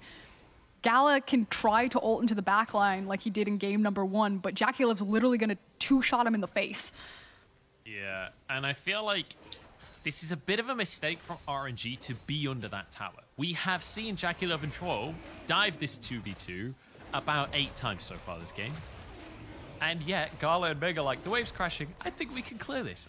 There's no way they dive us, right? And immediately, Troll just goes in and dives them. It's like, oh, what a surprise. It's going to be a dive again. Top Esports now get a third Drake on the trot. We're only 18 minutes into the game, and they are on the cusp of an Ocean Soul Frosker. And we said Top Esports have to play their game and accelerate, and that's exactly what they're doing as JackeyLove just wails on Wei. But Gala's in. They can look for the shutdown here. This is the assassination. He gets out. Ming has to go for the kill himself and takes the shutdown away from his team. Now Gala's in trouble. 1 HP as Karsa looks to close the gap. Uses the Q to charge on forwards. Can they finish the kill? Sky Splitter in for the shield. Gala surely will eventually go down. He can't get in range for the auto. I stand corrected, JackeyLove. You will always find a way. I was like, there's no way they can dive on JackeyLove. He had his flash. He's got Gale Force. They don't have flash on Udyr. It's going to be ridiculously hard to get on top of him. JackeyLove finds a way. He's like, I can misposition in this river. I can get collapsed on by 20 people. This is, as they say, the JackeyLove effect, right? No matter how far ahead you get, there's always a way to lose. In a more traditional team fight, JackeyLove should feel really strong and really secure right now. Now, good news is if you're a Top Esports fan is that, like you were saying, they're one step away from Ocean Soul. The fact that he's in melee range of Udyr to start this fight, probably not great. But they don't lose anything for this. Yeah, JackeyLove goes down, but it's Ming that picks up the kill. They still have so much pressure in so many lanes. You know, Xiaohu can no longer compete with 369. Yep. And this is how Malphite works. Once you get level 6. Oh no, it's a disaster.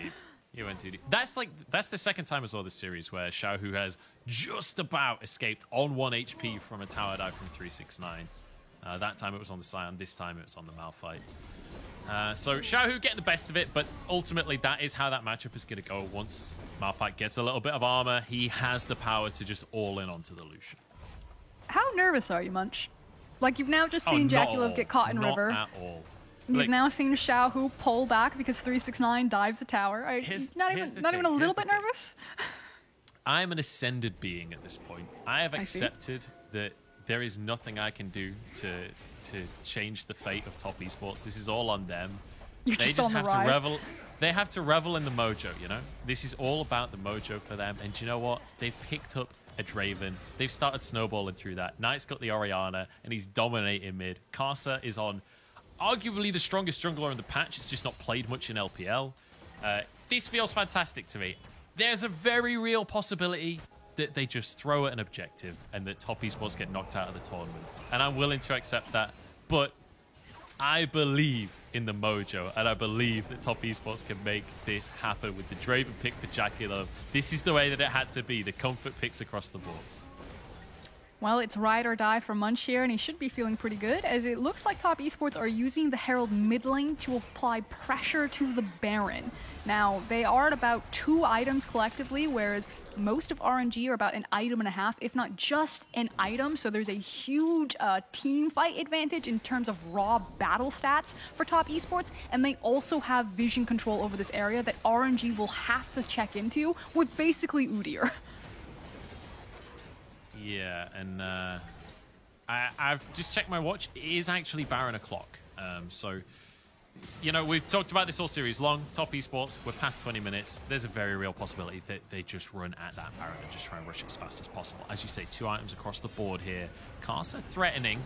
369 engaged upon, but he is Malphite, not really the ideal target. And using his flash there so that his ult is still available if RNG check in, still has that engage tool. Yep, and also has the teleport, so should find an easy reset here. I was curious if Top Esports would continue to pressure there, try to use a flanking TP, and maybe try to force this, but I think because it is Game 5, at this point we're going to see the teams play a little bit more conservatively and not just expend it over for the flashes, but this is cute. So getting around the vision, the Observer's doing a great job showcasing how RNG... No, Gala! How RNG knew exactly where the vision was, but at this point, maybe they think that they have a head enough start that they can just burn it, and that's exactly what they're going to do! Big they get brain. The Baron RNG. They managed to sneak it away. Everyone jumps over the walls. Ocean Soul is spawning in 30 seconds. RNG, they've managed to slow Top Esports by taking this Baron here. That is a massive steal away. But Top Esports are onto the bottom side of the map right here. 20 seconds and RNG have to find an answer, or Ocean Soul will go the way of Top Esports. But that's the question. Do you decide just to give away the Ocean Soul and just take the time that the Baron bought you? You still have a great scaling-oriented composition. You don't need to flip the game here, destroy your Baron, and possibly just run into a team fight that you're going to lose anyway. Like, does it suck to lose the Ocean Soul? Absolutely. But at this point, if you're RNG, you're like, we can't face check into that, and we don't want to lose our Baron. We need to use this Baron timer to acquire as much gold as possible to even get a foot back into this game to buy us the proper items to 5v5 later on. This is about Elder now. Okay, well, both teams just shake hands and say, look, you got the Baron, we got the Dragon, you get a couple of towers in the mid lane. Everyone's happy with the way that this has gone, except for Top Esports.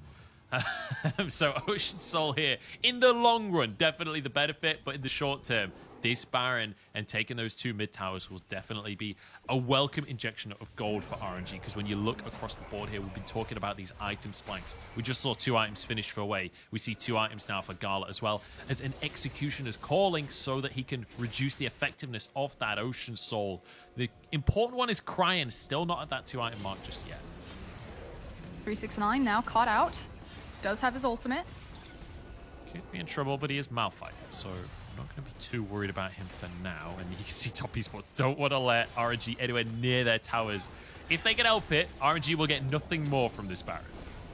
I feel like RNG need to accept that. Again, checking in on itemization, multiple stopwatches on both JackeyLove and Knight here.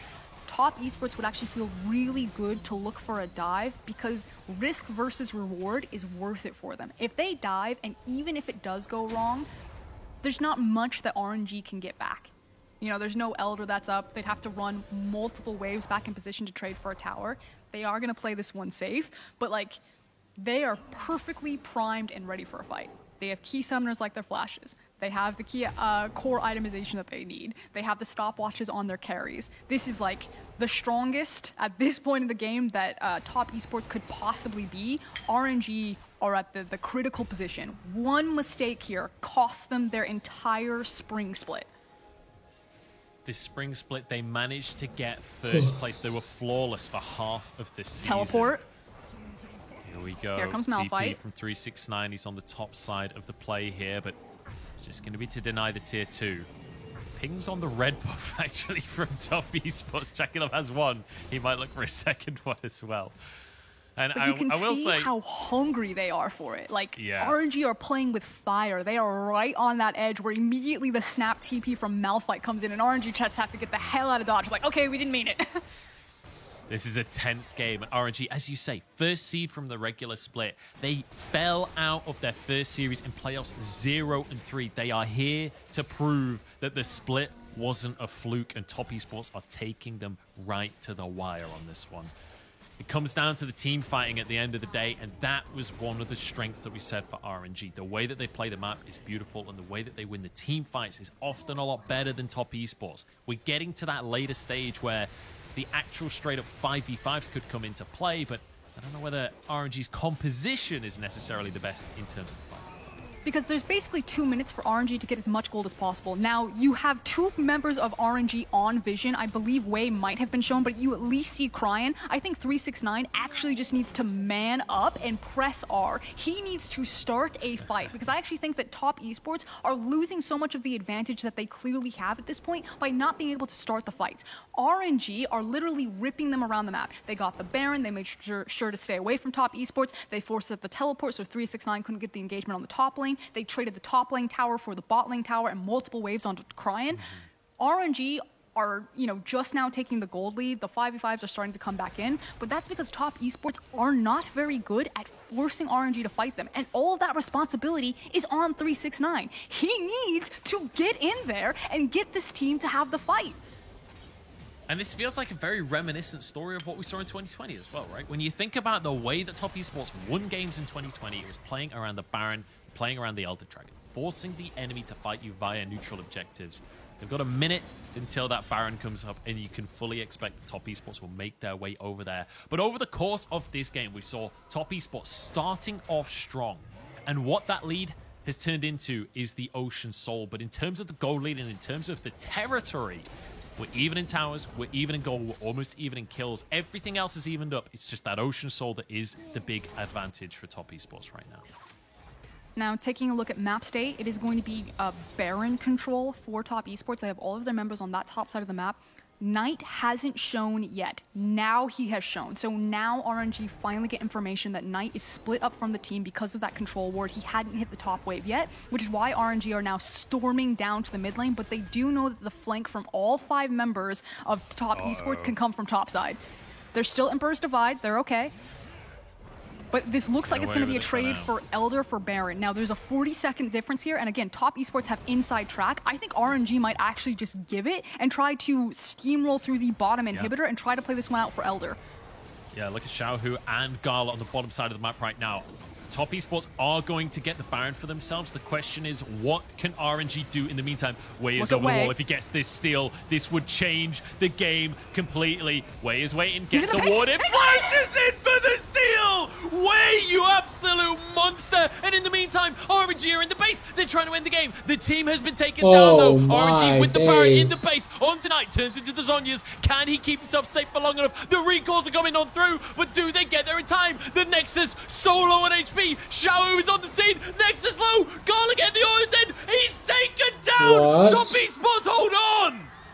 And the Elder Dragon is just about to spawn. Yes, Top Esports, they lost the Baron. They didn't have the empowered recalls, but their Nexus is still alive, and the Elder is up. Multiple teleports on both Xiaohu and Cryan, but the death timers are way too long. This is definitely the Elder, which means if RNG have a chance in hell at pulling this game back on the miracle steal, the miracle heist they almost played out, they have to outlive this Elder, which again, 369, you are going to have Elder. You are going to have all of the items you need. There's a potential for a backdoor. You need to force the fight on Elder and end this game. Look at Droz sweeping the base right now. There are 2 TPs available for RNG. Cryan and Xiaohu can both make their way into the base via those TPs. You can see there's a couple of wards over around the red buff. Let's take a closer look at what actually happened here, because Gala and Xiaohu, that is a turret killing combo right there. Yeah, and I think it was the fact that Knight bought that much time from Gala and Xiaohu. Yes, they killed him, but the stasis, I mean, that really was the difference. The stasis was the difference of the single auto attack of that Nexus going down. So the smallest things there. Other small things to note is that JackeyLove took his time killing the Elder Dragon to make sure that all members of Top Esports had respawned, so they all have access to the Elder. And here we are, an open exposed Nexus. I mean, RNG, they're going through the options. Do we just literally blitz this Nexus with all 5 people and just rush it? Do we try to splinter cell this? Do we wait for the Elder and try to take a 5v5 at the next time that Baron or Elder spawns? Like, these are all the things that are just rapidly going through your mind right now. And RNG have been one of the best teams in the LPL at these decisions, but they cannot do anything while the Elder is up. They cannot afford to fight Top Esports with that Elder Dragon available. So we'll have a bit of a stall out in this game. And I just love the kind of how poetic this game is almost, where it's Xiaohu very much the carry on the side of RNG this game. It's JackeyLove stepping up on the Draven with 8 kills in this game. But Knight could be in trouble. Wei and Xiaohu moving towards the bottom side of the map, but they're spotted on a ward. Knight will be fine. I honestly think maybe Knight can 2v1 that. With Elder Drake, with his shockwave, maybe he just one-shots them. I mean, the fact of the matter is that you couldn't have scripted an ending better between these two organizations. Like, you said it, you've got all the things that you want. You've got our main protagonists in anime fashion on, like, their best champions, the champions that they're known for. It's coming down to a late-game team fight, you know, for an Elder, things like this. Feels good. This is wild. Feels and I have to good. give credit to Wei. When it mattered, he got the smite steal against Karsa. Now, I believe it's Saint Vicious that originally said it. Maybe it was Skara, but basically a lot of junglers feel that the jungler who's going for the steal is usually at the advantage than the jungler who's in the pit. Obviously, this is, you know, dependent on what your composition looks like, how you're going to burst, how you're communicating for the smite, but just credit where credit is due. Wei got the most clutch Baron, and it almost won them the game by disabling the empowered recalls alone.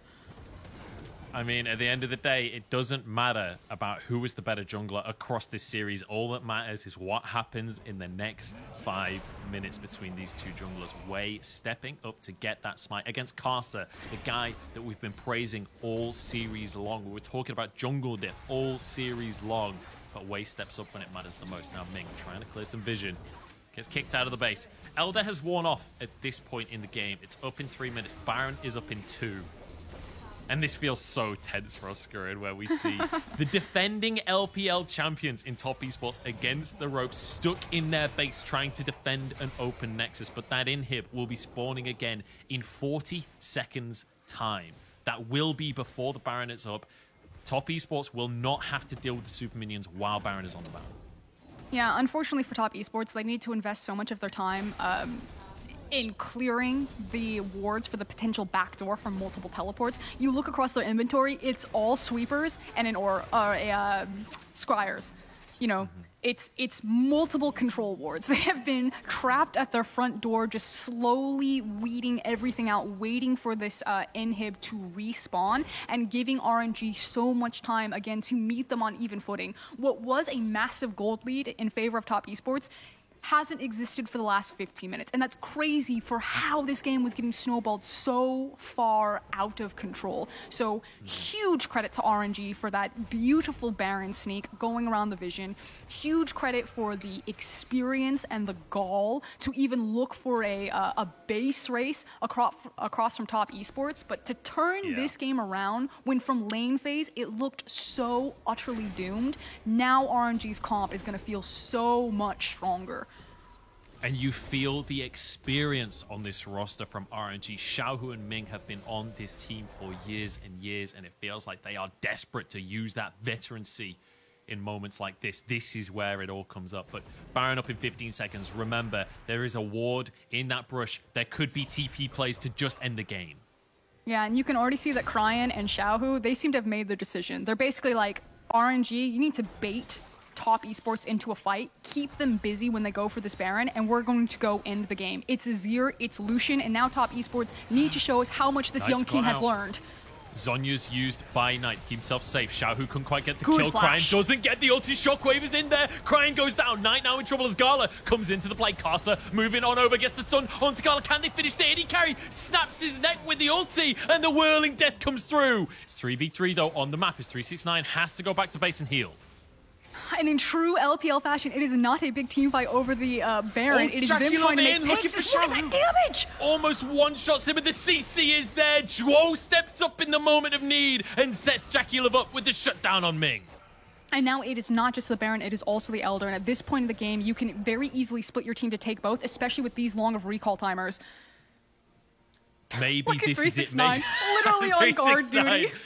He is the bouncer of the inhibitor. JackeyLove, down the mid lane we go as they look for an inhib tower here. Xiaohu, no flash available, no culling available. It's difficult for them to make a play here. That'll be a tower taken. And over to the Elder Dragon, go top esports. They're going to move over and look for that buff Teleports. to try and end the game. Here's one teleport. I believe this is Cryan. Now, Xiaohu still has his TP, and that ward is still available in that brush. But again, JackeyLove at this point can burn through Elder by himself so effectively and so quickly. Look, Lucian Wei going for the ward up top. Wei has flash He's here. We're running the going to inhib. see. Yeah, Xiaohu's going to try and make the backdoor happen. Teleport away from 369 as he goes towards the base. It's a kill onto Cryan, though. That's such a massive pick. Wei looking for the steal, but he's shockwaved away. The smite still hits. Wei goes down. He sacrifices his life to get the Elder Dragon. Xiaohu pushed out of the base, though, by 369. You may have Elder Dragon, but that Malphite is damn invincible at this point in the game. Top Esports lose the Dragon, but they win the fight. And Wei being the hero again, but JackeyLove says not today and is steamrolling down this mid lane. You can see that Gala and Ming are very quickly trying to get back into position, but there's no tank available. JackeyLove can two-shot any of these champions if they want to continue to push, or they can fall back to Baron. They're escorting the wave in. Nobody from RNG can stop this wave. Nobody can proxy it. They're escorting the wave underneath the tower. This is the fight. 4v3 right here for Top Esports. Can they end the game? Disabling the towers, but Karsa just gets one shot as he goes in. Suddenly, this doesn't look so good. One tower goes down. Top Esports now moving on to the second tower. 369 moving his way over. Ming jumps into the fray, but so does Zhuo. Pulls in Xiaohu and takes him down. 1-for-1 though as Cryan's respawned. And suddenly Top Esports on the retreat here. Ming takes a couple of hits. Wei goes and gets the stun on JackeyLove, but it's a double kill for the superstar AD carry. But Gala tries to turn it around. He's sitting on top of the GA, finishes the Draven. JackeyLove is down, and Zhuo can't escape the base. More kills for Gala, and RNG hold on. And every single time Top Esports find themselves in these positions, they get into the base, they try to force the call. It's JackeyLove leading, and it's JackeyLove that leads them to their disaster again. 369 is left alive. Maybe he kills Wei, but you can see it. The death timers are massive, and Gala is sprinting to end this one. I think he's going to have enough time. It is Karsa against this Kai'Sa right now. She'll at least get the inhib. 15 seconds, though, on Knight. I don't think the game is going to end here. Gala's looking for the inhib as Karsa. I don't think he can win this 1v1 anymore. This is a almost full build Kai'Sa at this point. Still has the Elder for another 30 seconds, so Karsa cannot contest. Pings towards the Baron from both teams. Supers galore across the map here. Both Nexuses barely alive. This is as close as it is possible to be in game number 5. Our first elimination match of the bracket. It couldn't be a better way. You can see it on Joe's face. He's like, I am aging 50 years by this game. Please, God, get me out. Oh my God, I thought for certain that JackeyLove had done it and then that it was going to be disaster again when Gala got the kill off the Elder. Oh. Gala gets it, but his 2 kills go the way of Top Esports. It's going to be 2 for 2 here on the trade. Baron goes the way of RNG. Joe trying to move in as well. You see 369's had to go back to the base. In fact, 369's only just respawned, I'm pretty sure. So RNG, offer the respawn time is they do get the Baron, but again, it's difficult for them to use it on the map. Again, at this point, though, it is, I think, maybe 2 autos away from pushing down that Nexus tower. You know, minions that or not, the super minions are pushing back in, so Top Esports, again, planting their feet. There's no more Elder, I believe, to deal with, or it's just about to fall off. There's no engage for RNG except for Cryan's ulti, which is on cooldown. Top Esports still respect it. 369 didn't have teleport available, so they back away. And I tell you what, Top Esports fans are real happy that JackeyLove didn't go for the lethality build now, because we're way beyond lethality builds in the game. Munch, what the hell?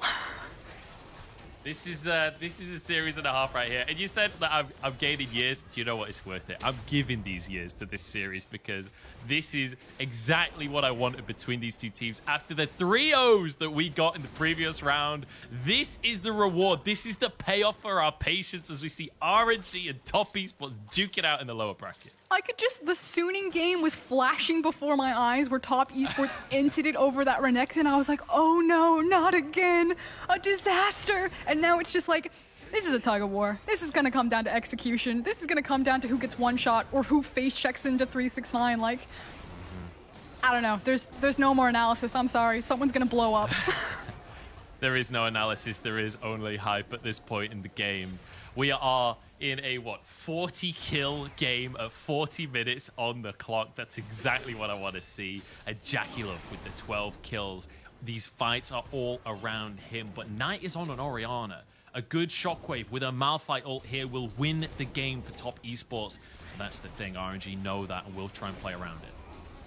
Yeah, and it's also for RNG. So if it's the Wombo combo, that's potential there from Top Esports. It's also the slow fights for RNG. You know, making sure that Cryan is set up exactly where they want to fight, that he has his Sand Soldiers ready to go, and it's not just kind of like a quick second reactive. Xiaohu is just playing with fire. He's like, I can outflash this. I assure you I can outflash this. But 369 hasn't tested on it either. Like, that is one Malphite ult away from disaster. Yeah, but the thing is, these are some of the most confident players in the world. Zhuo proves it as he goes in onto Ming, forces the quickness. But that's a flash out from Zhuo. I'd say Ming wins that trade ultimately. And you can see that it feels like RNG are doing a good job, pressuring the map and pressuring all three lanes to give them control over the spawning Elder in about 30 seconds. They've now pulled Xiaohu back. The top wave will still be in their advantage. The mid wave is in their advantage. And you can see that Wei is already sitting on this objective. And there's no Baron this time around to trade the objectives for. You know, this is the Thunderdome. Now, that said, pick potential isn't the greatest on this comp. Although, as I say that, it's like, you know, 80k gold in. So even if you don't have like a traditional pick champion like a Syndra, you get knocked up by Rakan and like 2-shot by Lucian. So maybe it doesn't matter. Top Esports have got to get in it. That is some damage and a half out of Knight, isn't it? And that's with an Ocean Soul. So Xiaohu trying to sneak up the bottom lane. JackeyLove and Zhuo are pushing forward because they've got to contest on the Elder. Gala takes a Whirling Death, but he's quite happy to just take that one for now. Xiaohu trying to get the calling on out. Nobody's starting the Elder just yet, but RNG in position here. Knight moving in from the top side, but could get caught out. Gala has one-shot potential. RNG are split up right now, which could be disaster for them. Oh, look at Cryan, look at Lucian! They're going for the end! The TP's coming on through from both teams. Ming looking to just deny the TPs. He sacrifices his own life to make it happen. Onto the Nexus go. RNG trying to stop it. Cryan knocks him away. 369 onto 2, but he doesn't have the damage. Xiaohu onto the Nexus, and Xiaohu ends the game. RNG in the most important moment of this series, pull out the TPs, pull out the clutch plays, they make the backdoor happen, and 369 can't stop it on his own. Ming the MVP, stopping the teleport from Knight, stopping the defense from Top Esports. Just a split-second map play. You know, that is like the perfect way for this series to end in Game 5 in two very different approaches to how they wanted to win the series. The fact that RNG win on a backdoor with double teleport when Top Esports just wanted to find the fight. And this feels like such a sigh of relief for RNG after such an incredible split, all split long, maintaining the first place in the standings, managing to be the most dominant team, the most convincing team the whole year, and then to come to playoffs and lose their first series 3-0, go down into the lower bracket, and now in a 5-game slog prove that against the team that everyone talks about, the clutch factor, the mojo, it's RNG that have that clutch factor. They make the clutch play, they make the backdoor happen, and they turn this game on its head. It was a wild game. There were highlight moments from basically everyone combined, a lot of outplays. On one side, you know, it's happy for RNG. They've been such a dominant force that you just talked about, you know, for how strong they've been in the regular split to now get another opportunity at potentially getting to that final and reclaiming another championship. On the other side, a really sad day for top esports fans. You know, that was Jackie Loves Draven, that was Karsa having an incredible series, all series long. You know, Knight pulling out his Orianna, and it's exciting to see top esports when they get to play the top esports way, but there's also just so many holes that really need to be patched up if they're ever going to be back-to-back defending champions. So they had the summer trophy, you know, they didn't have the worlds that they wanted to have, and unfortunately they're not going to have the spring split that they wanted to have. Yeah, RNG take him down in the end. And the heartbreaking thing about that as well, Frosk, is that this all goes differently if Wei doesn't steal that Baron.